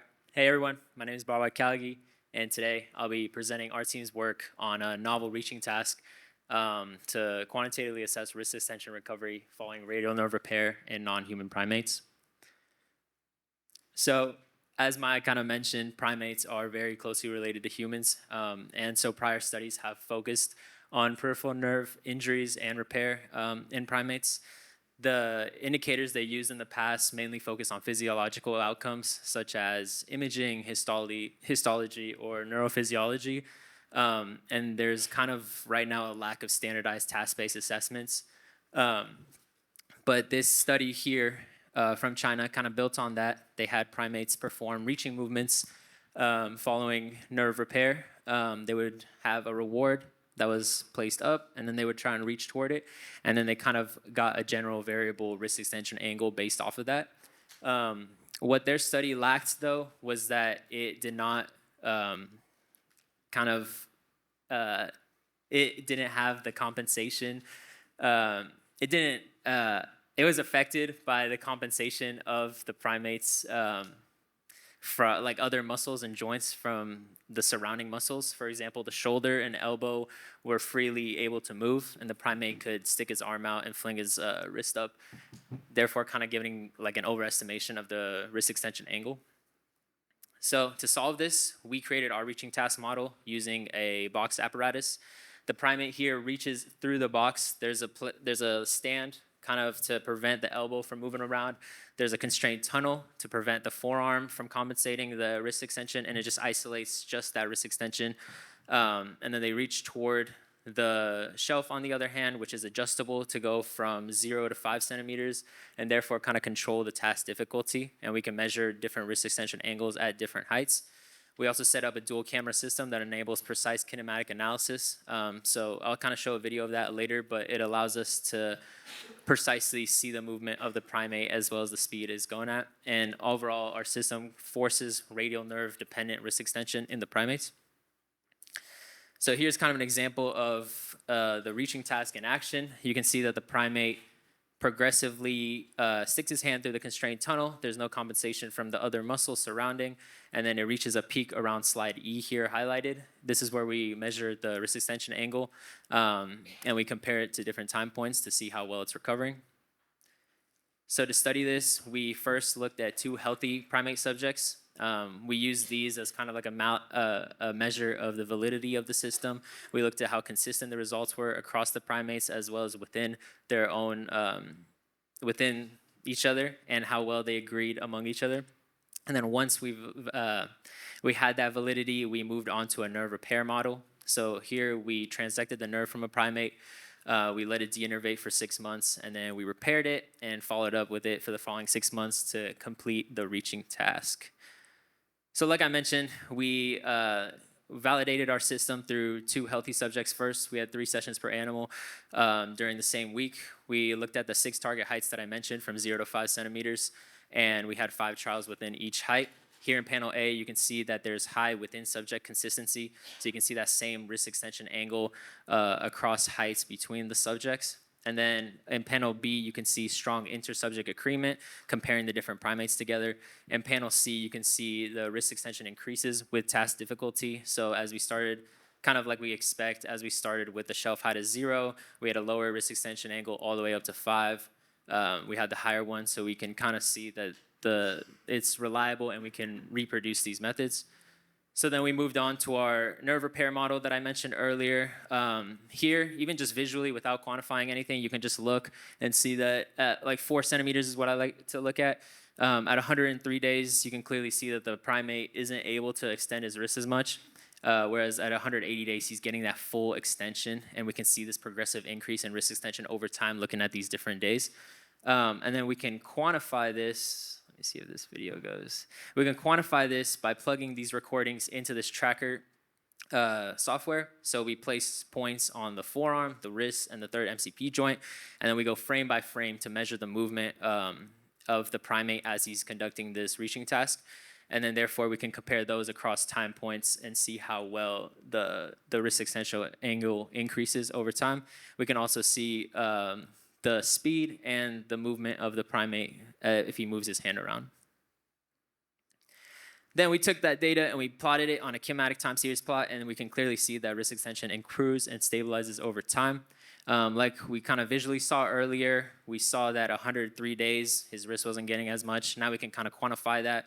We're getting up to 31 degrees angles at 103 days, whereas at 142 days, he increased to around 42 degrees. And then at 180 days, he was able to increase his wrist extension to 53. So it provides us with a single reproducible metric to kind of see this wrist extension angle. To summarize, we developed a reaching task model that's able to limit the compensation of the primates surrounding joints and just kind of focus in on wrist extension. This standardized reaching task enables quantitative assessment of wrist extension and provides a reliable and reproducible longitudinal measurements that we can use to really see the radial nerve recover. It functions as a sensitive translational biomarker of that reinnervation, and in future, extended applications of this can be used to look at other nerve repair therapies, and we can incorporate new methods to capture the rotational components of movement, such as like pronation or supination. Thank you.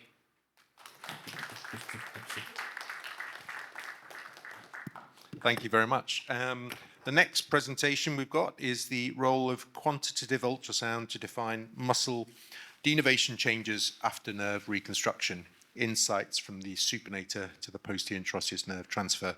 And that's Lisa. Thank you. Hi, everyone. Today we're going to talk about a really interesting topic. We're going to explore how an intervention called long pulse muscle activation could be related with the muscle viability and what could be the implications in the clinical decision making. This is the problem that we have. We know that we have, for example, when we have brachial plexus injury, we have a therapeutic window. And this therapeutic window is because of multiple factors, but the muscle degeneration is one of the most important factors. So when we reach this limit of 12 months, we enter on a gray zone where we don't know if we can do nerve reconstruction or if we have to jump to a different procedure. And this is mainly because we have heterogeneity on the degeneration patterns. So despite the similar times in senior, we can have differences on the degeneration. So the question that we have is, how can we identify patients who may still benefit from nerve reconstruction? And right now, on the clinical practice, one of the main things is the time since injury. And some people is using the spontaneous activity as well, but one of the limitations of the spontaneous activity is that we can find a spontaneous activity even 5 or 9 or 10 years after the injury. So that's why some research has been done using imaging studies like MRI to define the muscle status. But we believe that what if we just activate the muscle with electrical stimulation? That sounds easy, but it's technically complex because right now, for example, we don't have, when the commercial available devices are not able to provide long pulses. And if you want to activate a denervated muscle, you need to use longer pulses. And that's why we needed to use custom-built devices or non-FDA approved devices to do this type of research. And to test this hypothesis, we did a denervation model. So we did a radial nerve transection, and then we conditioned the denervation of the forearm extensors. We did this transection on the radial nerve, and then we separated the proximal and the distal stump. And we did longitudinal assessments of multiple components like CMAPs to confirm denervation, or ultrasound measuring the cross-sectional area of the ECR, or just assessing the excitable threshold drug, LPMA, that is the main objective of this study. And we would like to see how these components are related with the recovery after the repair. So this is an example of our ultrasound over time during the denervation period, and we can see how the cross-sectional area of the ECR muscle is decreasing over time. And something really interesting to comment about this is that this primate has a similar time since injury, and we can see how on this panel on the right, we have heterogeneity on the muscle loss at similar times since injury. So this is something relevant. And how this LPMA looks like. For example, when we are applying this stimulation at 2 months, we can activate the wrist extensors. It's easy at 2 months, then becomes a little bit more difficult at 6. We have a lower range of motion, and then at 10 becomes more challenging. We have to mention as well that on our model, we have innervation of the median nerve, so we can have flexion and pronation as contamination. But this is something that we can just overcome if we increase the pulse duration. So how are we testing the excitability thresholds? At a specific pulse duration, we're increasing the intensity as we see on the left side of this slide. And then we found the moment where we can see this threshold of activation, this movement. And what we can see, and it's important to highlight, is that when we plot these thresholds over time, we can see how these thresholds are increasing with the innervation. So this is the value of LPMA. So we have a parameter that is changing with the denervation time. And I know that this figure looks a little bit complex, but basically what I would like to share with you is that this is a way to assess excitability. So this is called a strength duration curve. On the x-axis, we have the pulse duration, and on the y-axis, we have the intensity. And at multiple times, you're assessing these thresholds, and we can define with 2 parameters, the rheobase and the chronaxy, that are basically rheobase is just the intensity required, and chronaxy is how long the pulse duration has to be. And with these strength duration curves, we can see that we have different excitability properties of the tissue on the primates, and this excitability is related as well with the percentage of muscle mass loss. So we have, for example, in primate number 3, this is the most excitable primate, and we have to remember that the ultrasonic, this was the one with the most preserved muscle. And when we plot these thresholds over time, we have a lot of variability, as you can see on the figures below. But this is something that was explained as well by other groups, that we were expecting to have variability in the thresholds of activation. And this is something that could be related to the accuracy of these parameters. But the true value of LPMA is beyond the thresholds. The value of the LPMA is on the recruitment of muscle fibers. So how many muscle fibers are we recruiting? So how is the range of motion? And look at this. This is really interesting. On green, we can see how the primate with the more preserved muscle, it was the one who had the bigger response with the LPMA. This is in contrast with the other primates. So the question is how this is related with the recovery. So if we perform an air repair and we follow this primate 6 months after, the primate number 1 has a slightly bad recovery, primate number 2 has a better recovery, and then primate number 3 has a really good recovery.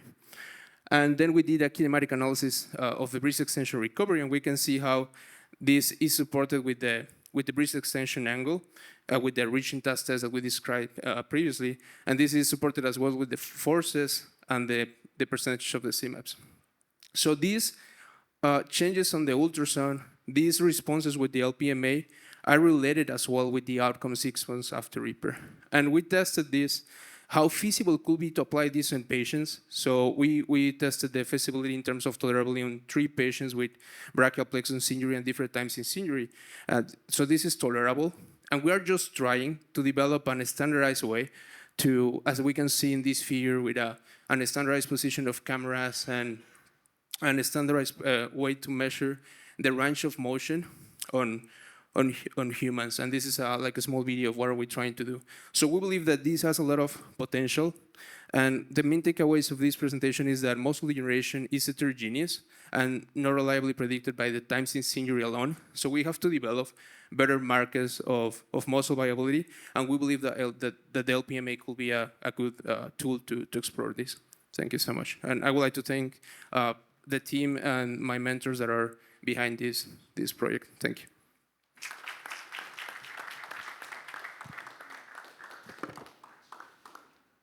Thank you very much. And you got away without any questions.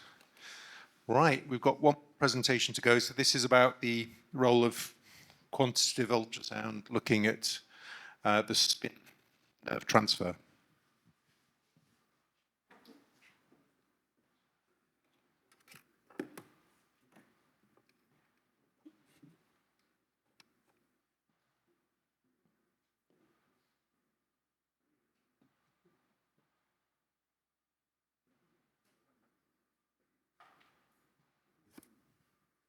All right, second time's a charm. Okay. Hi, my name is Grace, and I'm going to be talking about the role of quantitative ultrasound in defining muscle denervation from insights on supinator to posterior interosseous nerve transfers. There are no disclosures. In our study, the question that we were interested in is, can quantitative ultrasound detect donor muscle degeneration after a nerve transection? This is important because while we focus heavily on the reinnervation of recipient nerves, we don't fully understand what happens to the donor muscle over time and that's significance in surgical outcomes. Prior studies consistently show that quantitative ultrasound can detect muscle atrophy, with echogenicity increasing and muscle size decreasing as degeneration progresses. Overall, these findings suggest that ultrasound can be used to track structural changes in denervated muscle. To build on this, I'll highlight one of the most relevant studies we have so far because it focuses specifically on denervated muscles. Simon et al. Examined this relationship more closely using ultrasound to evaluate denervated hand muscles across a range of severities. They found that as denervation severity increased, muscle thickness decreased while echogenicity increased. The graphs on the right suggest that echogenicity may detect earlier structural changes in thickness, indicating it could be a more sensitive early marker. Overall, this study shows that quantitative ultrasound can both differentiate between healthy and denervated muscle and track the severity of denervation.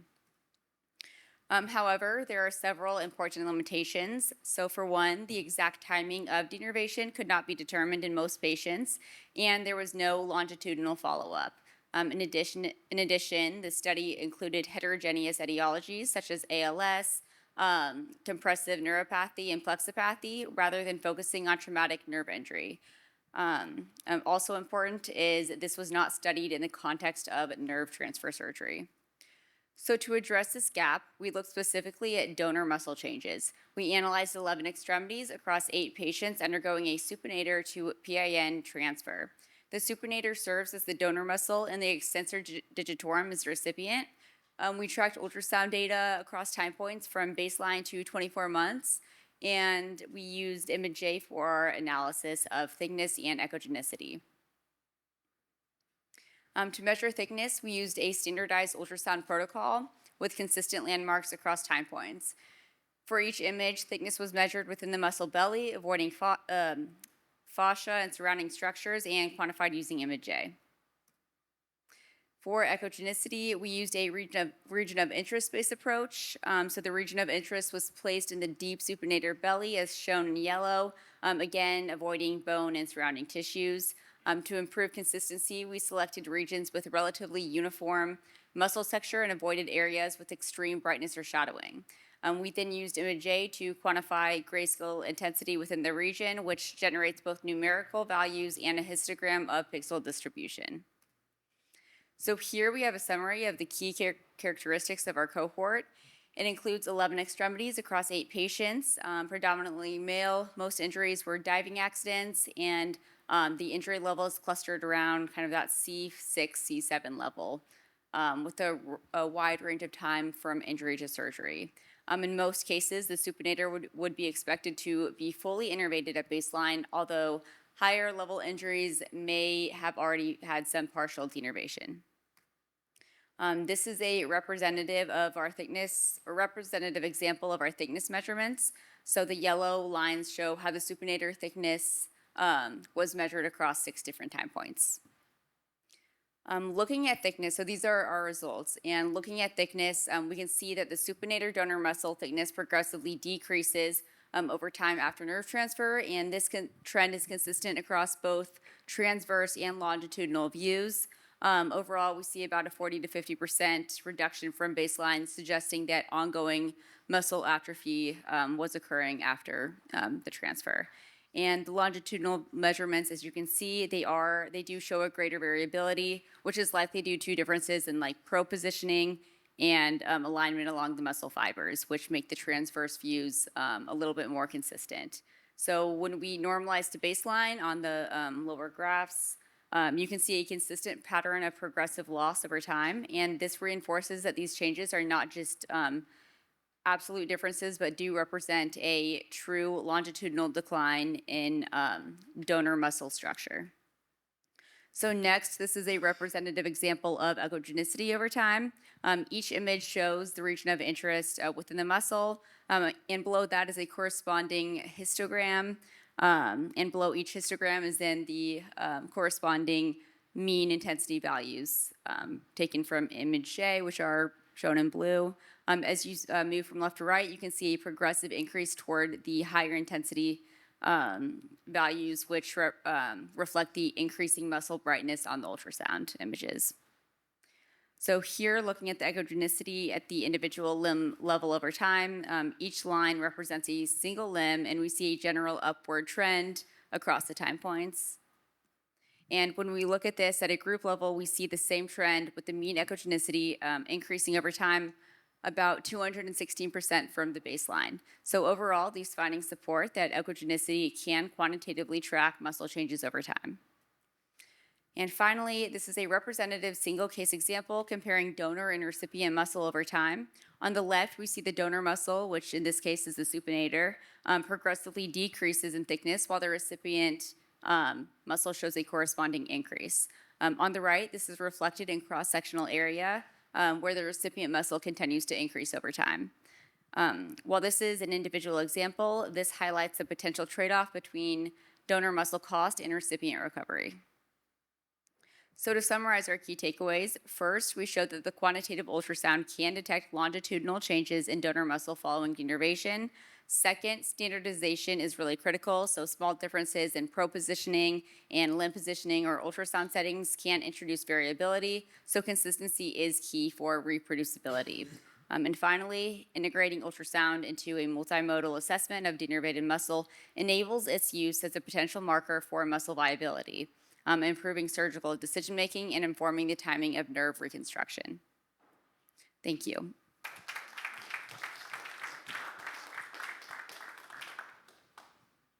Hi. I have one question for you. Yes. Yeah, from here. Hi. What is the increased echogenicity in the muscle due to? That is due to fatty infiltration and muscle atrophy that occurs during degeneration. So I actually do have a diagram that shows that. So right here, as you can see, this kind of highlights or just shows a visual of what happens to muscle during degeneration. And as you can see, through that breakdown, there's more fatty infiltration that occurs. And yeah, so that's kind of what's reflected in the ultrasound echogenicity levels with more brightness, and it becomes more hyperchoic in the images. In denervation edema, which is described on MRI, I've always asked our radiologists what we're seeing after a nerve injury, and I've assumed it's pooling of fluid in the extracellular space because you haven't got the clearance of interstitial fluid due to muscle contraction. I'm not sure if that is the case, but can you detect very early changes, given that you've got to wait for the wound to heal from surgery, I assume? Can you detect those early changes with edema within the muscle with ultrasound?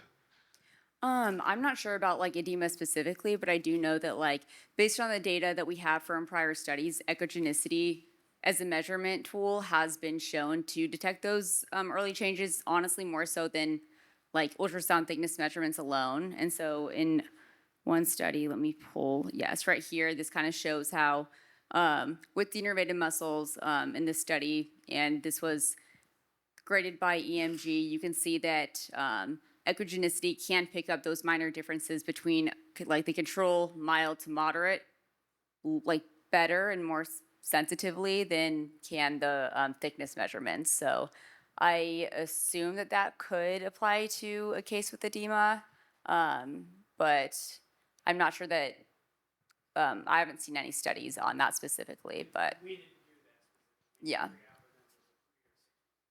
Yeah. Well, thank you very much on behalf of the judges. Oh, we've got one more question. No, it's an important question, sorry. Because I know with the spin, you're picking a nerve that a muscle that you're gonna denervate for sure because you're at very much at the, you can see the nerve going into spin, but to the supinator. But I'm interested if this is more a question for Justin actually, is that if it's an Oberlin procedure, I would like to see what happens to the FCU over time. If it doesn't denervate at all, or if it does denervate, but there's varying degrees. Because, you know, when you do a very proximal transection of the ulnar nerve, you take out a fascicle, you know, people, Susan obviously had mentioned that you try to pick out FCU, but as we all know, it's hard to pinpoint that FCU branch. And so there must be a lot of collateral innovations, or not collateral, but there must be a lot of things going on. So I would love to have a comparison, a spin versus. Yes.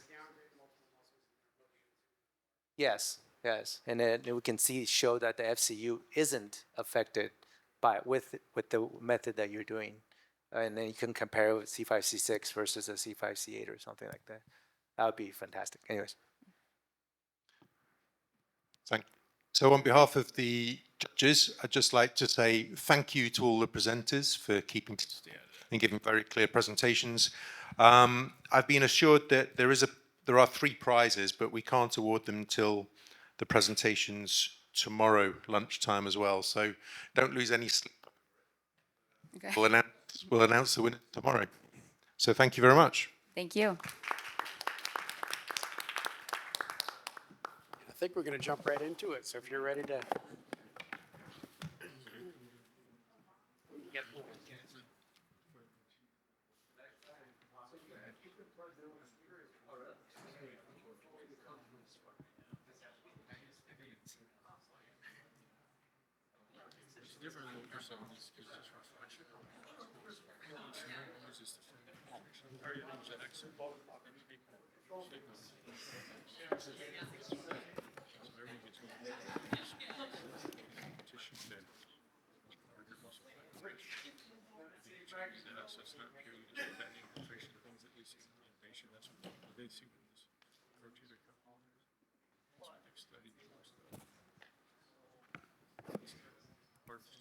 Do you guys see this? It's good?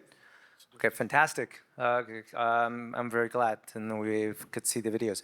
I'll try to make it short. I've been talking a little bit too much, I think. So today my thing is more on the use of the C7, and it's not a new technique. It's something that's been described before. But when we're talking about elbow flexion, you know, we always talk about MRC.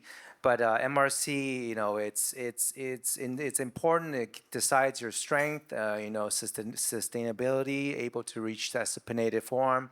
But I think neuroplasticity is a component that we tend to neglect.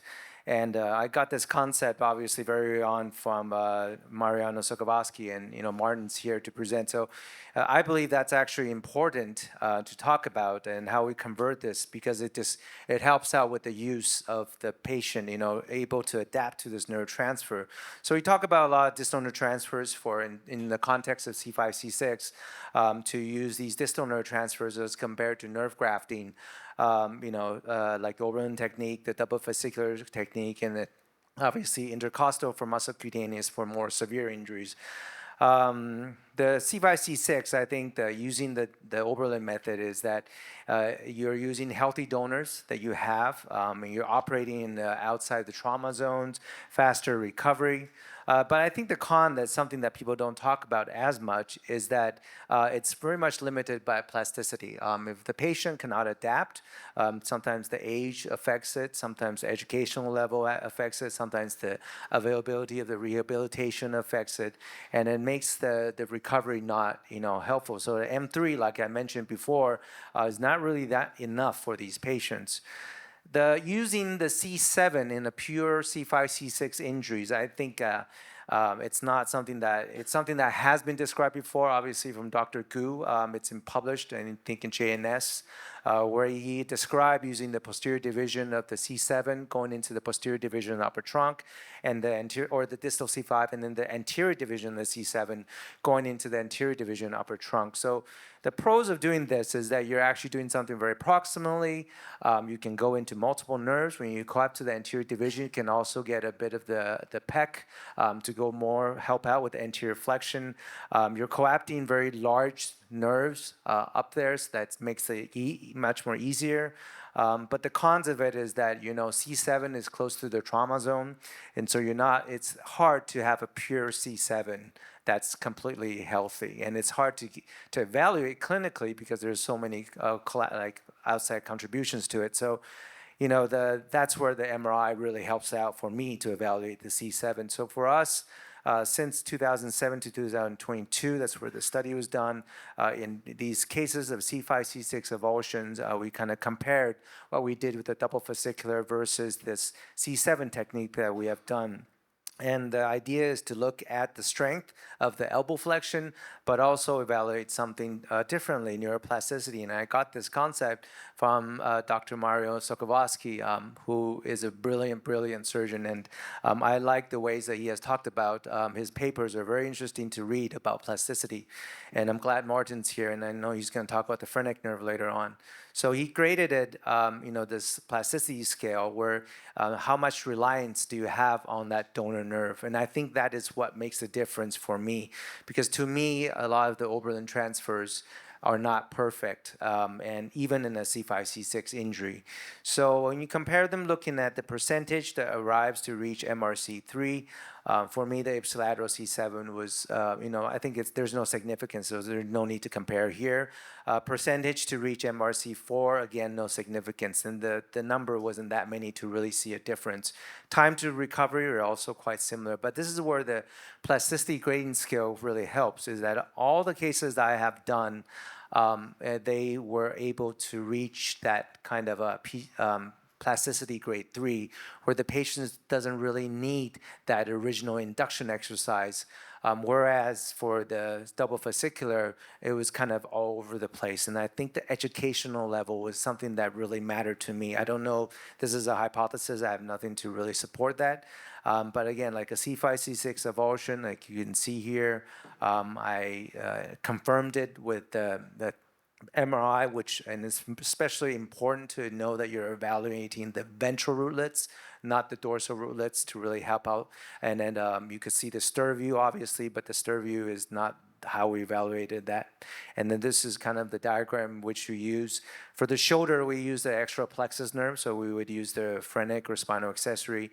And then for the for the elbow flexion and strictly anterior division of the upper trunk is where we collapse the C7 to. And it's a posterior division that I like to use. I think Dr. Gu had described previously that the posterior division is where you have more of the motor fascicles that you can use, whereas the interior is more a little bit more sensory involved. And so for them, the training is to do the adduction of the shoulder to initiate that. And for me, and that leaves the wrist and the hand alone.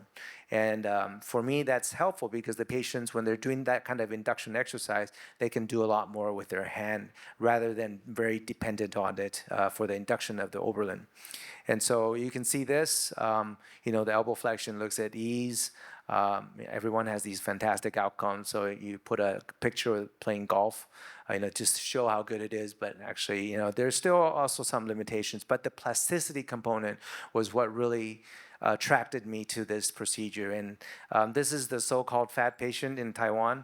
And they have that wrist, the extra plexus transfers for that, for the shoulder, and then the elbow flexion at ease for them to use this. The slightly heavier arm for this patient, again, it was at ease for him to use this limb more. But I do have a case that I want to describe in which I did run into problems. For those of you who might have won the Curtis course by Jim Higgins, I talked about this case before where I did this transfer. I did the spinal accessory suprascapular, I also did the Sumsac procedure, but then here's where I did the C7. So I took a lot out of that C7. I took something from the triceps branch, and I also took something from the posterior division to go to the anterior division upper trunk. Fortunately, the extension was okay, even though I took a lot out of that C7. And the elbow flexion gradually recovered. There was MRC, eventually reached 4. But for me, the main problem was the shoulder, and the shoulder really didn't. So I had a lot of confusion. I was wondering, like, maybe my spinal accessory to suprascapular didn't work. Maybe I took too much out of the for the Sumsac procedure to not work. But I just like something that troubled me was that, you know, it's a paralysis, but the patient, when I try to hold on to his arm, the shoulder, there's like tightness. And you see that with babies, co-contractures. And there's something going on there that and I didn't know what to do next. I was like, oh, and the spinal accessory was already used, so I can't do an upper trap or lower trap to do the external rotation, which he needed. That's what he needed. Not the shoulder abduction, but he needed something for that. So, you know, for me, that was kind of, I was thinking maybe there was a co-contracture involved. So I took the paper that my teacher, David Tron, described for the neonatal. So I did the teres major to infraspinatus, and then the latissimus dorsi to the teres minor, and at the same time released these adductors that was also provided by the C7. And I believe it was the adductors that was contributing. So what I did was posteriorly, I went in, I found the teres major and the latissimus dorsi. I put it all the way up to the infraspinatus. So what I did was to release the adductors and then help out with the external rotators. And then, and what was interesting for me was that the supraspinatus, while it was, you know, not bulky or anything, it looked like it was working. So there must have been something going on with that supraspinatus, which I thought it might have not worked.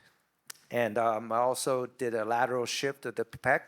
And this patient wasn't very that cooperative with rehab.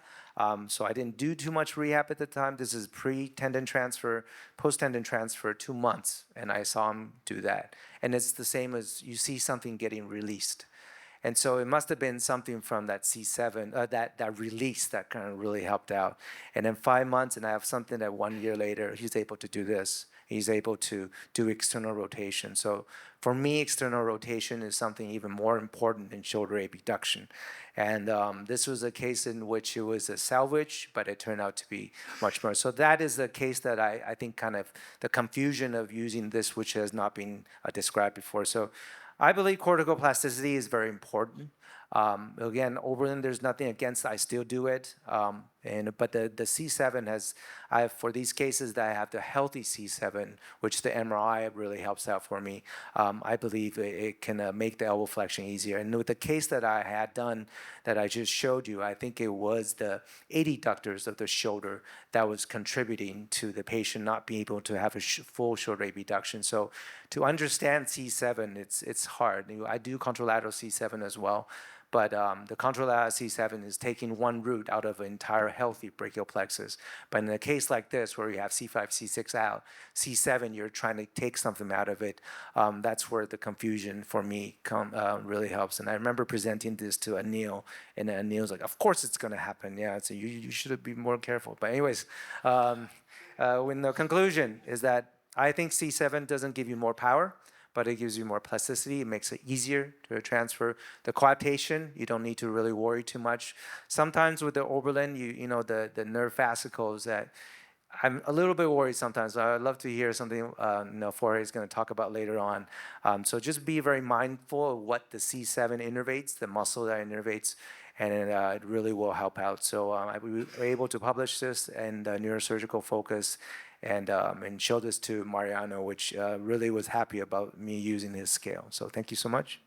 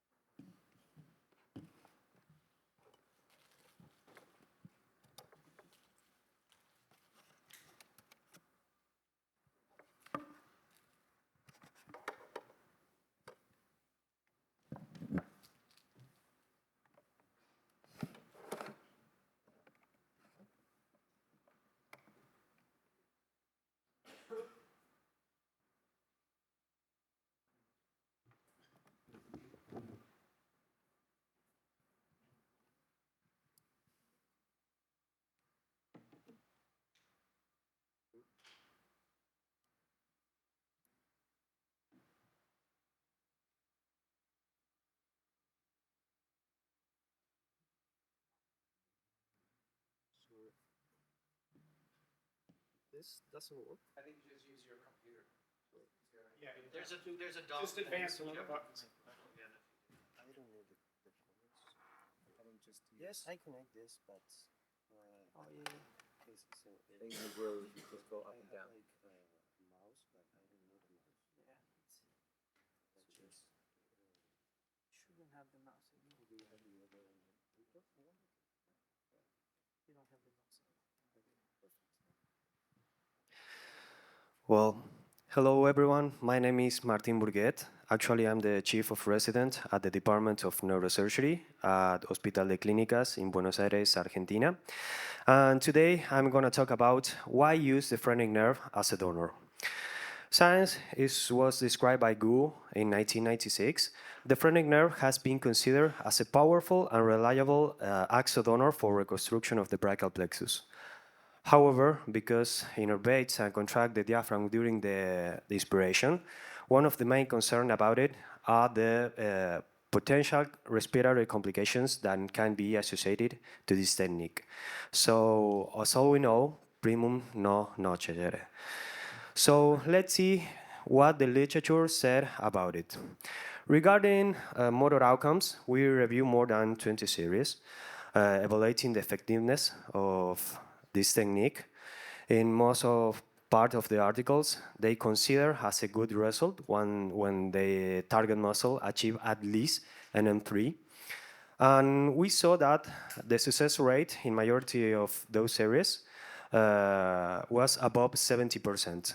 Only 2 studies report success rate around 53% and 40%.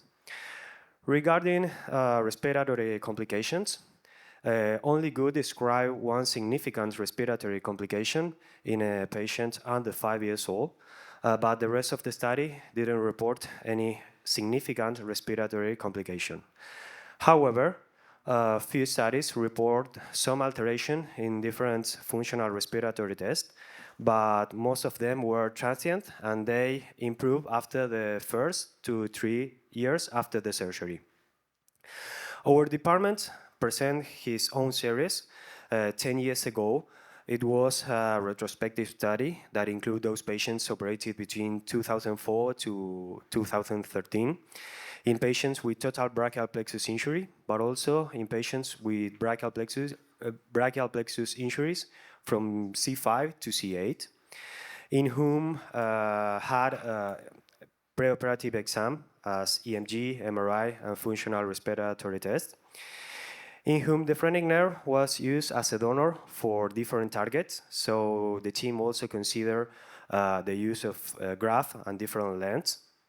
And during the follow-up, every patient were prescribed with an intense rehabilitation with the physical therapist, but also they assess a scale to measure not only how many days the patient went to the rehabilitation per week, also to assess the quality of the rehabilitation, because it's not the same if where the patient does the rehabilitation. There are some physiotherapists or centers that know about brachial plexus injuries, but there are other places that they don't know about the pathology. Regarding respiratory outcomes, every patient receives a questionnaire in each post-operative evaluation that consists in 4 questions that were: do you feel shortness of breath when you are lying in your bed? Can you wake up from bed, dress yourself, or bathe without dyspnea?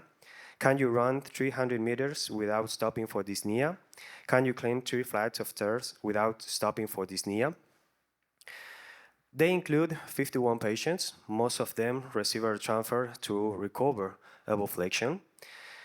21% of the patients achieve an M3 in the target muscle, and 62% of them achieve an M4. Considering as a good result when the target muscle achieve at least an M3, a total of 84% of our patients achieve a good result. Our findings are comparable to the rest of the literature, but also with the pool estimated from the systematic review and meta-analysis published by Kim Robert in 2021, in whom, after performing a meta-regression restrict to those patients with total brachial plexus, they obtained the same proportion of those patients who achieve at least an M3 and M4.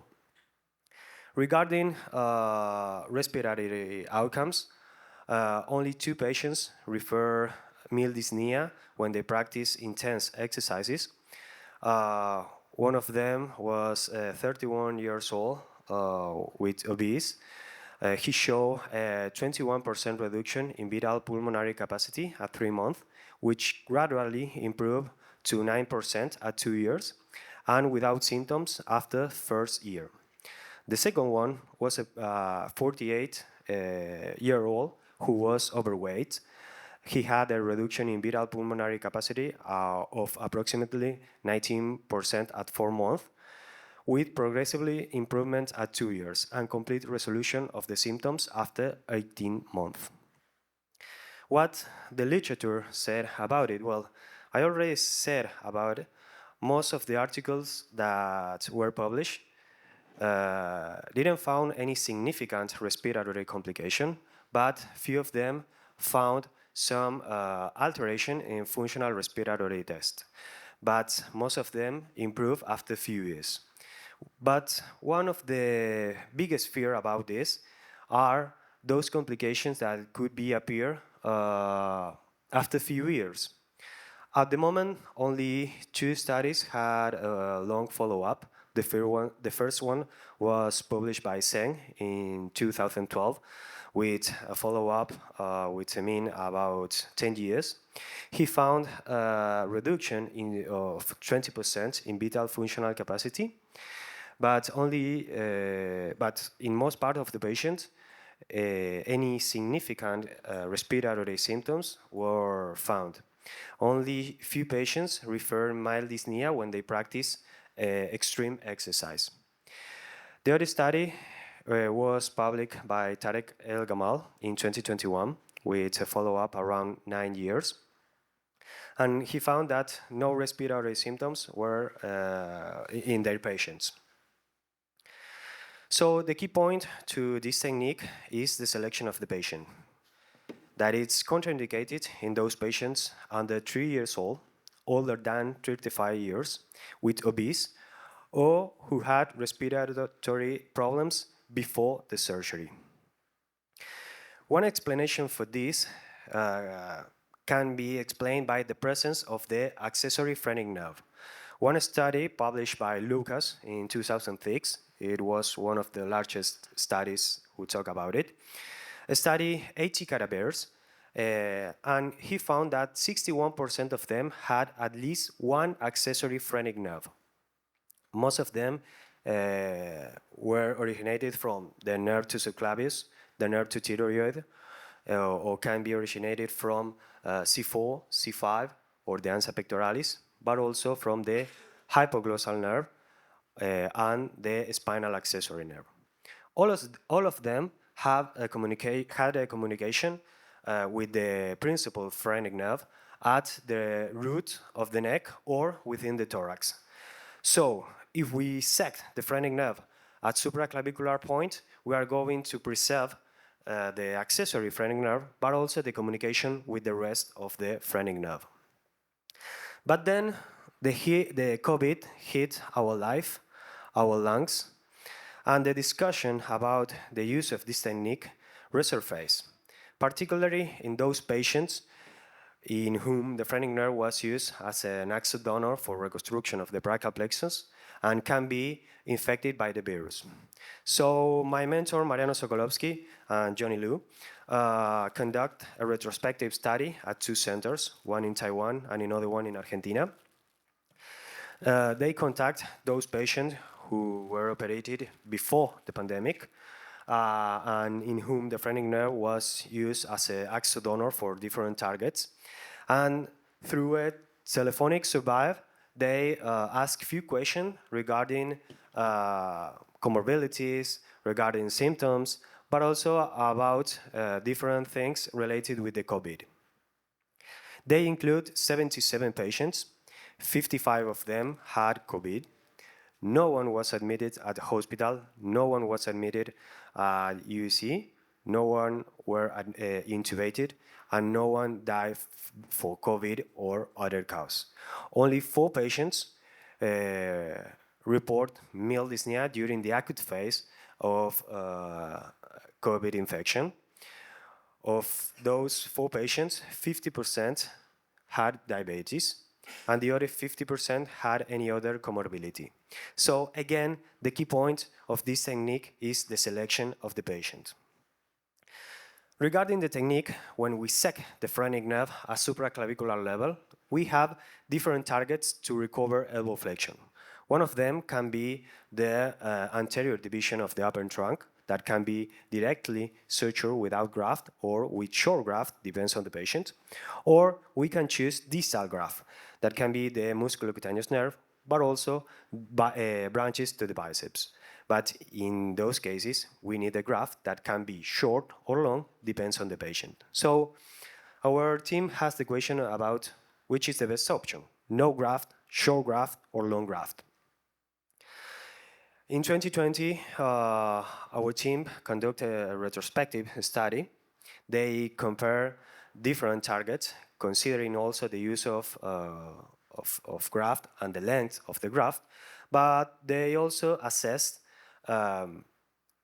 different clinical and surgical variables and to see if there is any correlation with these variables and the strength index and the rest of the outcomes. But also, they measure the arm adduction as an indicator of misrouting.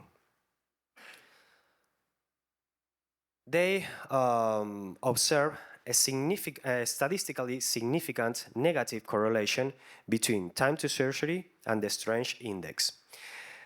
Being better results, those patients who were operated earlier, before the first 6 months after the trauma.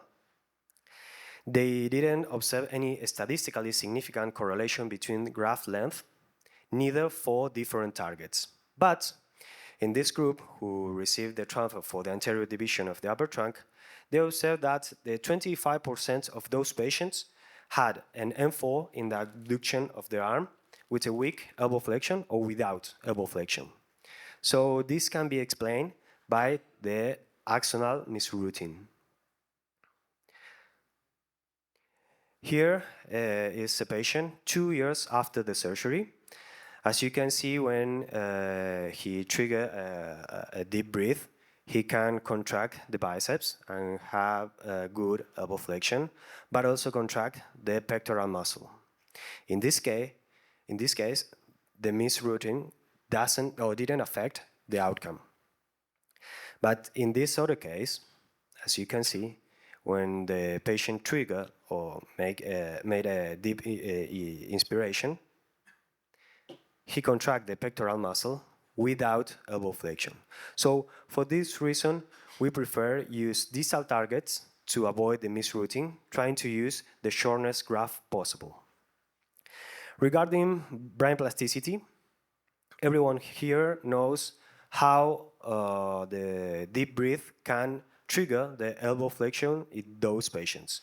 To assess this, our team developed a clinical scale, yes, that is called the plasticity grading scale, that consists in 2 steps. The first step is trying to measure the elbow flexion, okay, when the patients, consists in 2 steps. The first step is that the patient must trigger the elbow flexion only with the donor command. In other words, with a deep inspiration. The second step consists in the patient must trigger the elbow flexion only with the original command. This means only thinking about an elbow flexion without breath. This scale has 4 grades. The first grade is poor plasticity. This means that the patient only can trigger the elbow flexion with a deep inspiration, but the grade 4 are for those patients in which the elbow flexion can be triggered only by the original command, without breath. Then they study which factors can impact in this brain plasticity. Of course, they found that the age is one of the most important factors that can impact in the brain plasticity. And they observed that all those patients operated in their first life, in the first year of their life, achieved an excellent plasticity. For example, in patients with neonatal brachial plexus. But in adults, only 25% of them achieve an excellent plasticity. So, considering that this technique must be used in those patients older than 3 years old, we expect that our patients could have a good plasticity, but probably not excellent. As you can see, there is a patient 8 years after the surgery. As you can see in the first step, when he do a deep inspiration, he had a weak elbow flexion. But in the second step, when he tried to make an elbow flexion with the original command, he achieved a good outcome. But the disconnection from the donor command is incomplete. So in this case, the plasticity is not good. In this case, it's the same patient that I showed you before, but 6 years after the surgery. As you can see, when the patient made a deep inspiration, he has no flexion. He has no elbow flexion. But when the patient tried to trigger the elbow flexion with the original command, he had a good result. In this case, the disconnection from the donor command was complete. So in this case, the plasticity was excellent, but it's not the most frequent in this kind of surgeries. So the use of phrenic nerve as an axon donor is good and easy source of axons. We can achieve good results, success rates above 70%. At the moment, no demonstrated long-term complications. The key point of the technique is the selection of the patient that should be thin, young, without comorbidities. It's not the first option in partial brachial plexus injuries. Graft as short as possible to avoid the misdirection. It's very important that the patient does a good rehabilitation. And the plasticity can be good, but not excellent. Thank you so much.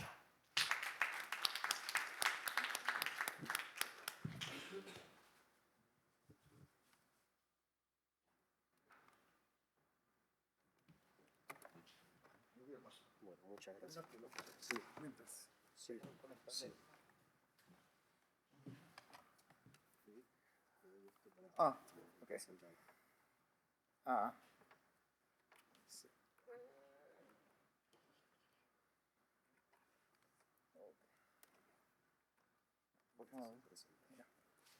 Video?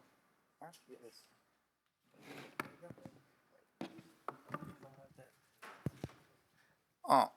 I have a question for Dr.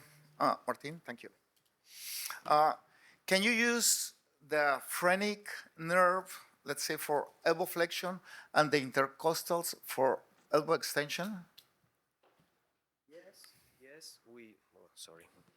Yes, we can use that, but we used to preserve the intercostal nerve for if the patient has a bad outcome for elbow flexion, we preserve the intercostal nerve, maybe to do a free muscle transposition. So it will work if we use it phrenic for flexion and intercostal for extension. It will work separately.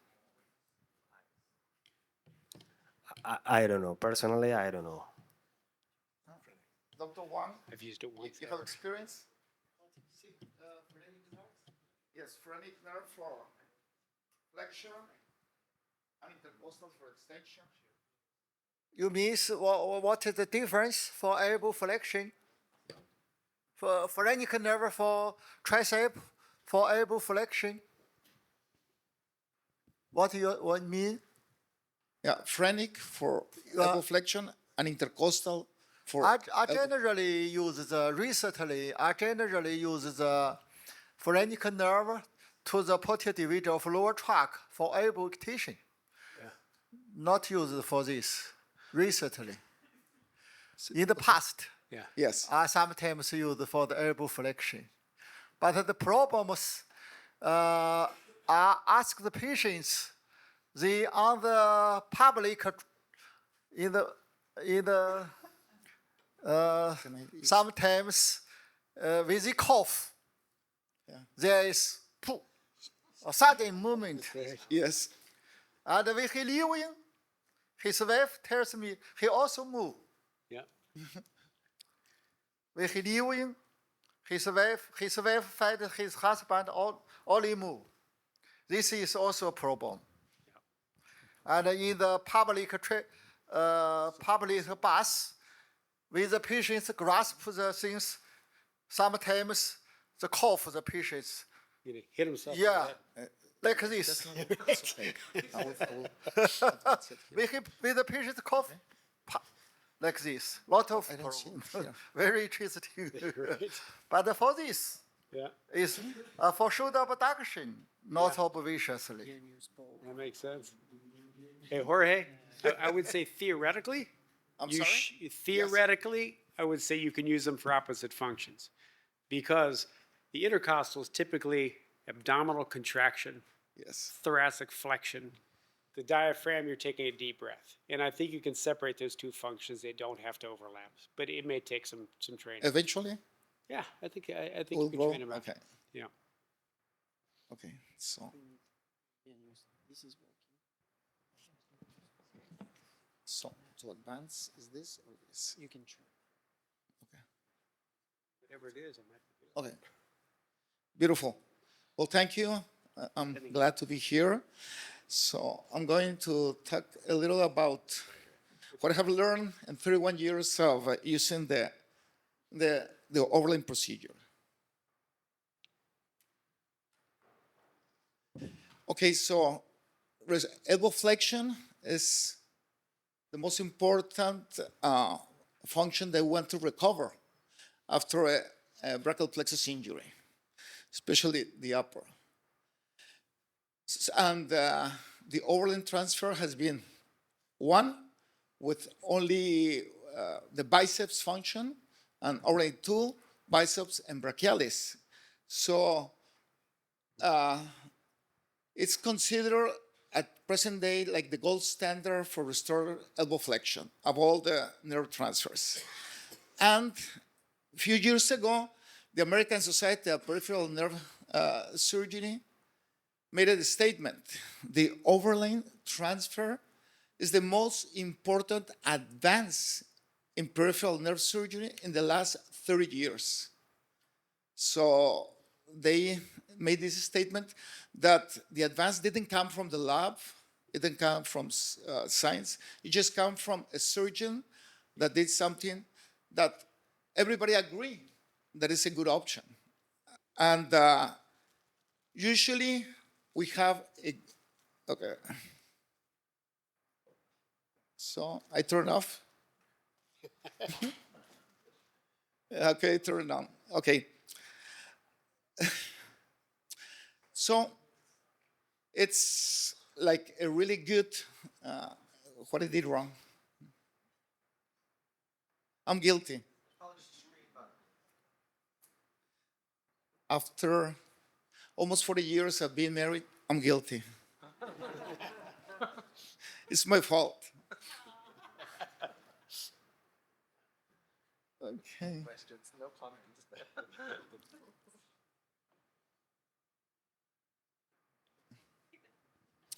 Okay, so it's a good procedure, but there is something really important.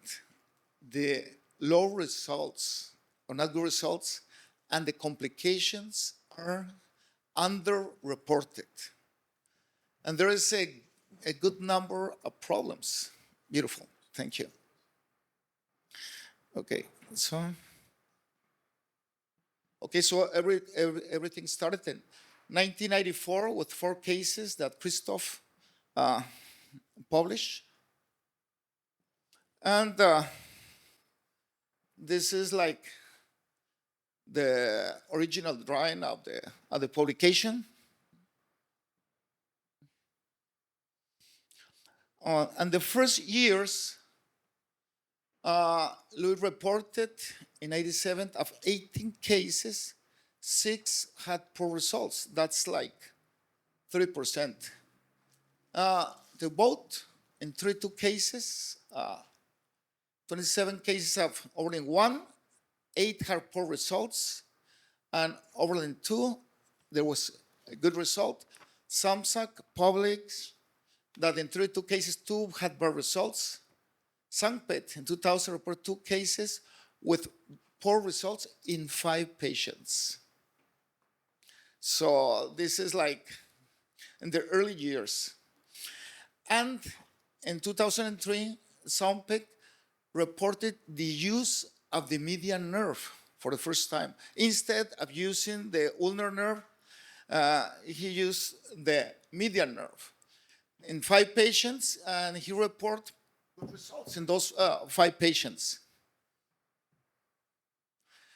Toon, working with Susan in 2003, reported the reinnervation of both the biceps and the brachialis, but the biceps was like an overland 1, and the brachialis was 8 cases, 6 with median pectoral nerve, 1 thoracodorsal, and 1 triceps. So he only used the ulnar nerve for, and Christoph reports that Thibault in the 5 cases was the first to use the overline 2 procedure. That it was ulnar to biceps and median to brachialis. Christopher, in a personal communication, he told me that he had 3 cases of anterior interosseous nerve transitory palsy, using it as this procedure, and then he changed of doing, instead of doing median to brachialis, he started doing median to biceps, a little more proximal. And these cases were the result with time. So there was not a permanent injury. And Susan published using median to biceps and ulnar to brachialis. And that's what I'm also doing. I'm using median to biceps and ulnar to brachialis. In 2014, it was published in an isokinetic testing that of only 5 patients was done. This was interesting. Of these 5 patients, 2 had severe pain after the overland procedure, after 4 years of surgery that has to take medications. And also the muscles, really, the elbow flexion was not very strong and get tired very easy. And this is something that we have also talked with Alex Sheen. That's why it's not possible to have an M5 with the overland procedure. It's very important to have a very good knowledge of the external anatomy and the internal anatomy of our nerves. Sunderland published that very often we have the plexiform net of nerves, and that was not very good, the result, when there was a brachial plexus surgery. But Michael Javel 84 published that the plexiform network was very good proximal. But as soon as we go distal, we'll have several centimeters that we know exactly where are the nerves going on. So this is like a key point. One of the issues that I learned when I was starting to do is that you should always get close to the muscle that you want to reinnervate. That's why you need to take a long segment at the donor to reach as close as possible to the muscle. But this is really bad. This is the source of neuropathic pain. Because to do this, we have to do a lot of rupture of the intrinsic connections. And in the donor nerve, if it's median or it's ulnar nerve, if you do a lot of dissection and cut these connections, that is the source of a lot of problems in the hand, especially the neuropathic pain. So that's one of the key issues that I have learned and I don't want to do. How I do the procedure, a long incision, always a big incision, and you just go between the biceps and the coracobrachialis, look for the anatomy, and you have to see how many branches are you having for the biceps, how many branches are we having also for the brachialis, and you are only going to be sure that that's the correct nerve when you see that the nerve goes inside the muscle. A small incision, you got into problems with nerves.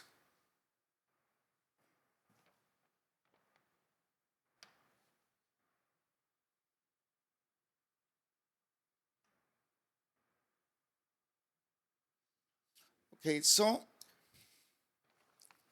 you can see here very clear how is the anatomy of and you can see it's a big incision also. And here, how it shows the fascicle that is going is like really tiny fascicles. I don't do much of the section. So I try to dissect proximal, the nerve, to make it closer.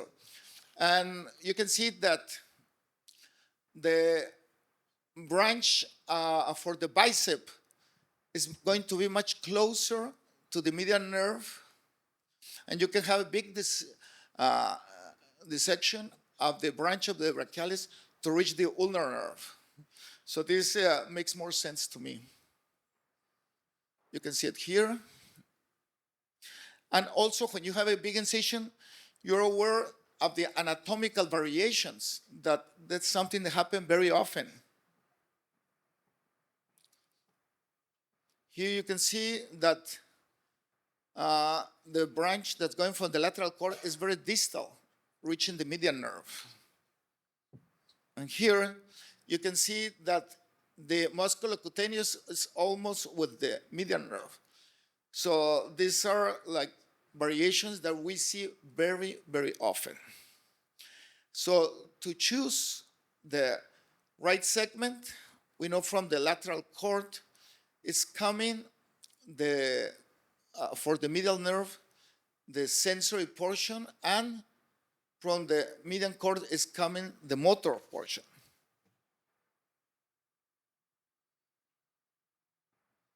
Here we see from the medial cord what we're taking, and we try to take between 2 and 3 p.m. from the median nerve.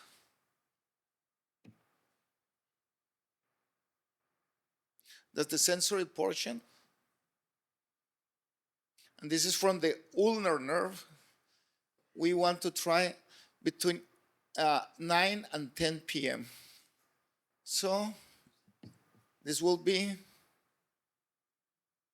something like this. Median, donor, ulnar, donor.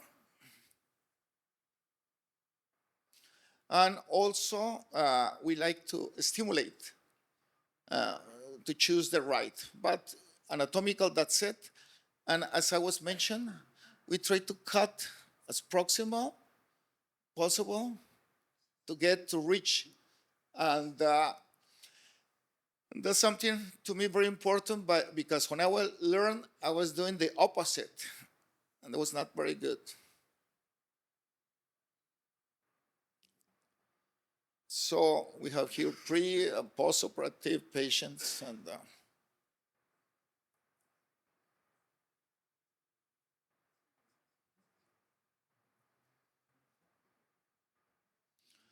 around 70% of the patients with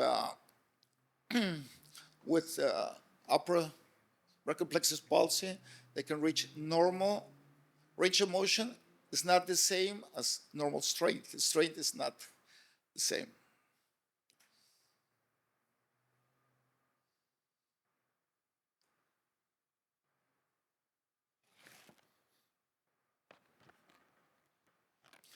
In conclusion, overland procedure is a great technique for elbow flexion.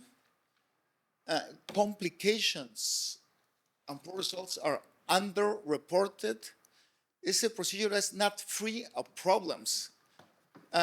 We need to have short donor fascicles, and also when is the best time to see the results? I have patients with more than 15 years after procedure, and they told me that if they don't do a workout of the muscle for a month, the strain goes down. So they need to continue going to the gym or doing the exercise at home.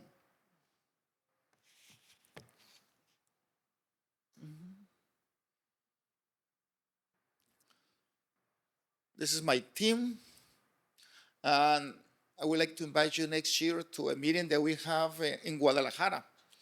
It's a 3-day course, April 22, 23, and 24. And the only topic is going to be hand function in brachial plexus injury. Thank you very much.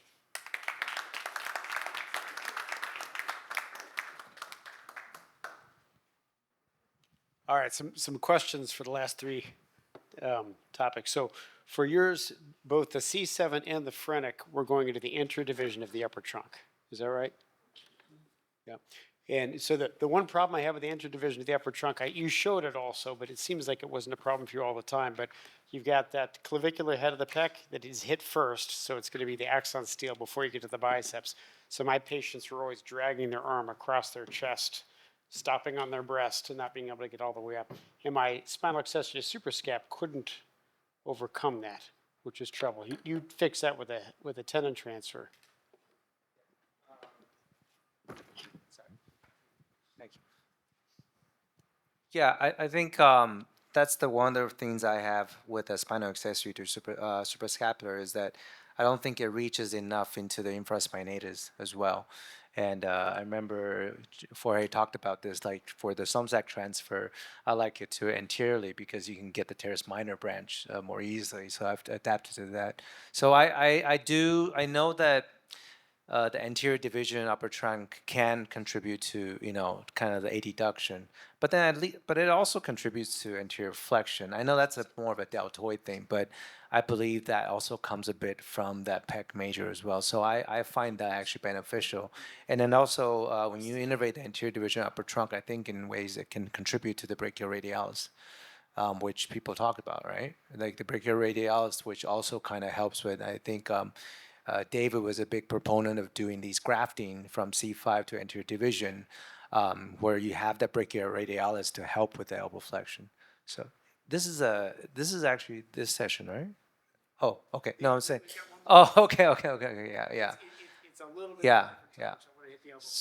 So I think mine is a little different from the phrenic because I don't think the C7 has so many axons. So I think it allows it's okay to kind of divert.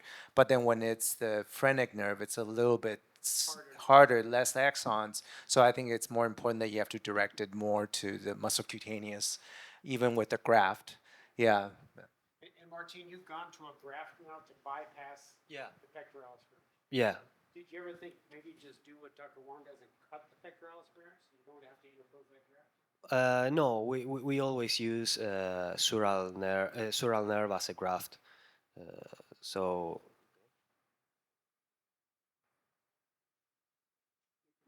no, we didn't cut it.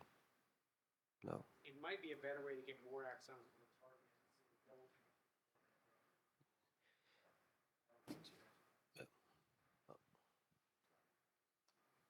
Great, thank you. That was a lovely, lovely lecture.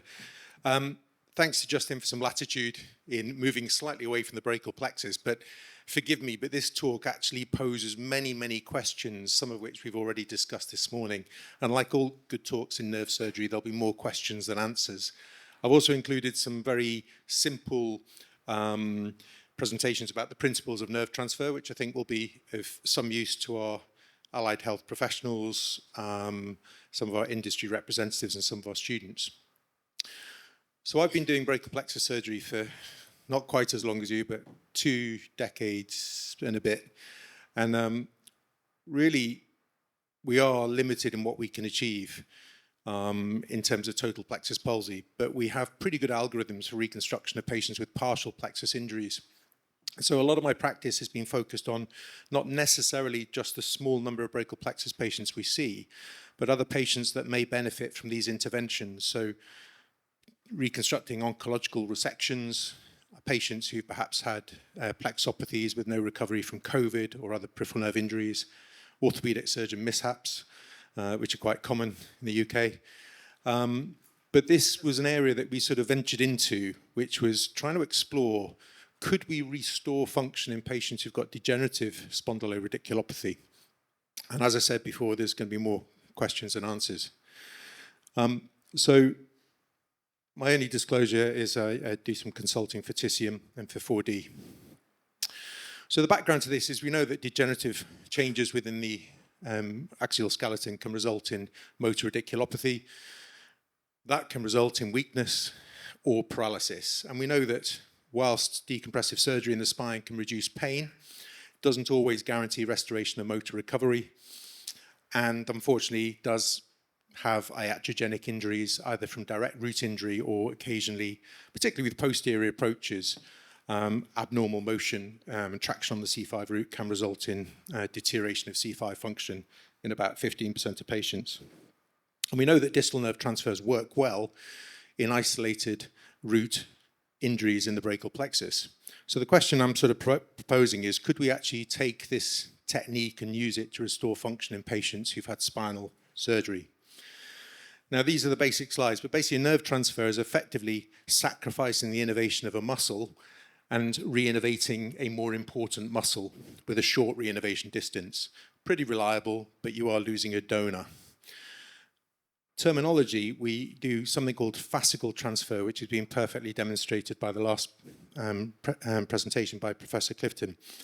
But fascicle transfer is a bit like alchemy in nerve surgery. So effectively, we're taking a mixed nerve, such as the ulnar nerve, and we're going proximal to its motor branch points, and we're dissecting a fascicle which doesn't completely denervate the downstream muscle, and then we're re-innervating a proximal muscle, and then that re-innervation is reliable, but so too is the recovery in the donor muscle because of this adoption, which was so beautifully demonstrated this morning by Ross's talk. And then we have a terminology called supercharging or reverse end-to-side nerve transfer, which I don't really understand, that's my disclosure. But effectively what we're doing is we're taking a nerve which is functional and we're using a distal denervation and we're replanting that into the side through epineural windows of a non-functioning nerve in the hope that we may get some Schwann cell migration, some axonal regeneration, some uplift of neurotropic factors into the distal nerve stump, and I suspect non-functional recovery in the muscle. But this is a continuity lesion, and we're buying time for these very proximal injuries that may recover so that we don't lose those muscles irreparably. So putting all that together, the first case I chose to do this surgery on probably 15, 20 years ago, because our fellow there has been in practice for about 15 or 18 years in Perth. So that shows how long ago this was. This was a patient who had a traumatic injury to his neck, and he had a non-functional grade, really, of recovery in his shoulder abductors. And we waited a long, long time, 15 months or more after his surgery. And he was just frustrated. But of course, what I don't want to do is downgrade the function in a patient. So I went in, I decompressed the quadrilateral space, I did some nerve stimulation to measure function. That may have an effect. And then I did an end-to-side or supercharging end-to-side transfer onto the anterior division of his axillary nerve. And lo and behold, he went on to get pretty good functional recovery, and a bit too quickly. And I thought, well, what's made the difference there? Is it my nerve transfer? Is it the stimulation? Is it the decompression? I don't really believe in supercharging. Now, we've got these techniques where we will re-innovate function reliably for the shoulder, such as the spinal accessory nerve through a posterior approach, anastomosed onto the suprascapular nerve after decompression. And this gives a very, very short re-innovation distance for the supraspinatus and for the infraspinatus. And it's a tried and tested technique for restoring shoulder function in C5 brachial plexus lesions.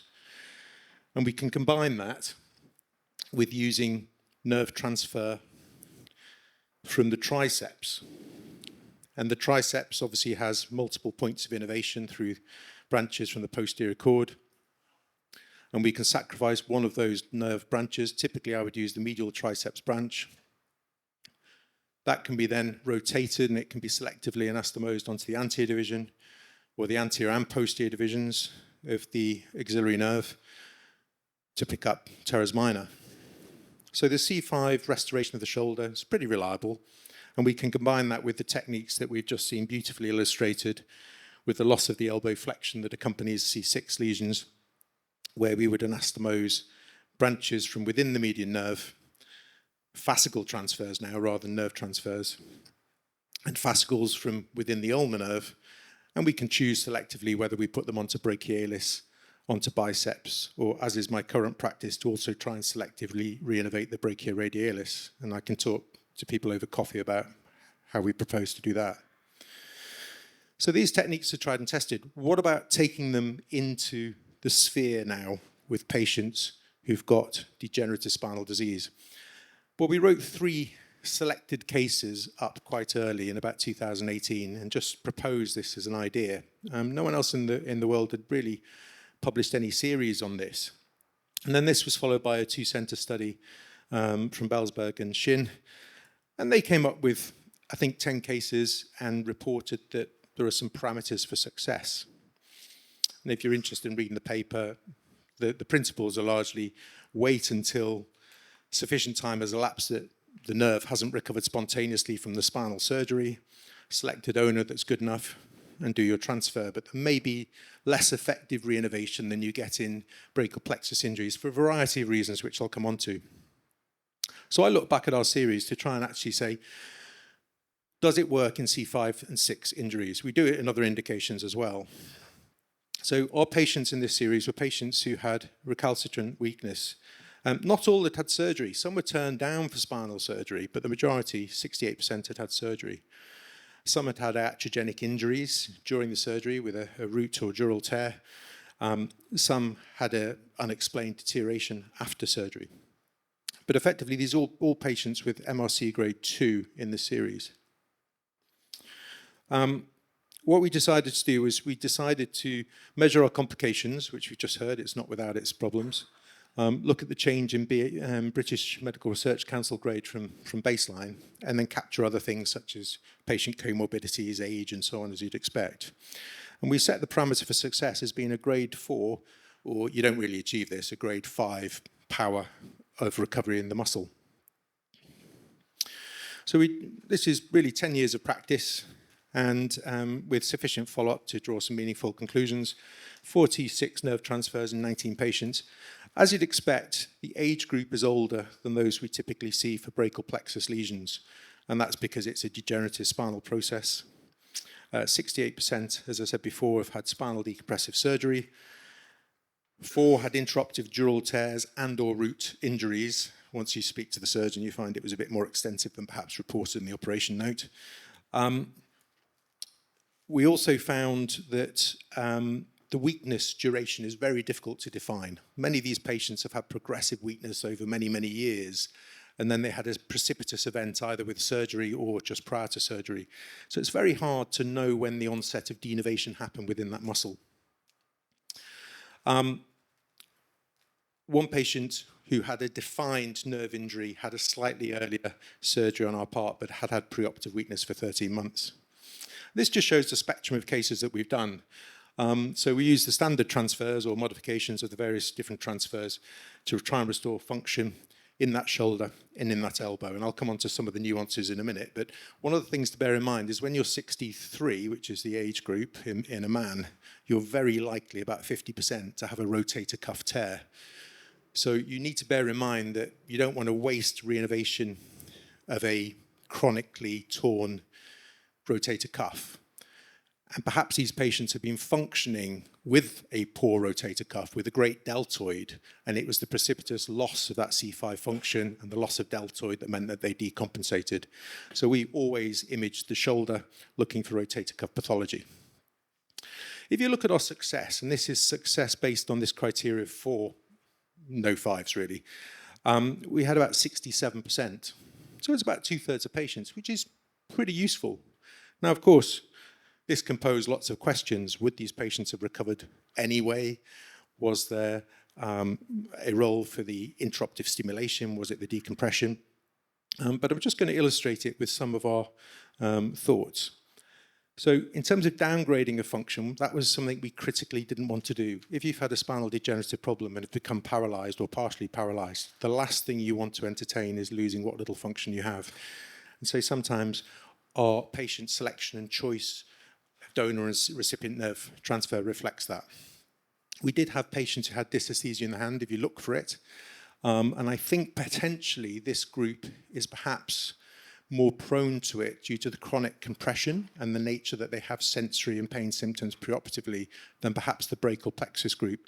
Though this morning I was just chatting to Professor Clifton, and perhaps over the years I haven't looked closely enough in my brachial plexus patients for morbidity from doing these fascicle transfers.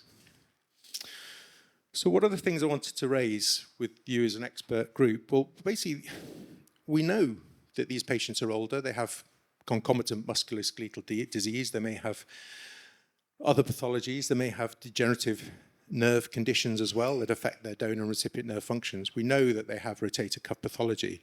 And potentially there's a role that there's less plasticity as you get older. So they're not the ideal patient group, but there's quite a lot of them. The other thing is, when did the denervation really start? And what's happened since that partial denervation? Have they had adoption, as so beautifully demonstrated by Ross this morning? But it's just not at a level where there's sufficient axons for function. But maybe that muscle is receptive to reinnervation. Maybe it's a factor of bringing in more axons into that muscle bed that makes the difference. And what about the nerve transfer? Well, it may not be a normal nerve. The patient may have multi-level degenerative change in the neck. What are we using? Well, I'm using clinically an assessment that the muscle is strong enough. I'm not really doing any quantitative EMG, and perhaps that's something we should look at a little bit better. But we don't know what's going on. Are these muscles partly denervated, and then we're just reinnervating them with a large number of axons? What's happening when we do the stimulation? What's happening when we do the decompression? These are the unanswered questions. So I'm just going to illustrate with a case here. So this is a lady who had a partial loss of C5, very poor recovery, complete loss of C6 after an anterior cervical decompression and fusion. She had some recovery in her shoulder function, and she didn't want to risk any downgrading of that function. It was too good to risk downgrading. And so we undertook just a decompression of the suprascapular nerve. Her cuff was intact. We did some stimulation. But a big issue was she had a very weak biceps. But a big problem was that she couldn't supinate. And what I didn't want to do was take down that reinnervation of biceps and lose her supination. So I selectively chose to reinnervate her brachialis and to reinnervate her supinator using nerve transfers. And she went on to do extremely well. And in fact, I've got some much longer term follow-up because she came back because she had a worsening of her pain some years down the line, and the neurosurgeons had ignored it. So she just came back to the clinic. So it was nice to see her at about 5 or 6 years post-surgery. And she's doing brilliantly. So the summary from this talk is that nerve transfers are an extra anatomical way of trying to restore function to a paralyzed muscle.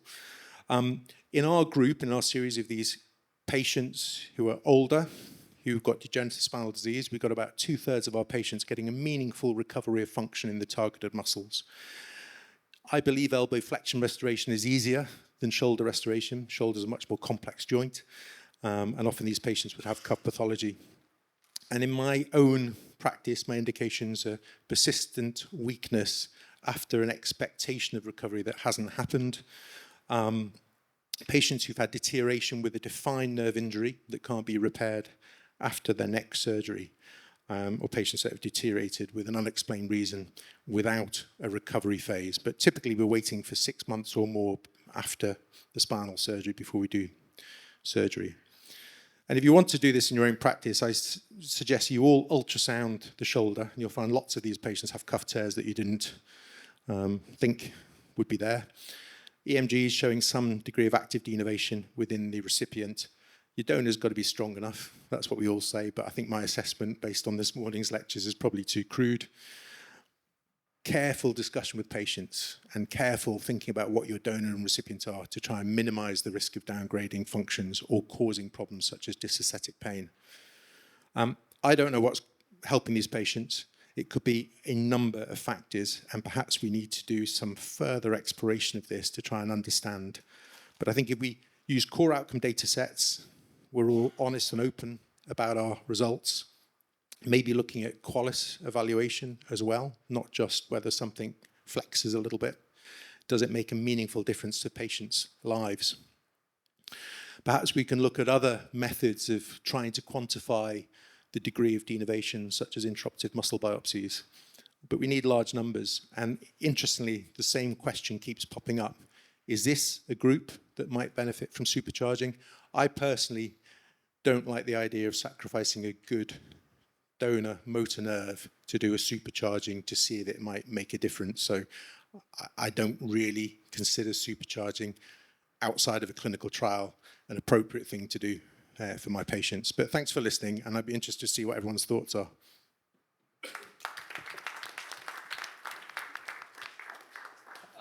Dominic, this is amazing. I just have a question, and since you do so many nerve transfers, and I know you've tried them all, what's your mindset?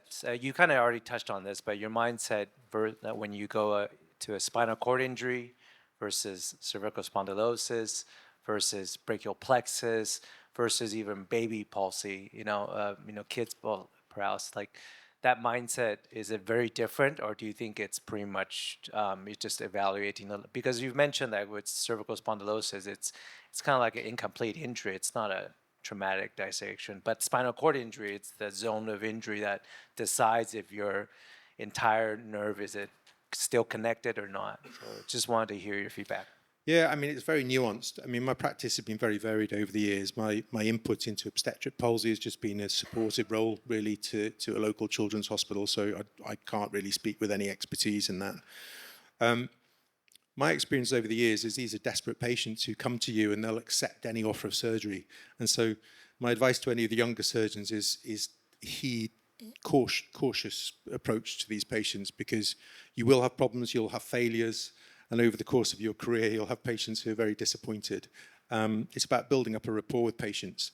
Some of the patients we touched on earlier were oncology patients who've, they've got an uncertain life expectancy, and the aim of oncological surgery is to excise the tumor and preserve life, and sometimes at the cost of limb function.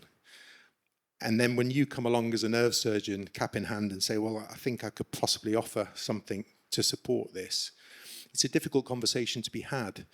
The patient wants to cure their treatment and has never lived with paralysis, so they don't know what it's going to be like after their surgery.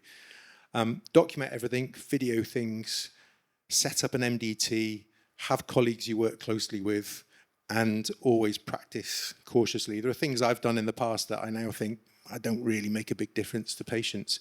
This was an area that I strayed into after that first patient who was referred to me. And then later on, patients with iatrogenic injuries where there was a total loss. And so you gradually cut your teeth, I suppose, and build up some experience. But we can't cure everybody who comes with a paralyzed arm, and nerve transfer isn't a panacea. There are some patients who benefit with orthotics. Patients benefit from muscle transfer, tendon transfer. But we've still got lots of unanswered questions, and we need to answer them collectively. Just I take this opportunity to talk about the NARACAS club meeting at the end of this year in October. So, of course, you are welcome to Paris for this NARACAS meeting. And please send some abstracts. The platform of abstracts is open, so send some abstracts. And you're welcome in Paris. So, please.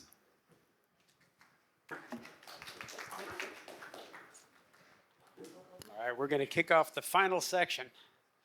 So Dr. Hollis is going to start off discussing conditioning electrical stimulation to enhance peripheral nerve regeneration, right? Yeah, I've got augmenting peripheral nerve regeneration with conditioning electrical stimulation. You actually heard, I think, half of my talk already. Can you pull up this? Are you going to plug yourself? Yeah, I'm plugged in up here.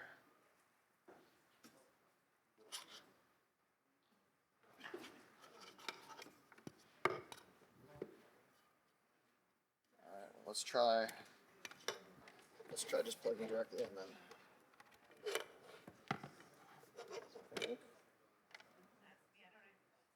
Maybe.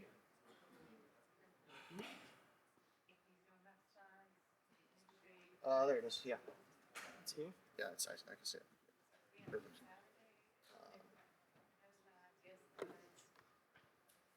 All right. Yeah, that's mine. I should know how it works. All right, thank you very much. My name is Edmund Hollis. I'm at the Burke Neurological Institute in White Plains, New York, and Associate Professor of Neuroscience at Weill Cornell Medicine. I'm going to talk today about some of the work you heard a little bit about from the primate. That'll be in the latter half of the talk. I'm going to talk about work that was, maybe. Just click on it. Talk about work in partnership with Justin that we did in the mouse. It was spearheaded by a postdoc in the lab, Sebastian Hara, and has been taken over following his departure by a couple of technicians in the lab, Amanda Bernstein and Marwa Soliman. This is in collaboration with Justin and Abel Torres Espin in our mouse work, funded by PVA and New York State, as well as some of the primate stuff with Ross, whose little circle went over there. So we're interested in trying to, my lab is generally interested in basic and translational neuroscience. And so this study with Justin, what we wanted to understand was if we could generate a mouse model. We do a lot of mouse work for nerve transfer and see if we could improve outcomes using conditioning electrical stimulation, which you heard briefly about earlier from Maya. So the mouse is very small. We worked together to do a very rudimentary nerve transfer. It was a musculocutaneous to median nerve transfer, so we sacrificed all of the musculocutaneous function in this model. It's the musculocutaneous nerve is 300 microns in diameter in the mouse, so it's tiny, and allows for us to then look at the rewiring here. And the peripheral nervous system, is well established, regenerates well. There's a number of regeneration-associated genes that are induced after injury. So following injury in rodents, it's been very well described that you have expression of genes associated with growth or injury. In this case, ATF3 is activating transcription factor 3. What we're looking at here are clear DRGs from an intact animal or for 3 days after a nerve crush. and expression of ATF3 throughout the sensory neurons in the DRG.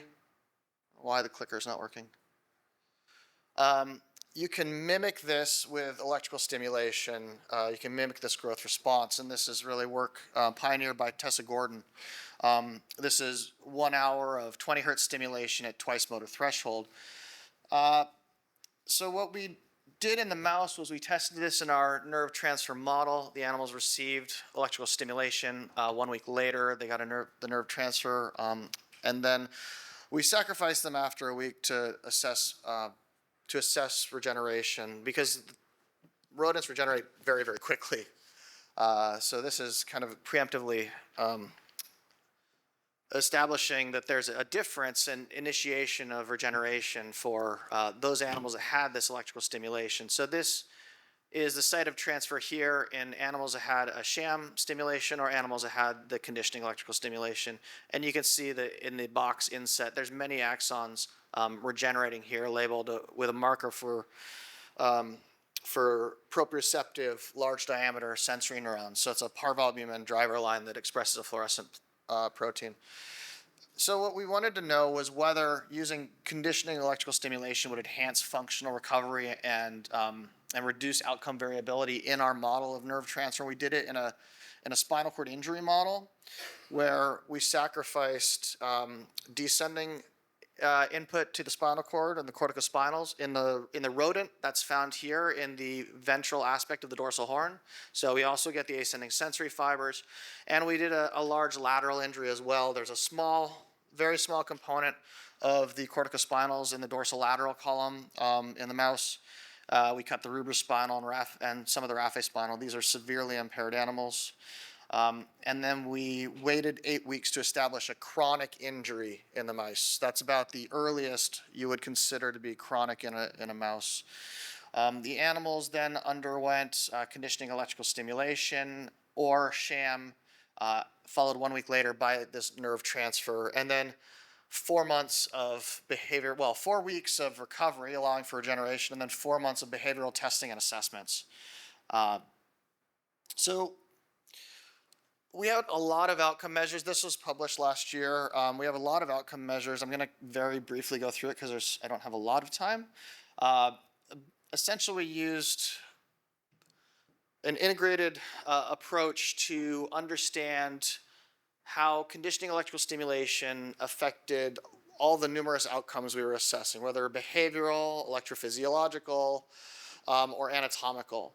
And what we end up seeing on the global scale is that we have this separation between our conditioning electrical stimulation animals and our control sham animals. We can dive down at different levels. We can see how things separate. A little bit with behavior, with physiology, and with histology, we can start to see how these groups separate. Behavior doesn't separate quite as much because we have also the base. I don't know if you can see this very clearly here. The post-SCI, pre-intervention, pre-conditioning stimulation, pre-nerve transfer, they overlap. And then you start to see less variability in the CES group here in red. They have smaller circles compared to the blue at 8 and 16 weeks post-injury. With electromyography and anatomy, we start to see separation as well. So I'll show you a couple of examples. I'm not going to go through the whole paper. But we looked at the recovery of trained behavior. We looked at the recovery of naturalistic behavior as well. And this is essentially you give the animal a piece of pasta. They chew on it. You kind of see how they're using their paws. So this is an intact animal. It uses both paws.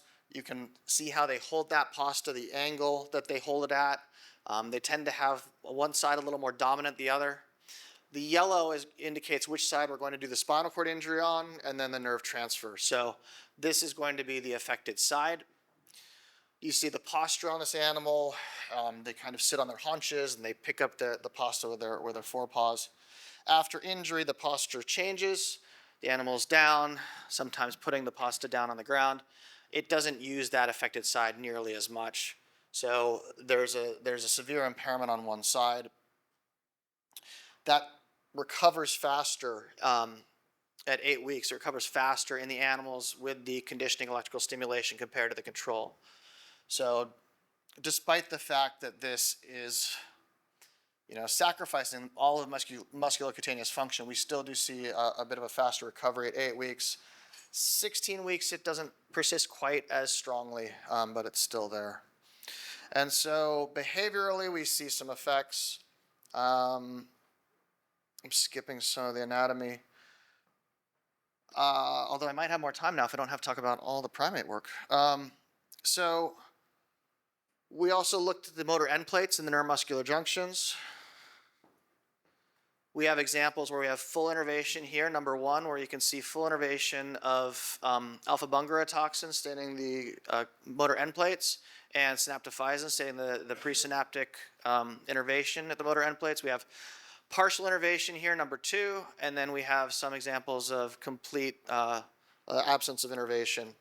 And this is 20 weeks after the nerve transfer. This is a very long time in a mouse. You start to get reinnervation. This is in FCR.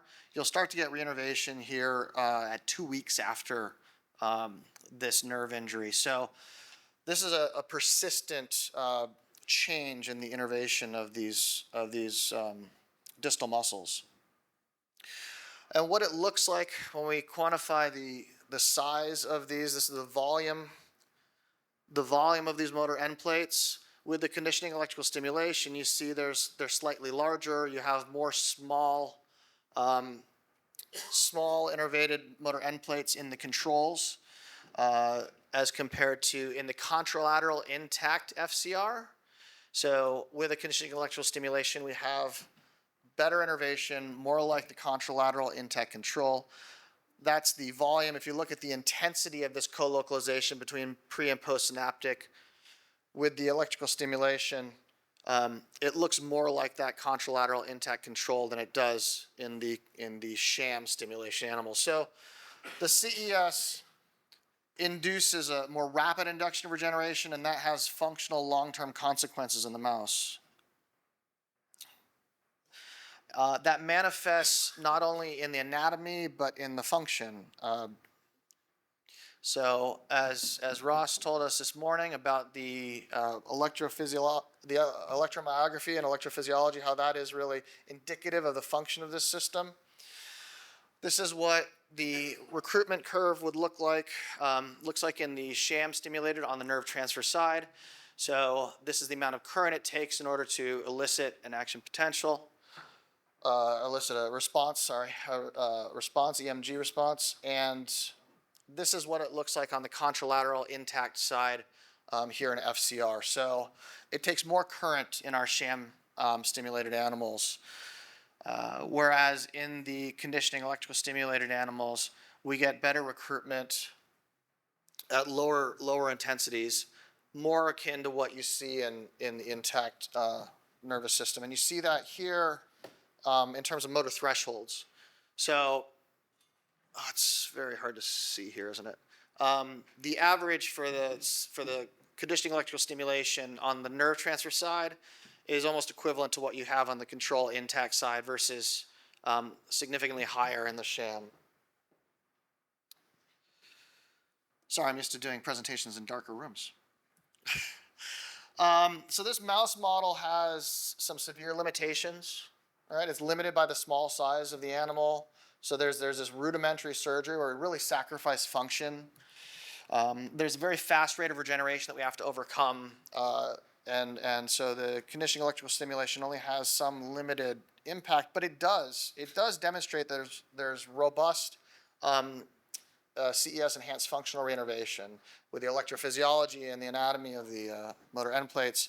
So the next steps, which you actually heard about at lunch, was to evaluate the effectiveness in a large animal model. And that was the cynomolgus macaque work that Justin and Ross did that Maya presented earlier, looking at this radial nerve cut and repair model. So these animals had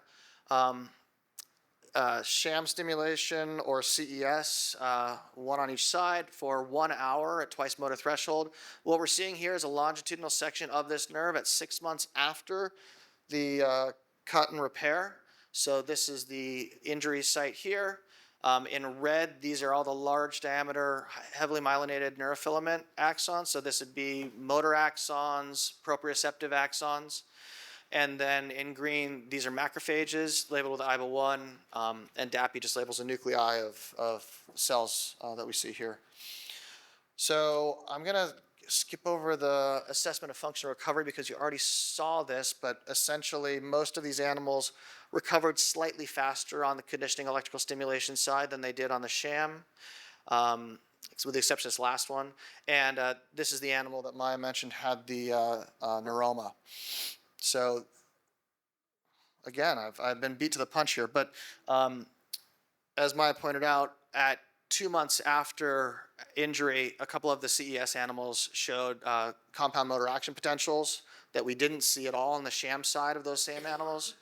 And then at 6 months, most of them showed higher CMAP values in the nerve stimulation, in the CES side of the animal. The only exception being that one that developed the neuroma in red there. The average is here in white.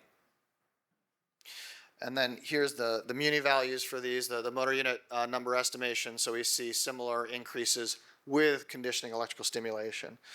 We're processing histology right now for these animals, some of which is done and some of which is ongoing. So we're evaluating axon regeneration, remyelination. We have those longitudinal sections that I showed you, but these nerves are very, very large compared to what we're used to processing in mice and rats. So that's taking a little bit longer than I anticipated, but we're looking now at transverse sections where we can see axons labeled here in green. This is beta-3 tubulin, myelination in red, and a little bit hard to see here, but we have the neurofilament labeling of the large diameter axons in magenta. So we're looking proximal and distal, and we'll compare the innervation or the axon density at both sites. We're looking in, this is not going to show up, is it? We're looking at sensory innervation of EDC. So Justin injected retrograde tracer cholera-toxin B in EDC, and we're going to quantify that in the large diameter sensory neurons, which you can see a few here in red, these spots. Thank you very much. Compared to the control sham stimulation condition where there's very few. Only one of these is quantified so far, but as you can see on that side with conditioning electrical stimulation, there's significantly more, or well, there's more sensory neurons. So these are the proprioceptive sensory neurons that we're looking at. And then the motor neurons, which Maya showed briefly as well. So that CTB injection in EDC also labeled the motor neurons, and you can see on the conditioning electrical stimulation side versus the sham. There's a significant elevation even in the animal that developed the neuroma. So despite that barrier to regeneration, we still have a larger number of motor neurons that regenerated through that neuroma to the target muscles. All right. So in our primate model, conditioning electrical stimulation enhanced functional reinnervation and enhanced anatomical evidence of anatomical reinnervation. So the next steps, which I'm really looking forward to getting on, is really pushing this into the clinical setting and using conditioning electrical stimulation to try and enhance peripheral regeneration and in nerve transfer to treat SCI. So thank you for your time.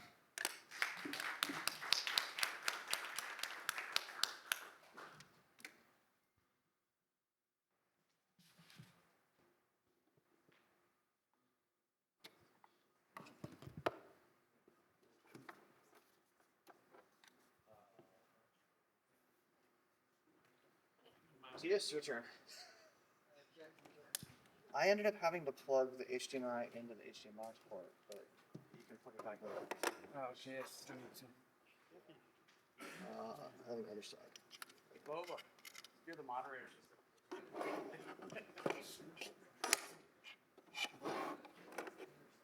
So please introduce me, Boba.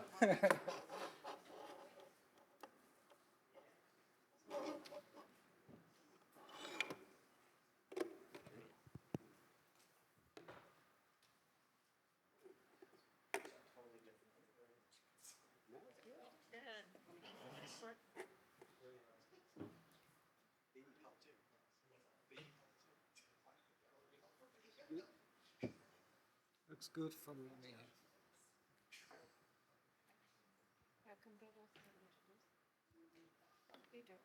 Then I introduce myself or Justin? I'm waiting for Boba to introduce you. You had to read my title, you know. I just found out that I'm moderator for this session. And I have a special privilege to introduce my colleague, Matthias Kran. He has been a close collaborator of Justin's and also has worked since 2017 with me in Jackson, Mississippi. He comes from Vienna, Austria, which has done a lot of denervated muscle stimulation. So I think this is going to be the same talk on the topic. And Matthias, it's volume yours. Good afternoon from my side. And for disclosure, the title of my presentation is selected by Justin, which is Can long pulse muscle activation prevent muscle degeneration in late reinnervation? And what Justin would hear is a yes or no, and let's move on.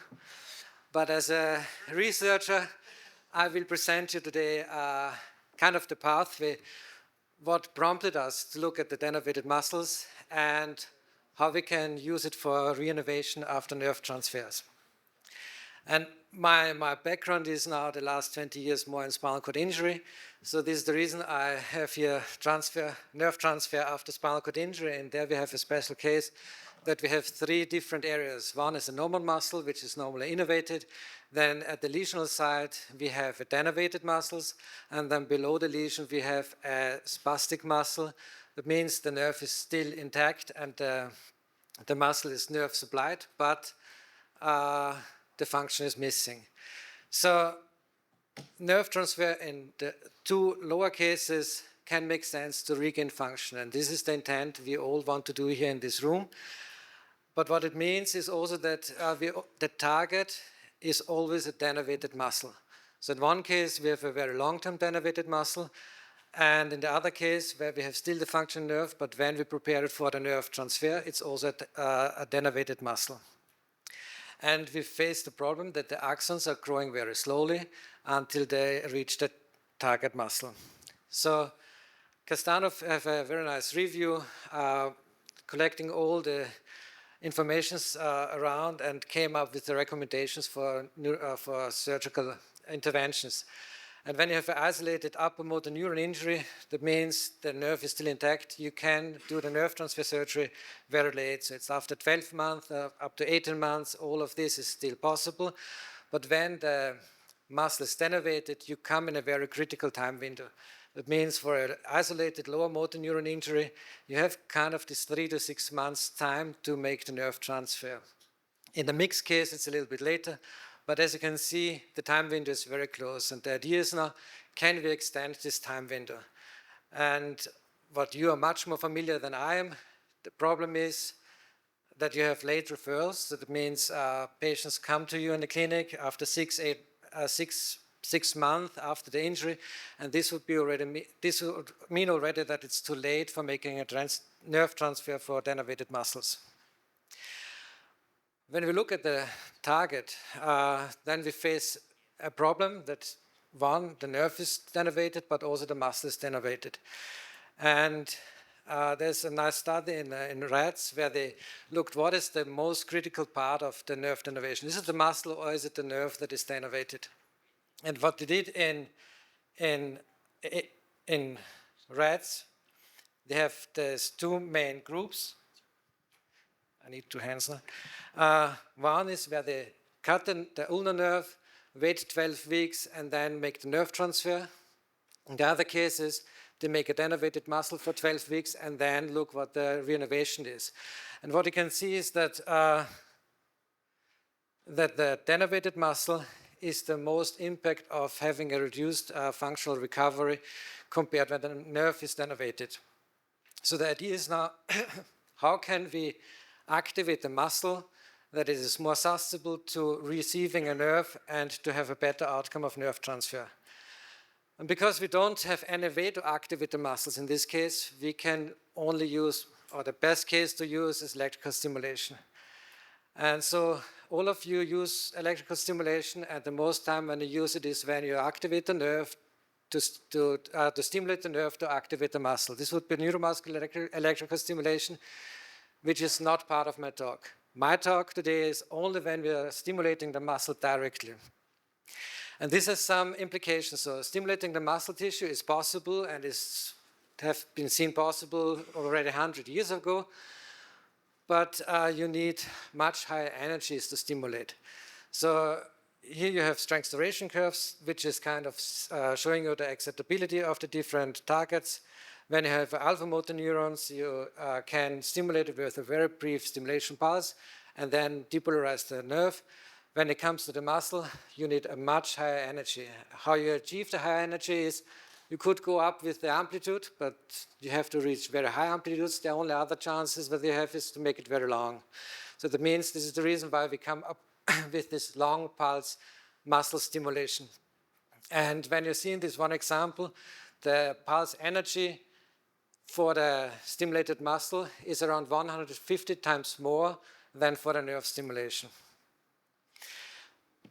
That you can stimulate the muscle is one thing, and this is good, but the question is it clinically feasible, and do we get clinical results? And when I was a young PhD student, when I entered the research group, they were doing a big project, a big European project about stimulating the denervated muscle. And this is the study that I want to present you here now, that you see what is possible when you stimulate the muscle and what is clinically relevant for this. Dr. Meyer is my PhD professor, so this is the reason I entered in this project. It has been done also at the Wilhelminenspital in Vienna. Sorry. The overall study had included 25 people, and 20 people of them completed the study. And it's more. I have to drink quick something. Sorry.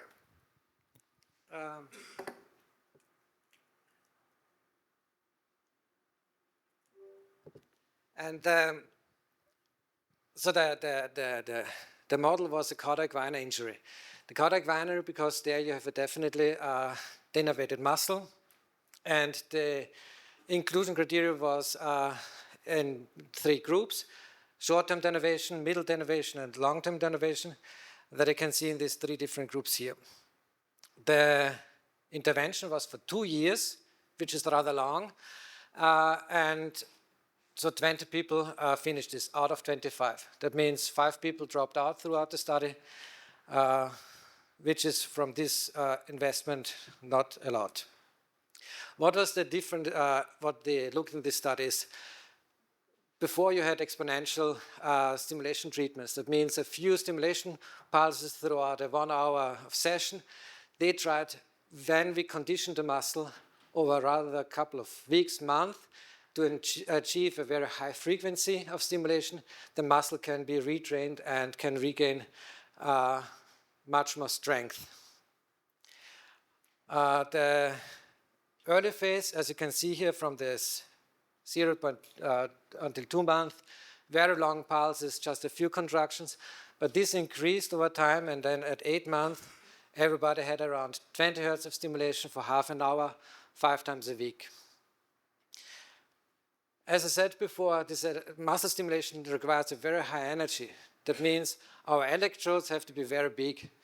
And this is the stimulator that is now available. In the US, there's no electrical stimulator for denervated muscles available from a clinical use. It's only in Europe. But you see that the electrodes that you use are kind of hand size, which is much bigger than we will use for nerve stimulation. For the results that we have, at the beginning, when you stimulate the muscle, you couldn't see any force output at all. So this is the red line here, and you can see the time of denervation is down here, and the torque that the muscle is generating is kind of nothing across the whole groups. But then after the training, after 2 years, there's a very significant improvement. And you see this in the blue line. That means that the muscle strength was increased for the groups. And important to say also, when my topic is about the time critical points, also for muscle stimulation, after a certain time, you cannot regain muscle tissue as good as it when it's for short-term denervation. Here's one CT image now that you can see the progress after the initial phase. You have a very thin muscle, and everybody knows that the atrophy and the degeneration of the muscle is very fast after denervation, but this can regrow over time. So this is after 1 year and then after 2 years. And this you can see not only in one participant, but in multiple. And you see here at different time points, 0.8 years, 1.2 years, 3.2 and 5.4. And you can see all of these muscles, there's improvements. But the improvements is really very good in the short-term denervated muscles. Also this, what you can see in the histology. In the histology, you see that this is before stimulation, this side, and this is after stimulation. The myofibers size and numbers increased a lot with the stimulation. What you also see, and I think you already look at this, is that the muscle fiber are very different size after the stimulation. Whereas before, the muscle fiber sizes are very homogeneous. After stimulation, they are very different in size. That means you can have very inflated muscle fibers as well. So what is now the outcome, the functional outcome of this 2 years of stimulation? Very early on, you can see in a few people that they can already stand within 6 to 10 months, and then after 12 months, they could step between parallel bars with stimulation on, not without stimulation, because this is still without a nerve supply. But overall, you can see that there is only 2 people who could walk in a frame after the whole study. And the study name was RISE, that means stand up. Here you see then, and I have to go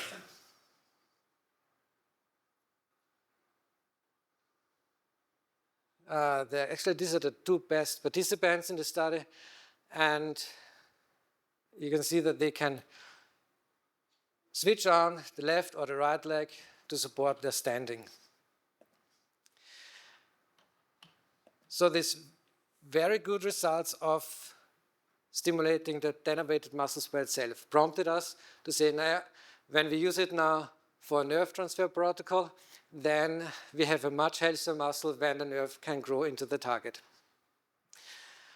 And we wanted to ask in our preliminary study now in 3 monkeys these 3 questions. First, very simple, is it feasible kind of, or how can we stimulate the denervated muscle? Is it worthwhile? So do we see any gain of muscle tissue when we stimulate the denervated muscles? And then on the other side, very important for this is now, does the muscle stimulation impair reinnervation? And the impairment of reinnervation is a very controversial topic in literature. When you go back the last 20 years, you kind of find a 50-50 side of publications to say it is supporting or it is not supporting. So we have now this case series of 3 monkeys. The 3 monkeys is designed, the size is designed just by how much access we had to the monkeys. First one was a stimulation only during the denervation time. In the second case, we stimulated until we have seen early signs of reinnervation. The third case was we just stimulate continuously as long as possible. As you can see here, there's a little bit of a gap in between. This was not intended. This was because the stimulator broke. There was a malfunction of the device. So in our monkeys, we had then one side was the stimulated arm, and the other side was the control. So both of them had a transection of the radial nerve. We waited for I have to look, around 150 days. And then we had the same nerve repair. So it is not a nerve transfer, it's a nerve repair model. The stimulation intensity, or the intervention that we used, kind of escalated. We started also with a very weak stimulation and then increased the dosage. And you can see here for the different monkeys, monkey number 1 only had the weakest dosage. And then in monkey 3, we escalated the dosage higher and higher and higher up to the protocol SD6, which was rather high with very few breaks. And I will tell you later, adverse events made us to reduce the doses again. So here you see now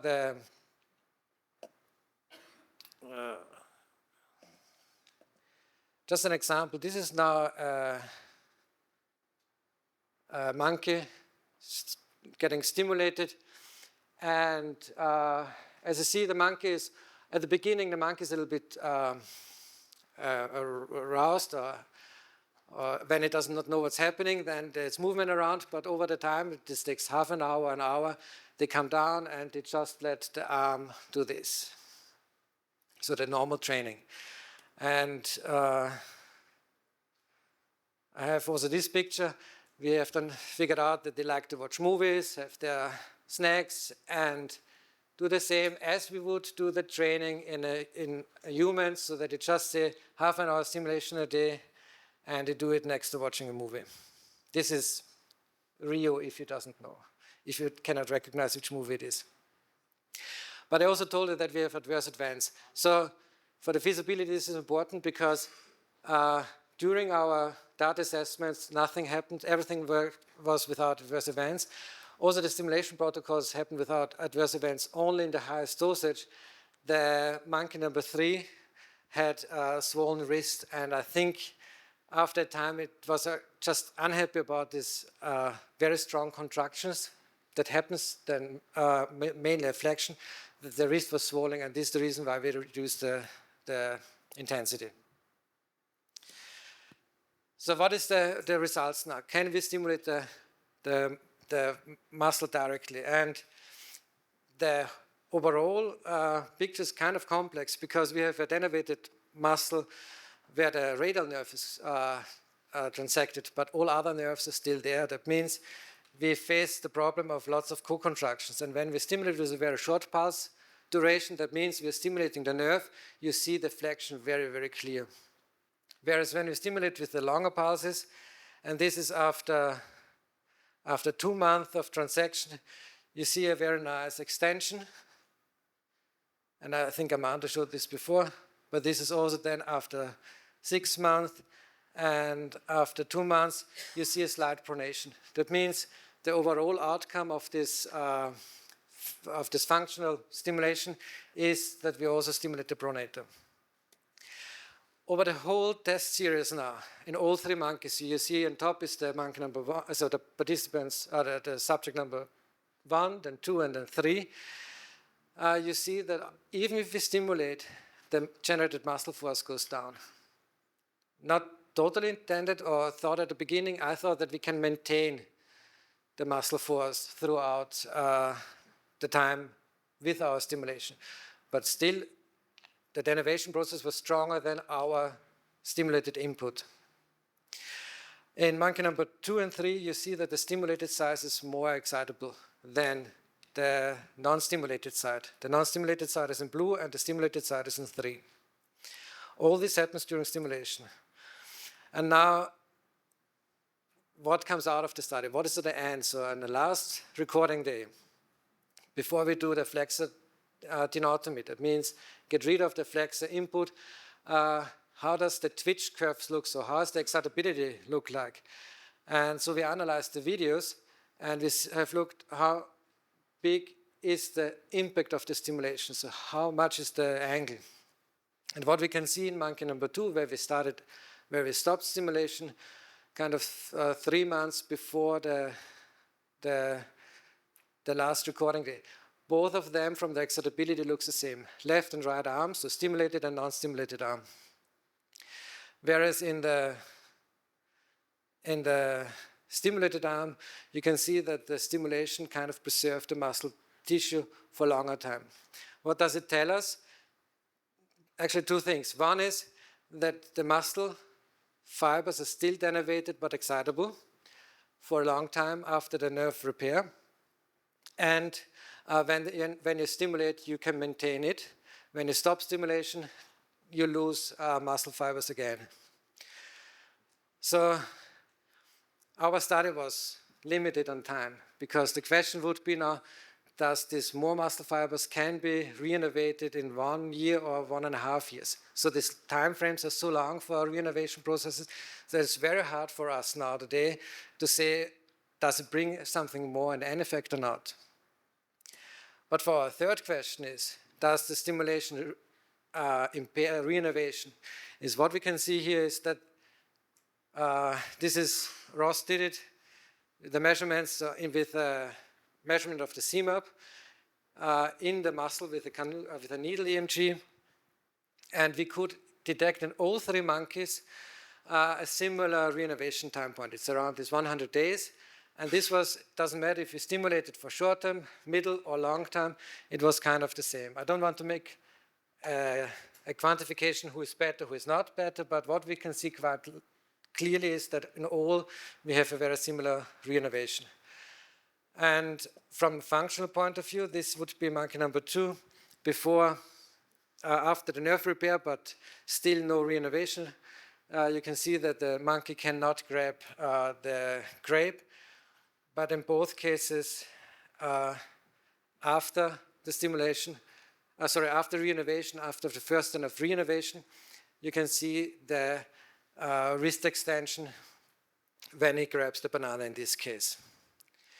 So what is the take home? So is it a yes or is it a no?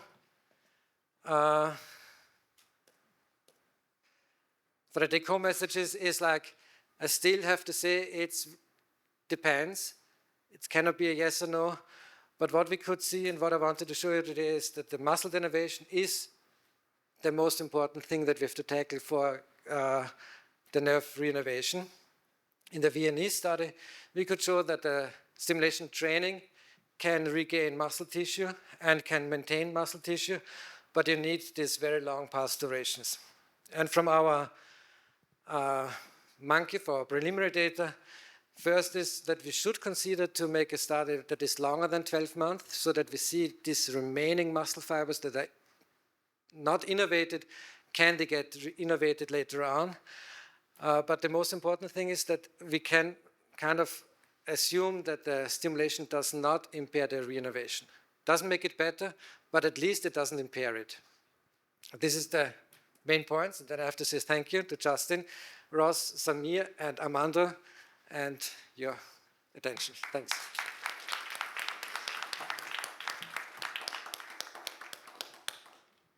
Okay, I think we have to move on and have questions at the end. Our next speaker is Matthew Wilcox from UC College London. He will talk on peripheral nerve surgery as a translational platform for studying neural regeneration.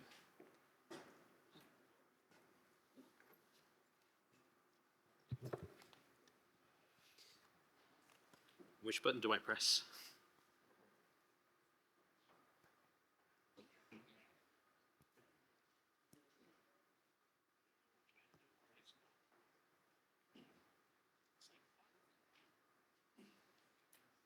Are you plugging in directly up there? Your laptop? No, I sent, yeah. Just trying to be organised. But I think the transponder for that is plugged in up there. Do I point it? Is it plugged in here? Is it? Oh, here. I think it's plugged into that. There's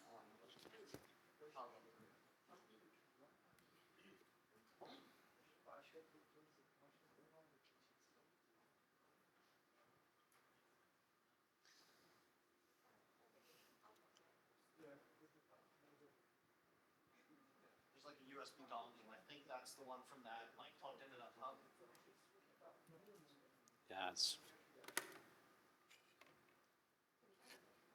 I can get the whole one back to you. Yeah, I'm pointing it. I think this is the dongle. Oh no, maybe it's not. Maybe that's why it wasn't working. Is this like, you know what I mean? I think this is the one. Yeah. They're gonna send it back there? Yeah. Want me to come back?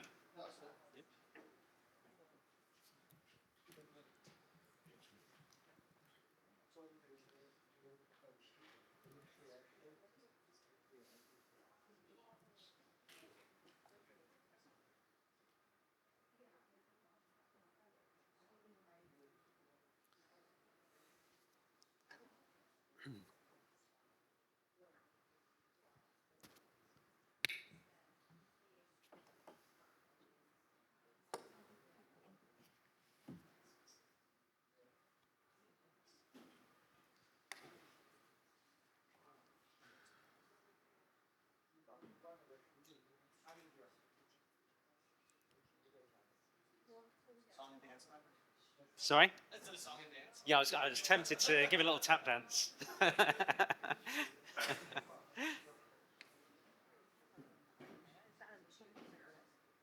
Don't think anyone would be left if I did that.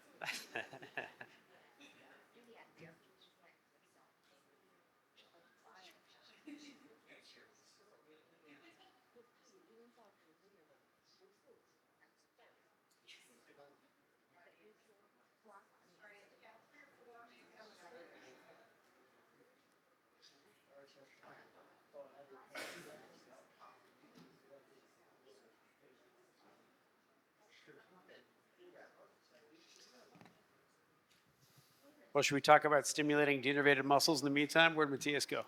Oh, you're up. You're up. I think so. Okay, well, firstly, thank you very much for the opportunity to present. It's really great to be here and share ideas and actually, and actually understand that we're sharing many of the same challenges. My talk really today is focused on actually trying to position peripheral nerve surgery as a broader model for studying the human peripheral nervous system. So I'm going to be talking a little bit more broadly about peripheral nerve injury, not just nerve trauma. Next slide. Thank you. So there are two main challenges which I think really limit progress in the field, not just in nerve injury, but in peripheral nerve injury, neuropathies, the peripheral nervous system, studying the peripheral nervous system more broadly. And we've already heard about those challenges in quite some depth already. The first is we don't actually have very good tools to measure nerve regeneration. And that makes clinical decision-making quite difficult. Many of the bedrock of neuromuscular assessment remains really MRC scale reporting. And that's insensitive, especially in a process as slow and incremental as a biological process as nerve regeneration. And that also poses a number of challenges, that poses a number of challenges for translating new therapies as well. So we've got this huge groundswell in new therapies and drugs which we know accelerate nerve regeneration in animal models. So drugs that we use every day like ibuprofen, metformin, even salbutamol and some original Chinese medicines also accelerate nerve regeneration. So why aren't we using these in the clinic yet? Why haven't they made it through? And why aren't we able to make clinical decisions earlier? Two slides forward. It's not working. Is it turned on? There's an on switch on the side? Yeah. So the solution, I think, is largely to do with developing better biomarkers. What is a biomarker? Well, it's a tool that we can use which is objective, reproducible, and it measures directly a biological process associated with nerve regeneration or muscle reinnervation. And for a biomarker to be valid, it must meet three criteria. The first is it must be sensitive to the biological process that it's trying to measure. It must be reproducible so that it can be deployed across multiple different clinical settings and centres, and it must also relate to clinical assessment and recovery of the biological process that you're measuring. Next slide, please. And we can look at biomarkers in two different ways. We can look at local biomarkers, so i.e. the nerve and the muscle units, the neuromuscular unit. And we can also look at the systemic readouts, systemic biomarkers. So we normally talk about things like blood tests, CSF readings. And the idea is that we want to look at these to see what they can tell us about the biological process of muscle reinnervation and relate that back to clinical metrics so that we can address some of those challenges I mentioned in the first slide. So I just wanted to touch on some of the approaches we're taking at UCL in collaboration with a wider group of nerve injury centres. So the first is looking at local biomarkers. namely at the muscle level. So next slide, please. So I've talked about this multiple times at different conferences. Many of you will have seen this slide, but I'll touch on it briefly for those who haven't. In animal models, we pretty much universally look at measurements of muscle wet weight to determine how effective a therapy is. That isn't feasible to do in humans. So I've looked at the next best thing, which is using non-invasive MRI measurements to assess changes in muscle volume, as well as signal changes in the muscle, which tell us about the quality of muscle, so things like fat infiltration. And I focused in on patients who've had an Oberlin nerve transfer procedure, a double Oberlin nerve transfer procedure, because we've shown that this is a really good human model for studying human nerve regeneration. We have a known time point of surgery. We can measure the distances across which the donor nerve fascicles are transferred, and we can follow up patients at a standardized post-operative time points. So it's a really powerful model for studying human nerve regeneration in a controlled way. And I assessed non-invasive MRI against the 3 criteria that you need to validate a biomarker that I discussed in the earlier slide. And what you, sorry, next, yeah. And what you can see is when we looked at muscle volume measurements using MRI, the volume is shown on the vertical axis here, and then the horizontal axis shows the number of days between surgery and MRI scan. You can see that it's a really responsive measure. So an R-squared of about 0.7 is considered an excellent responsiveness for a biomarker. I'm not sure we're going to get the video to play on the right-hand side, but it shows a really fantastic rendering, 3D rendering of what the fantastic, thank you, of what the muscles do at different time points post-reinnervation. You can see that it centripetally recovers volume. So the takeaway message is muscle volume is a really good biomarker for assessing muscle reinnervation. Next slide. So we published this work. We linked it to a number of different patient-reported impairments of muscle reinnervation, such as muscle fatigue, co-contraction, pain, satisfying those criteria that it is definitely related to clinical markers of muscle reinnervation. Next slide, please. So we've taken this work one step further. So we know that MRI is probably the way forward, and using the data that I've just shown, we developed a more standardized protocol with standardized time points post-operatively, and we were able to secure some funding for this, and we've got some early data, if you go on to the next slide, where we looked at a broader range, a battery of different MRI biomarkers in this patient cohort. So the red lines at the top there are showing what happens when we quantify fat concentration in the elbow flexor muscles. So you can see that it's high post-operatively, so it's about 20 to 40% higher than the uninjured contralateral side, and then recovers towards that of a similar level to that seen in the uninjured muscle by about 1 year post-operatively. And you see in the bottom 2 lines, these are from an N of 2. That shows muscle volume, what happens with our elbow flexor muscle volume. So you can see that it declines in about the first 3 months and then improves towards non-injured levels by about a year post-operatively. So that's really exciting data for us because it's showing that we can use this tool to monitor muscle reinnervation in a very controlled way. Why is that important? Well, it means we can start to move towards things like clinical trials. So we can have a study where we look at patients who have just an Oberlin's procedure, and then another arm where we look at Oberlin's plus one of those drugs that I mentioned earlier. And I'm going to come on to a new exciting therapy that we've developed a little bit later on. So it would be a really important step towards us being able to actually get some of those drugs that we've found to be so efficacious in the lab into the clinic. I wanted to talk also about kind of one of the promising blood-based biomarkers that have come to light over the past few years that we've been looking at. And this has already been touched on by Erin in really good detail already. Next slide, please.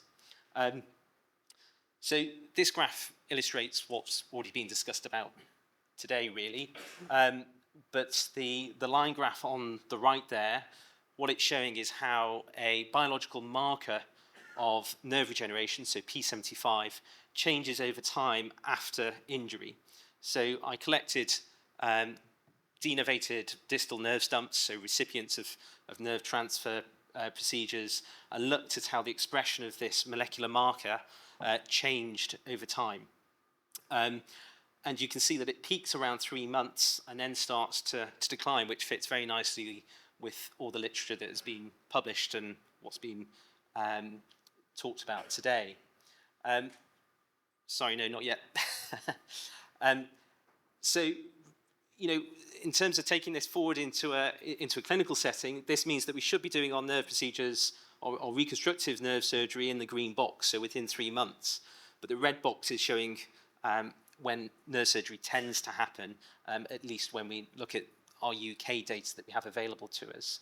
The pictures on the left there are just showing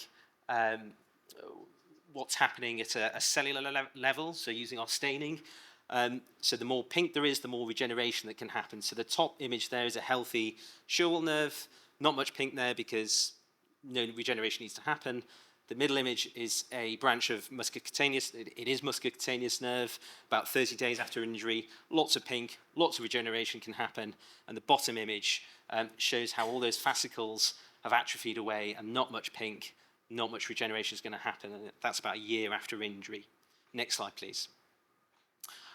So the takeaway from that slide is, you know, we've clearly got a biological window in which we really need to be doing these reconstructive nerve procedures. But we're not meeting that window. And a major reason for that is because many of the diagnostic tools we have available to us come with a number of limitations, which I've shown on this slide here. They're expensive, they're difficult to interpret, unless you're someone like Ross or you know, another really experienced neurophysiologist, or you've got access to expensive MRI scans. But what if there was a solution? What if there was something that you could do as a point of care test that gave you an almost immediate answer that only cost about £30 a test? Well, we might just have that, and it's serum neurofilament light measurements. So this is a cheap objective test that can be done at point of care. So we sought to validate this test in an animal model of nerve injury. Next slide, please. And as has already been touched on, we looked at the responsiveness of serum neurofilament light chain in a sciatic nerve injury. So obviously, a large volume of axons are going to be damaged in this type of injury, and compared it to a common perineal crush. So a smaller volume of wall area degeneration is going to happen here. And we looked at a range of different indices, so histology, serum neurofilament light readings, as well as functional outcome. Next slide, please. I'm just going to show the key takeaway graph. So the pink dots are showing, I'll talk through the axes first. So on the vertical axis here, we have the fold change in serum neurofilament light. So that's the concentration of the experimental group divided by the healthy controls. And then the horizontal axis, we have time between injury and neurofilament light reading. So the pink dots are showing the sciatic nerve injury, blue dots are showing the common perineal. You can see that there's a clear discrepancy there. You know, we can clearly discriminate between those two different severities of nerve injury. The other key takeaway point from this is that the dynamism of the neurofilament light readings is much faster than what we see in other neurological pathologies. So what I mean by that is that the rate of change, the rate at which neurofilament light returns to normal is a lot faster than we see in traumatic brain injury or peripheral neuropathy. And it's also a lot higher. So the fold changes we're seeing are about 5 to 10-fold higher than what we're seeing in any other neurological injury, whether it be metabolic or traumatic. So basically, we might have a really important finding here in that, you know, we have a hallmark in the temporal expression of neurofilament light that may be specific to a peripheral nerve injury. Next slide, please. We've published this in case you want to read a little bit more about it. Next slide. And I just wanted to touch on this. So we got these really interesting signals with neurofilament light chain. It got us thinking, what else can we see in the blood? Are there any other markers of nerve injury or even regeneration? So we did this interesting experiment where we essentially looked at blood samples that had been retrieved from an animal experiment where we looked at a long gap nerve repair model and compared the level of this blood microRNA in a group that got long gap plus drug that we know accelerates regeneration versus just long gap repair. And you can see that in the grey bar, it's lower than the control, suggesting that there's less regeneration going on here, which obviously matches with what the biological situation is. And then in the far right bar, lots of regeneration is happening there, and that correlated really well with what we were seeing histologically and also on our neurophys. So we may just have also some really exciting developments in microRNA blood biomarkers as well that might be able to help us delineate between the effectiveness of different regenerative therapies. Next slide. So obviously all of this is pointless if we don't translate it into humans. And nerve surgery offers the perfect opportunity to be able to do this. Because when you do your nerve transfers, your grafts, your free functioning muscle transfers, it offers a really unique opportunity for us to be able to access human nerve tissue and also to be able to follow up those patients at standardized time points. So we can basically mimic that animal experiment that I was talking about in humans using that same paradigm, just like Erin was talking about. So we are currently recruiting into that across a number of different US and UK centres at the moment. And the view is that we hope to get very similar graphs to the one I showed you in the rodent model. Next slide. Great. So this is also just illustrating we're not just looking at nerve trauma, we're also looking at compression neuropathies. So we looked at neurofilament light in carpal tunnel syndrome and found no signal change, which is really encouraging because what it suggests is that it may be a useful marker for differentiating between conduction block and a degenerative nerve lesion, avoiding the need for potential brachial plexus exploratory operations.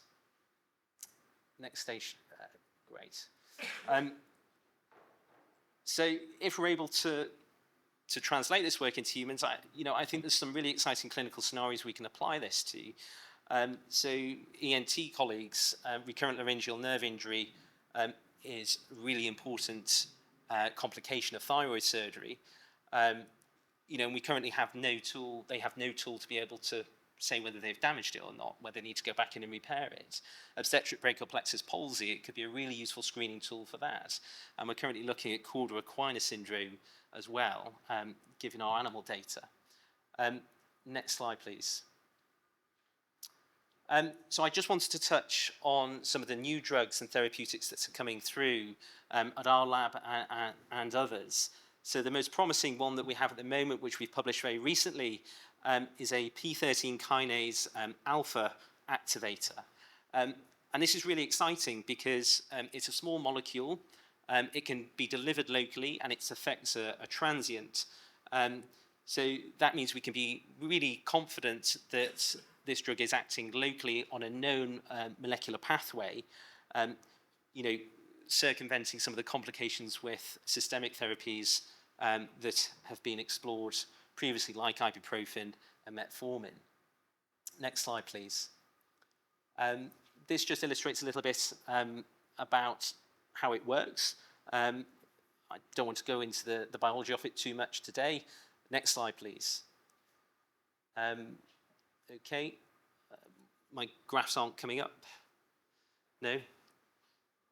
Okay, so we looked at delivering this drug in a number of different ways. So we looked at injecting it following a sciatic nerve crush injury, and also delivering it in what we call a mini osmotic pump. So it's essentially a little pump that sits next to the nerve and delivers a controlled dose of the drug over 1-month period. Next slide, please. Can you click again? There should be some more. Yeah, keep clicking. Super. And these graphs show some really exciting data. So I can't quite see my own graphs, but essentially what they're showing is a doubling in the number of motor units following administration of this drug at a 3-week time point. And we also got much faster functional recovery in our rodents as well. So we saw about a 30 to 40% improvement, which is more than what's been reported in many of the other drugs that have been explored preclinically, namely ibuprofen and metformin. Next slide, please. Okay, so where do we go from here? Neurosurgery really needs to come together and start using the same outcomes, the same biomarkers for this all to work. If we're to have diagnostic tests, they need to be scaled and embedded in all nerve injury centres, ideally. This will allow us to develop the prognostic models and to move towards a trial-ready infrastructure so that we can start to translate some of these drugs and therapies into real patient benefit. So it's a real reverse Pangea. At the moment, we're all a bit fragmented. We all really need to start coming together and using the same outcomes, the same biomarkers, embedding them in the surgical pathways. Next slide, please. And I've started to do some of this. So I was out in Dr. Brown's group last year, starting to develop these studies in the US. It was supported by the Fulbright Commission, very grateful for their funding, which has also supported wider UK integration of this research approach as well. So I'm very keen to hear from any nerve injury units that might want to get involved so that we can support setup and move all this toolbox towards actual patient benefit. Next slide. So, yeah, as I say, the next steps are really about scaling these biomarkers to all of these centres, and we've started to make really good steps towards doing that. Next slide. And this slide is really just to touch on, kind of provide an overview of how I see the next 5 to 10 years developing. So I've already talked about the clinical challenges and some of the biomarkers we're developing. I just wanted to illustrate how I think that fits into the next steps. So, we need to scale these biomarkers, but we also need to speak to our neurology colleagues as well. There's actually a lot of shared biology across different types of peripheral nerve injury. So as I was talking about, it's not just nerve trauma. We also see peripheral neuropathies that have very similar biological mechanisms. And by developing biomarkers in our model, that will also feed into their pathologies and help them translate treatments as well. So it's really not just confined to peripheral nerve trauma. If we can push this research narrative, we really could have a far-reaching impact on the field of neurology more broadly. Next. Great. I got through that just about. Any questions? This is my email.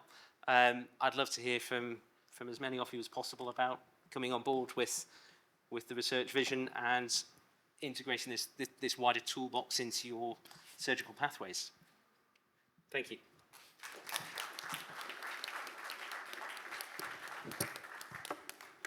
Thank you, Matthew. Justin just told me that our last speaker is not here, so we'll catch up. I think we'll be close to being on time. The next speaker is Eric Devini. He is the COO of Oxygen. He will be talking about from bench to bedside or not, better evidence as the key to unlocking innovation. Eric? Thank you. Good afternoon, everyone.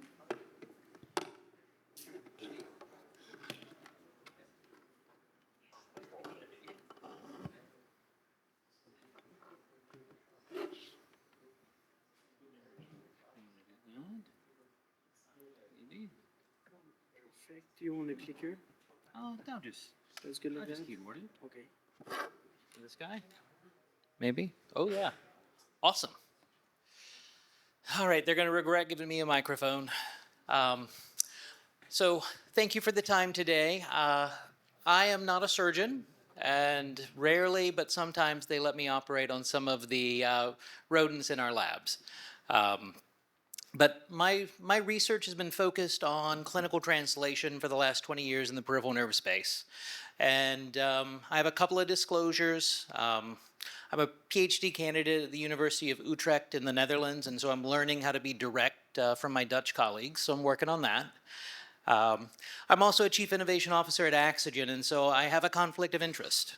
Right? I took my research private, and so anything that I have related to our technologies, just know I'm conflicted there. But aren't we all in some way? But what I thought I'd take some time to talk to this group about is something a little bit different. We saw some really innovative science and technology, some really innovative surgical procedures, and with the theme of this conference being innovation and integration, I wanted to talk about how do we translate technologies, procedures, and things like that from benchtop to bedside, and what's it take to actually get there, and some of the things that need to be taken into consideration.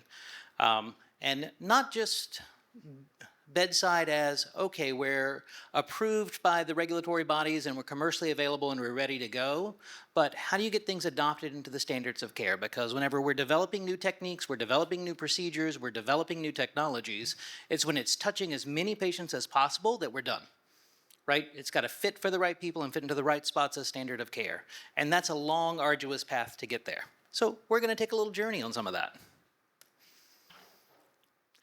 So, what's it take to develop a product and get it out and on the market? Well, it starts by really defining the unmet clinical need, and that starts with the clinician. That starts with the patient. Any company that thinks they have a technology that's a hammer to solve a problem is just that. They're a hammer searching for a nail. Really starts by understanding the clinical problem, understanding what the patient is going through, and then you have a good target for what you're designing towards. And then you do a series of preclinical studies. We saw a lot of that interesting data today from some of the new advancements that are in the space. So we understand this from a proof of concept standpoint in these models. Here's the cool thing about that. In that, you want to fail fast. It's all about getting to the point that if it's not going to work, you fail that really quickly and you move on. You iterate and you move on. Because as soon as you get past this and you know you've got a solid proof of concept, then it's about speed to market and speed to the patient, speed to patient care. And that's really where the other aspects of this come into play. Here in the US, it's the US FDA. In Canada, it's Health Canada. In Europe, you go through one of the notified bodies for CE. Every government has their own type of agency that's set up to be able to help to protect the patient and ensure that safe, reproducible, reliable technologies make it out. And so when you get to that part of the world, you've got to figure out and be very strategic about and thoughtful about the strategy that you're pushing through. These regulatory bodies are not there to help you develop your product. You're the experts on developing these technologies. You're the experts when you're talking to CMS about what your surgical procedures do for patients. And so you have to go to them through a strategic and a thoughtful lens around, here's the best answer for this, and you're working to get them to a yes. And you're listening to their feedback on what their concerns are.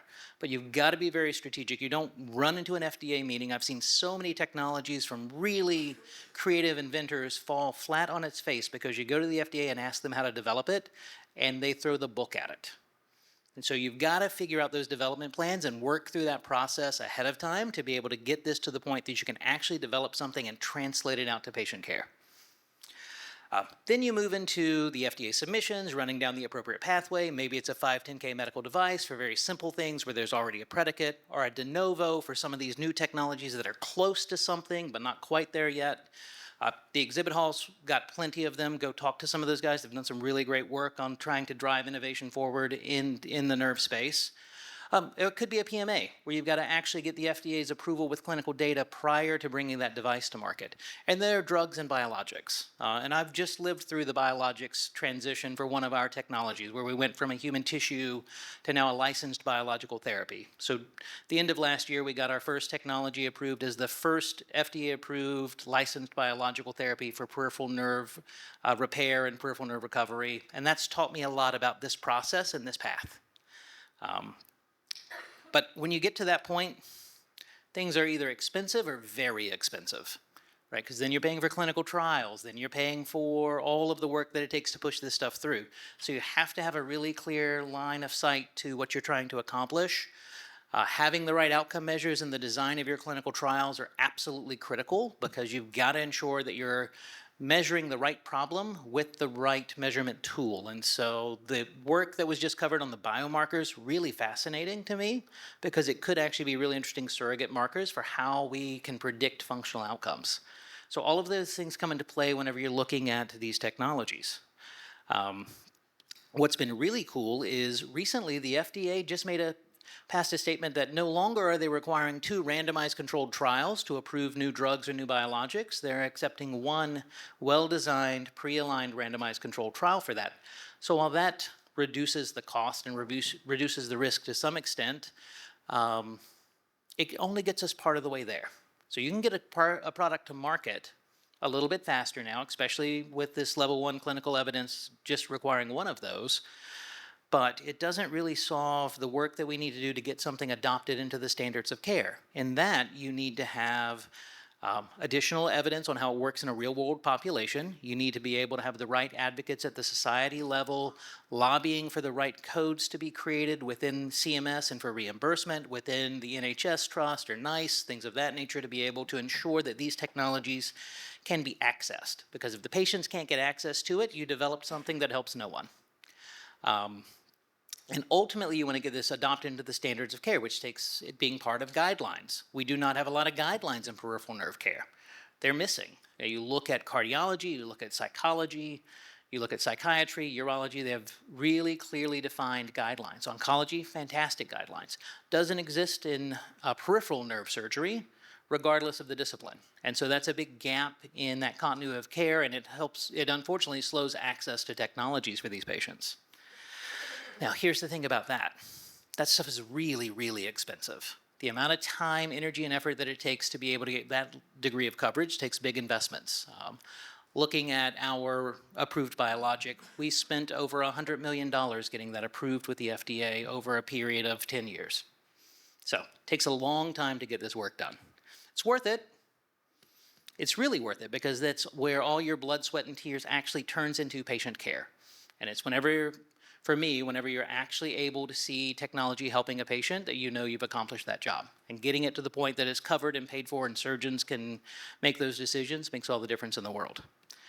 So when we look at why does clinical evidence matter, and that was really one of the cruxes of this, putting this talk together, it helps to drive all of those things and helps get this technologies out there, get surgical procedures reimbursed and out there, so that you're not fighting for the right to treat a patient in the way that you best see fit as a surgeon.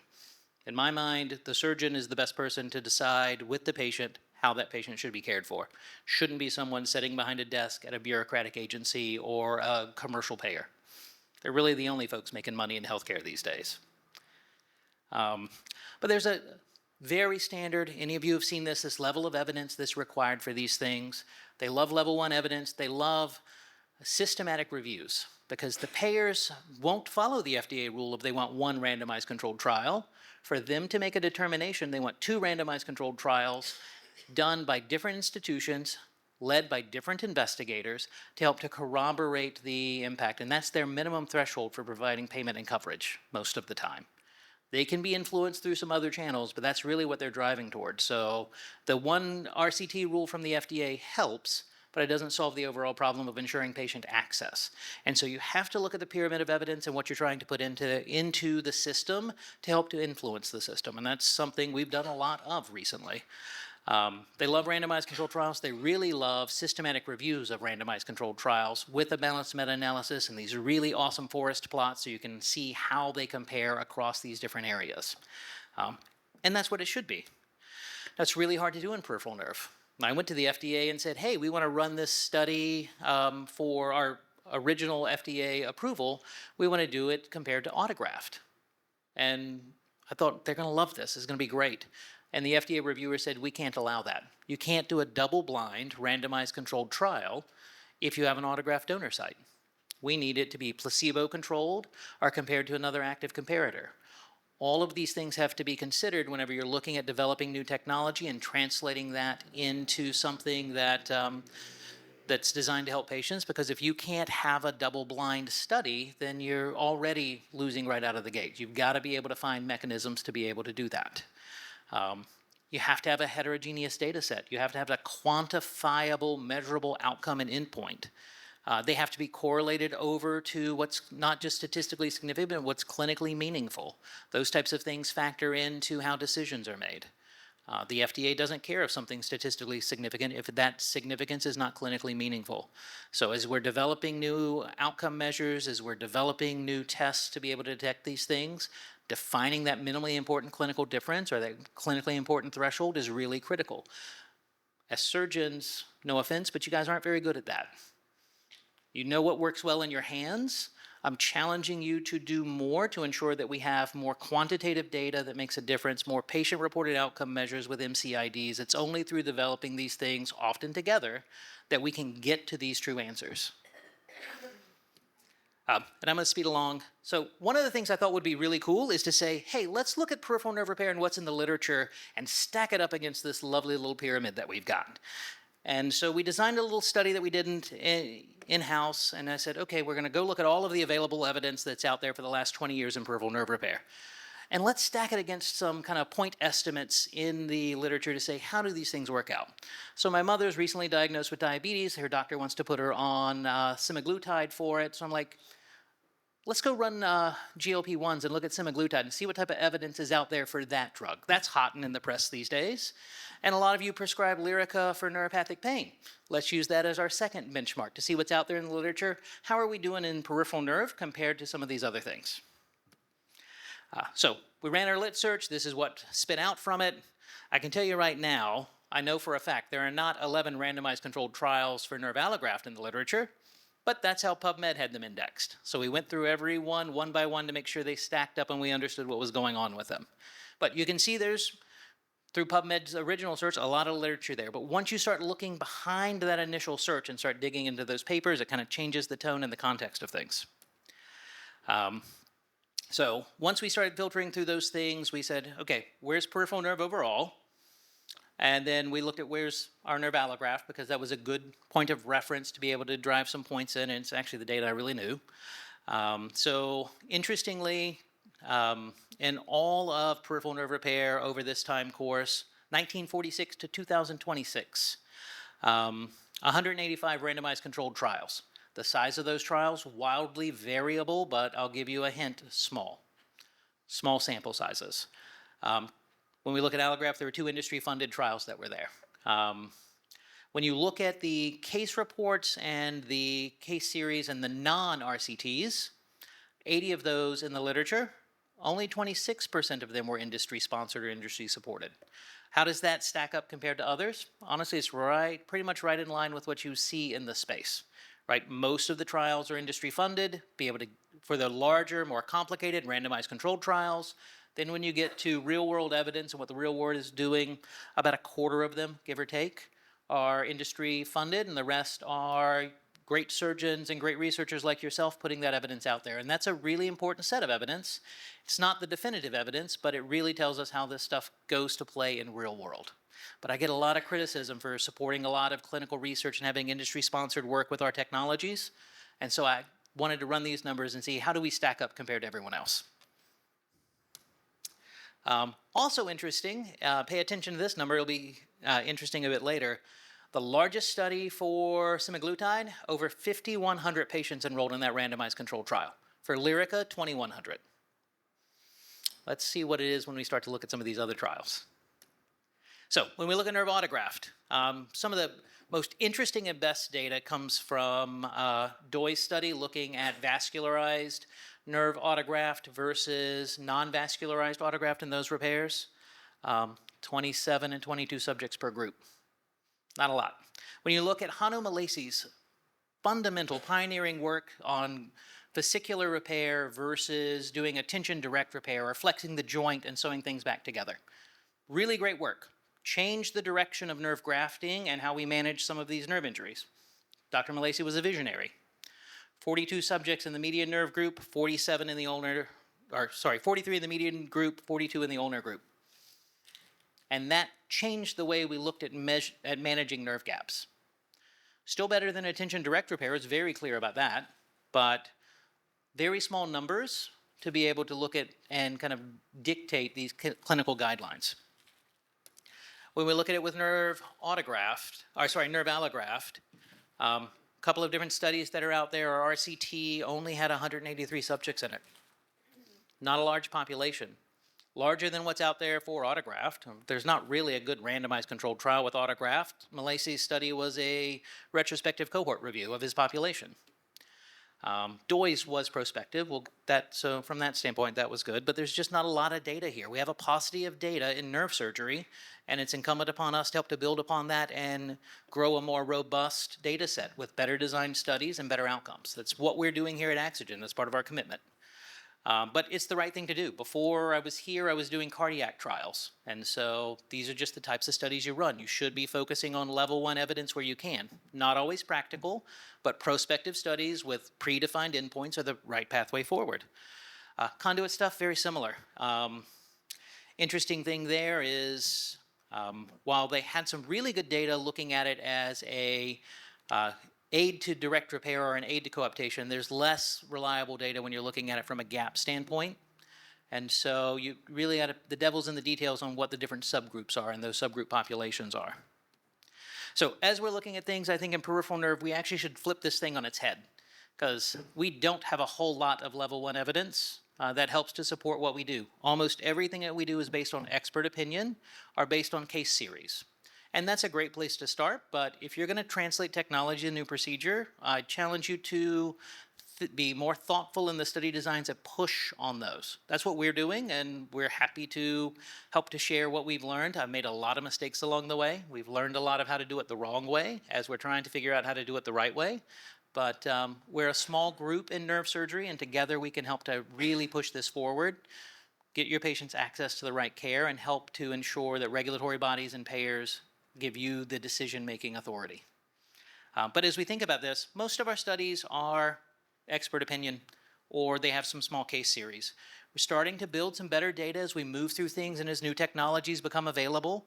And this is looking at the full space, right? This is not an Axogen thing. This is looking at the full space of what's out there and what's happening in clinical trials these days. We've got some good level 1 evidence now in nerve transfers, in conduit-assisted direct repair. We've now got some of this work with nerve allograft.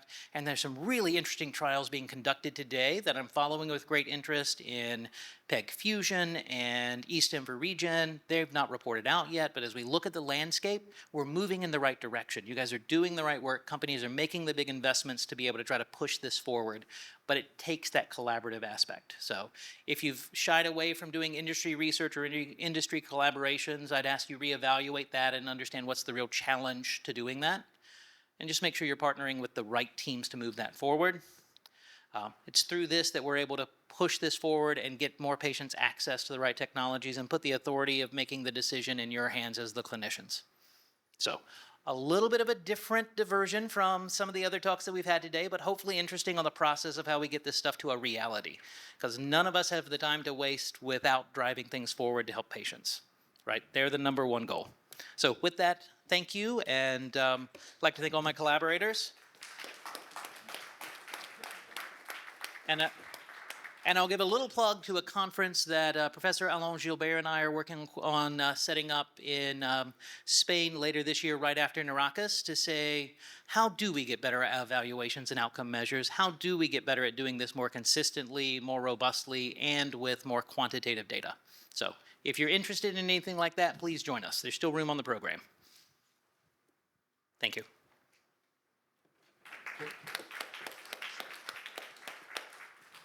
Thank you, Eric. Our last speaker for the day is Jack Penn. He will be talking on cortical plasticity following neurectomy. Yeah.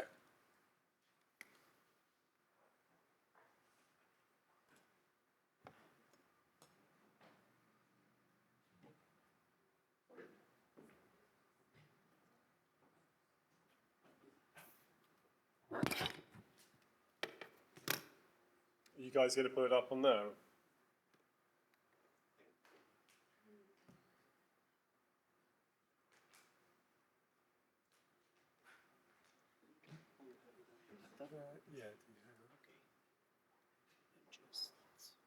Looks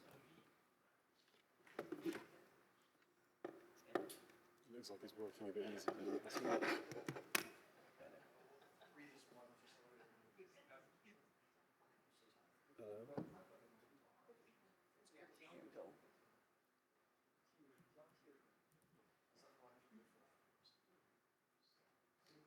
I can just do it with my mouse, can I? Would you like the teacher? That's right. Okay. I'll just come and do it from here, yeah. Right, hello everybody. You can see everything, you can hear me. I believe that written into the Universal Declaration of Human Rights is that nobody should be speaking about basic science after 5 p.m. So I'll try and be as brief as I can. I'll emphasize the basic. It's also the only talk that seems to have anything to do with the brain in the title, so for that I can only apologize. So why talk about this? I'm interested in neurorehabilitation, and in a recent conversation with some of my neurology colleagues, the topic of a recently published BMJ trial came up, which is looking at C7 neurotomy and the recovery of aphasia after stroke. Now, that was building on some of the work from China on the slightly controversial C7 to C7 nerve transfer for stroke. And when this topic came up, the neurologists in the room, the reactions ranged from laughter to anger. Some of them just went quiet, but it wasn't positive. And it got me thinking about why they were unhappy and what possibly could be going on. It's a slightly eccentric idea to think about it, but you know, I think it's such an eccentric idea that there must be something in it. So this is a interesting idea from a philosopher, British philosopher and mathematician. So the idea of the fallacy of misplaced concreteness, and this is committed when you essentially get muddled up between reality and the concepts. So you're basically mistaking the map for the territory. So this is really just to kind of go through the basic ideas of neuroplasticity, which, you know, we often talk about this, and it usually involves some gesticulating and hand waving, and people talk about neuroplasticity, probably because we don't really understand it. So I just thought I'd look into some of the basic aspects of what it really involves. So neuroplasticity has two components to it, traditionally. And there's huge amounts of research, literature and writing, some of it stretching back a long time. But there's neuronal regeneration and sprouting, and then there is functional reorganization. So if we look at the first one of those, this is the idea that we have plasticity at the level of the synapse, involving long-term potentiation. So repetitive firing of the synapse causes a greater likelihood that that firing will continue in the future, presumably due to upregulation of receptors post-synaptically. And this is all linked to the idea of Hebbian theory and learning. Things that fire together, wire together. It's not strictly true. It's actually something that fires, then something else that fires, that tends to be more likely rather than simultaneously. But this is the essence of learning. Adult neurogenesis is a more controversial area. There are possibly some niches for adult neurogenesis, but again, this is something that is far from certain. And then we have the idea of functional reorganization. And there's a few terms here which crop up in the literature, which are quite interesting. So we have equipotentiality. This is a very, very long-standing concept that unilateral damage would lead to an adoption of that function by the other side of the brain. That there's kind of that, the idea was that this is why we have two hemispheres to our brain. And this was started a very long time ago by Galen, modified by many people, well, ultimately then modified by Broca when he settled on the idea that if the damage occurs very, very early in childhood, then that's probably true, but possibly not when you're an adult. Vicariation is Broca's idea that other areas of the brain can learn to perform new functions, and that's been demonstrated in adults with shifts, for example, from a focal infarct to the primary motor cortex to the SMA. Vicariation comes from the Latin to talk about deputizing. So it's giving a deputy the job to do instead of yourself. And then diachesis is when you have a damage to an area which can then lead to a function in a remote site stopping, probably because some sort of connection, which is sometimes very hard to demonstrate. There are lots of different things that can augment neuroplasticity, some of which are easy for us to control, some of them aren't.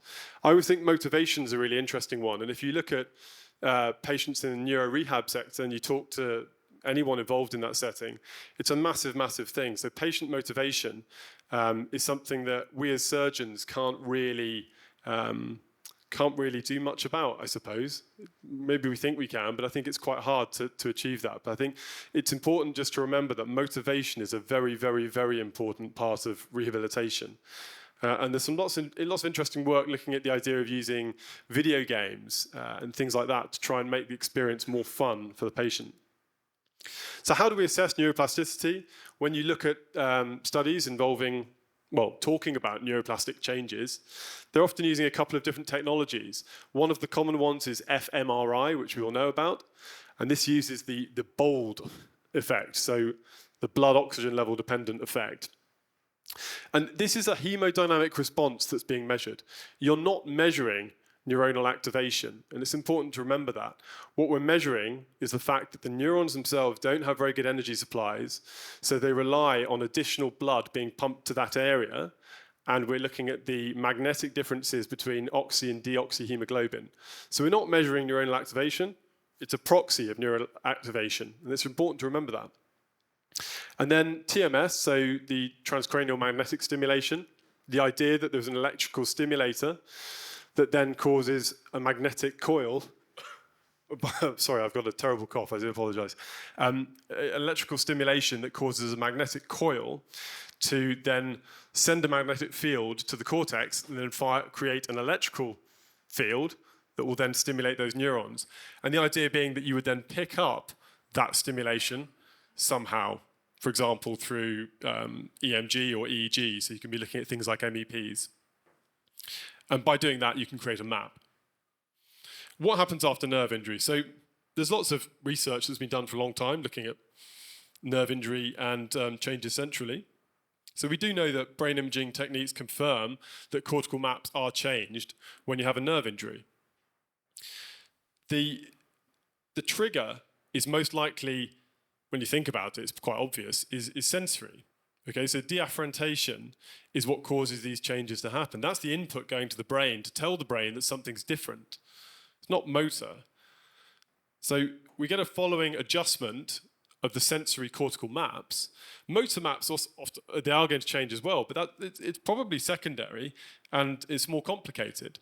The brain only knows what's going on by the feedback it's getting, by the sensory input. So if we're saying that sensation is the most important thing, just looking at some of the early studies on this. So primate studies showing that resection of dorsal rootlets relative to index finger and thumb caused significant loss of cortical activity and resulted in changes to the cortical representation of the skin areas. A model of carpal tunnel syndrome in rats using fMRI. I always find it fascinating, the idea of fMRI in rats. I've never done it myself. I always find it very interesting. Showing that the relevant brain region expands, as if trying to find sensory information, and then at a later phase, regresses. So it's a dynamic process, it's changing, and sometimes it can be slightly counterintuitive. So something could start off by being deafferented and then getting bigger, and then getting smaller after that. So it's quite confusing. So fMRI data in deaf humans, I thought this is very interesting, demonstrates activation of temporal lobe regions, so auditory cortex, when they're given a visual stimuli or stimulus. And the extent, this is the important bit, is the extent of the activation is related to the duration of deafness, implying that the cortical plasticity of the brain continues. It's not something that stops. It's a continual process, which goes back to the learning that we talked about at the beginning. Obviously, this is a continual process. It doesn't stop. The longer you have a problem, the more embedded and more entrenched these changes become. So there are lots of adjuncts that can be used to help with cortical reorganization above and beyond the basic topics that we touched on earlier on. So vagal nerve stimulation is now a widely accepted tool to be used in stroke rehabilitation. And it's very hard to explain without this hand waving I spoke about. So Myers et al. Used closed-loop VNS during recovery in a median and ulnar nerve injury and repair, and was found that the VNS benefited recovery and could prevent some of this maladaptive cortical zone expansion. Can also use aspects of sensory re-education, and some of this is quite interesting, involves watching touch, and this can help prevent abnormal sensory maps developing.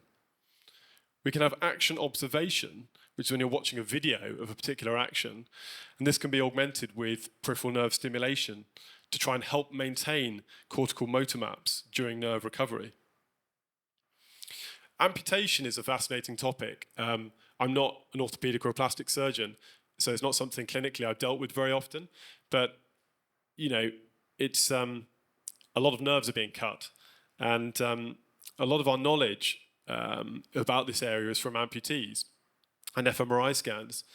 So, for example, if we look at the classic idea of the hand region might be invaded by the face region, so often the lips, which is close on the homunculus. You get stimulation of this area, like the lips, and that can cause phantom pain to develop. So a number of studies show that the magnitude of this reorganization or this overlap, this invasion, is linked to the extent of the phantom limb pain. RTMS, so that's repetitive transcranial magnetic stimulation, not recording or one stimulation to delineate our maps, but it's a repetitive therapeutic process, has been shown to modulate changes and improve phantom limb pain. So it's providing the sensory input that has been lost and trying to stop that pathological reorganization. This is just a schematic showing the idea of an amputation with a hole in the cortical map and then the gradual invasion of the surrounding areas. So we've seen some pictures from this group earlier on, and I think that they've done a lot of work on some of the cortical plasticity after nerve transfers, and it's really interesting, and I would urge anyone who hasn't read it to have a look at some of the studies. But they have this idea that if we look at, for example, an intercostal nerve to musculocutaneous transfer, we see reasonably positive conditions for cortical plasticity because of the proximity on the homunculus. And in the early stages, they're disconnected, but in the later stages, we see essentially the creation of new U fibers or new cortical connections between these areas. And that makes a lot of sense for something that's close on the homunculus. But if we look at something like a hypoglossal nerve to the same target, it's much further away. So you may get good MRC power, but it may still involve having to do the abnormal movement. And I don't know about you, but if I was a patient and wanted to live my life, that's inconvenient. It's not how I want to, it's not very intuitive, is it? So it might look great in a conference or on a video, but it's not necessarily going to be linked to great outcomes for the individual concerned. So I think some of the work by this group, which I think is important, they urge us to consider these aspects when planning treatment. So it's not just looking at the anatomy of the nerve, it's thinking about some of this cortical anatomy to try and help what we're doing. Now, what happens with a contralateral C7 transfer in BPI? That's a long way. That's a long red line. That's going to be a little bit more complicated for that to regenerate and that to develop. So what happens when you perform a C7 or contralateral C7 nerve transfer in BPI from a plasticity perspective? So if we look at the motor and then the sensory, both hand representations, motor, are overlapping on the ipsilateral hemisphere. And then after a number of years, you see a change, or at least a partial change, where the motor representation goes back to the side it was on before. Sensory stays represented in the ipsilateral hemisphere, but overlapping areas gradually reduce. So they separate. And they've done some studies looking at doing a BPI C7 nerve transfer in the context of a corpus callosotomy, and shown that one hemisphere can maintain bilateral motor representation. And that was part of the rationale for these stroke studies. So this is just a little animation so you can remember it rather than not remembering what I said. Okay? So how might it help in brain injury? So this group that are mainly based in Shanghai, I believe, they've suggested that there is a increased sensory input from the injured limb. So perhaps sensory rather than anything to do with motor. And this goes to the ipsilateral hemisphere to act as a trigger to induce neuroplastic changes that can reallocate motor representation of the paralyzed limb. But what about, well, what about reduced sensory input? You're also making a cut on the other side. So it could partially be due to reduced sensory input from the cut that you're creating. As we spoke about, the sensation is very, very important when it comes to how those plastic changes are going to occur. So it may not be much to do with the transfer at all. So C7 has a lot of overlap with all the other nerve roots. It's responsible for a large number of the fibers to the upper limb. 80% of the fibers, approximately, are sensory. That's a lot of sensory fibers to be cut. So they suggest that the procedure could work by essentially being a trigger for plasticity of the uninjured hemisphere, maybe creating a new cortical map, and may allowing for cross-hemispheric subcortical communication. So going back to this study about the language, about the aphasia, which seems eccentric on the surface of it, they looked at fMRI data at baseline 1 month and 3 months and described seeing firing of the right hemisphere supramarginal gyrus, which corresponds to the Wernicke's area on the other side. This harks back to the idea that we spoke about in the beginning in the neuroplasticity literature about equipotentiality. They also describe seeing these beneficial language effects within 3 days, which seems incredibly fast. So I don't know what's going on there, but that's very quick.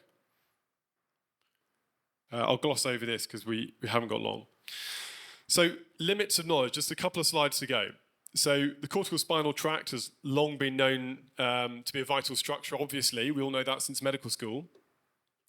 But lots of the knowledge we have comes from, for example, modern imaging techniques like DTI. But there are alternative pathways. There are lots of alternative pathways, in fact, such as the reticular spinal tracts, medial longitudinal fasciculus, rubrispinal tracts, lots of others. Some of these originate caudal to the pons. Modern neuroimaging is often limited to the brain, so it can often miss out some of these tracts. So our knowledge is reasonably incomplete about what happens from the brainstem downwards. There's a huge gap in the literature when it comes to looking at functional spinal imaging. Compare it with the history of CSF. That's a reminder for myself. The history of the discovery of CSF is actually very, very interesting. They knew about brain fluid a long, long time ago in Hippocrates and Galen in their time. But it was then forgotten about for a long, long time. And actually, it was discovered by a non-medic called Emanuel Swedenborg, who lived in the years that you can see written down there. It wasn't published. No one would publish it because he wasn't a doctor. It was discovered about 200 years later. And they think that the reason everyone forgot about the CSF was partly due to the methods used for creation of the cadavers for studying, where they would cut the head off and all the blood in the CSF would drain out. So by the time they came to dissecting it, there was no CSF, so nobody knew it was there.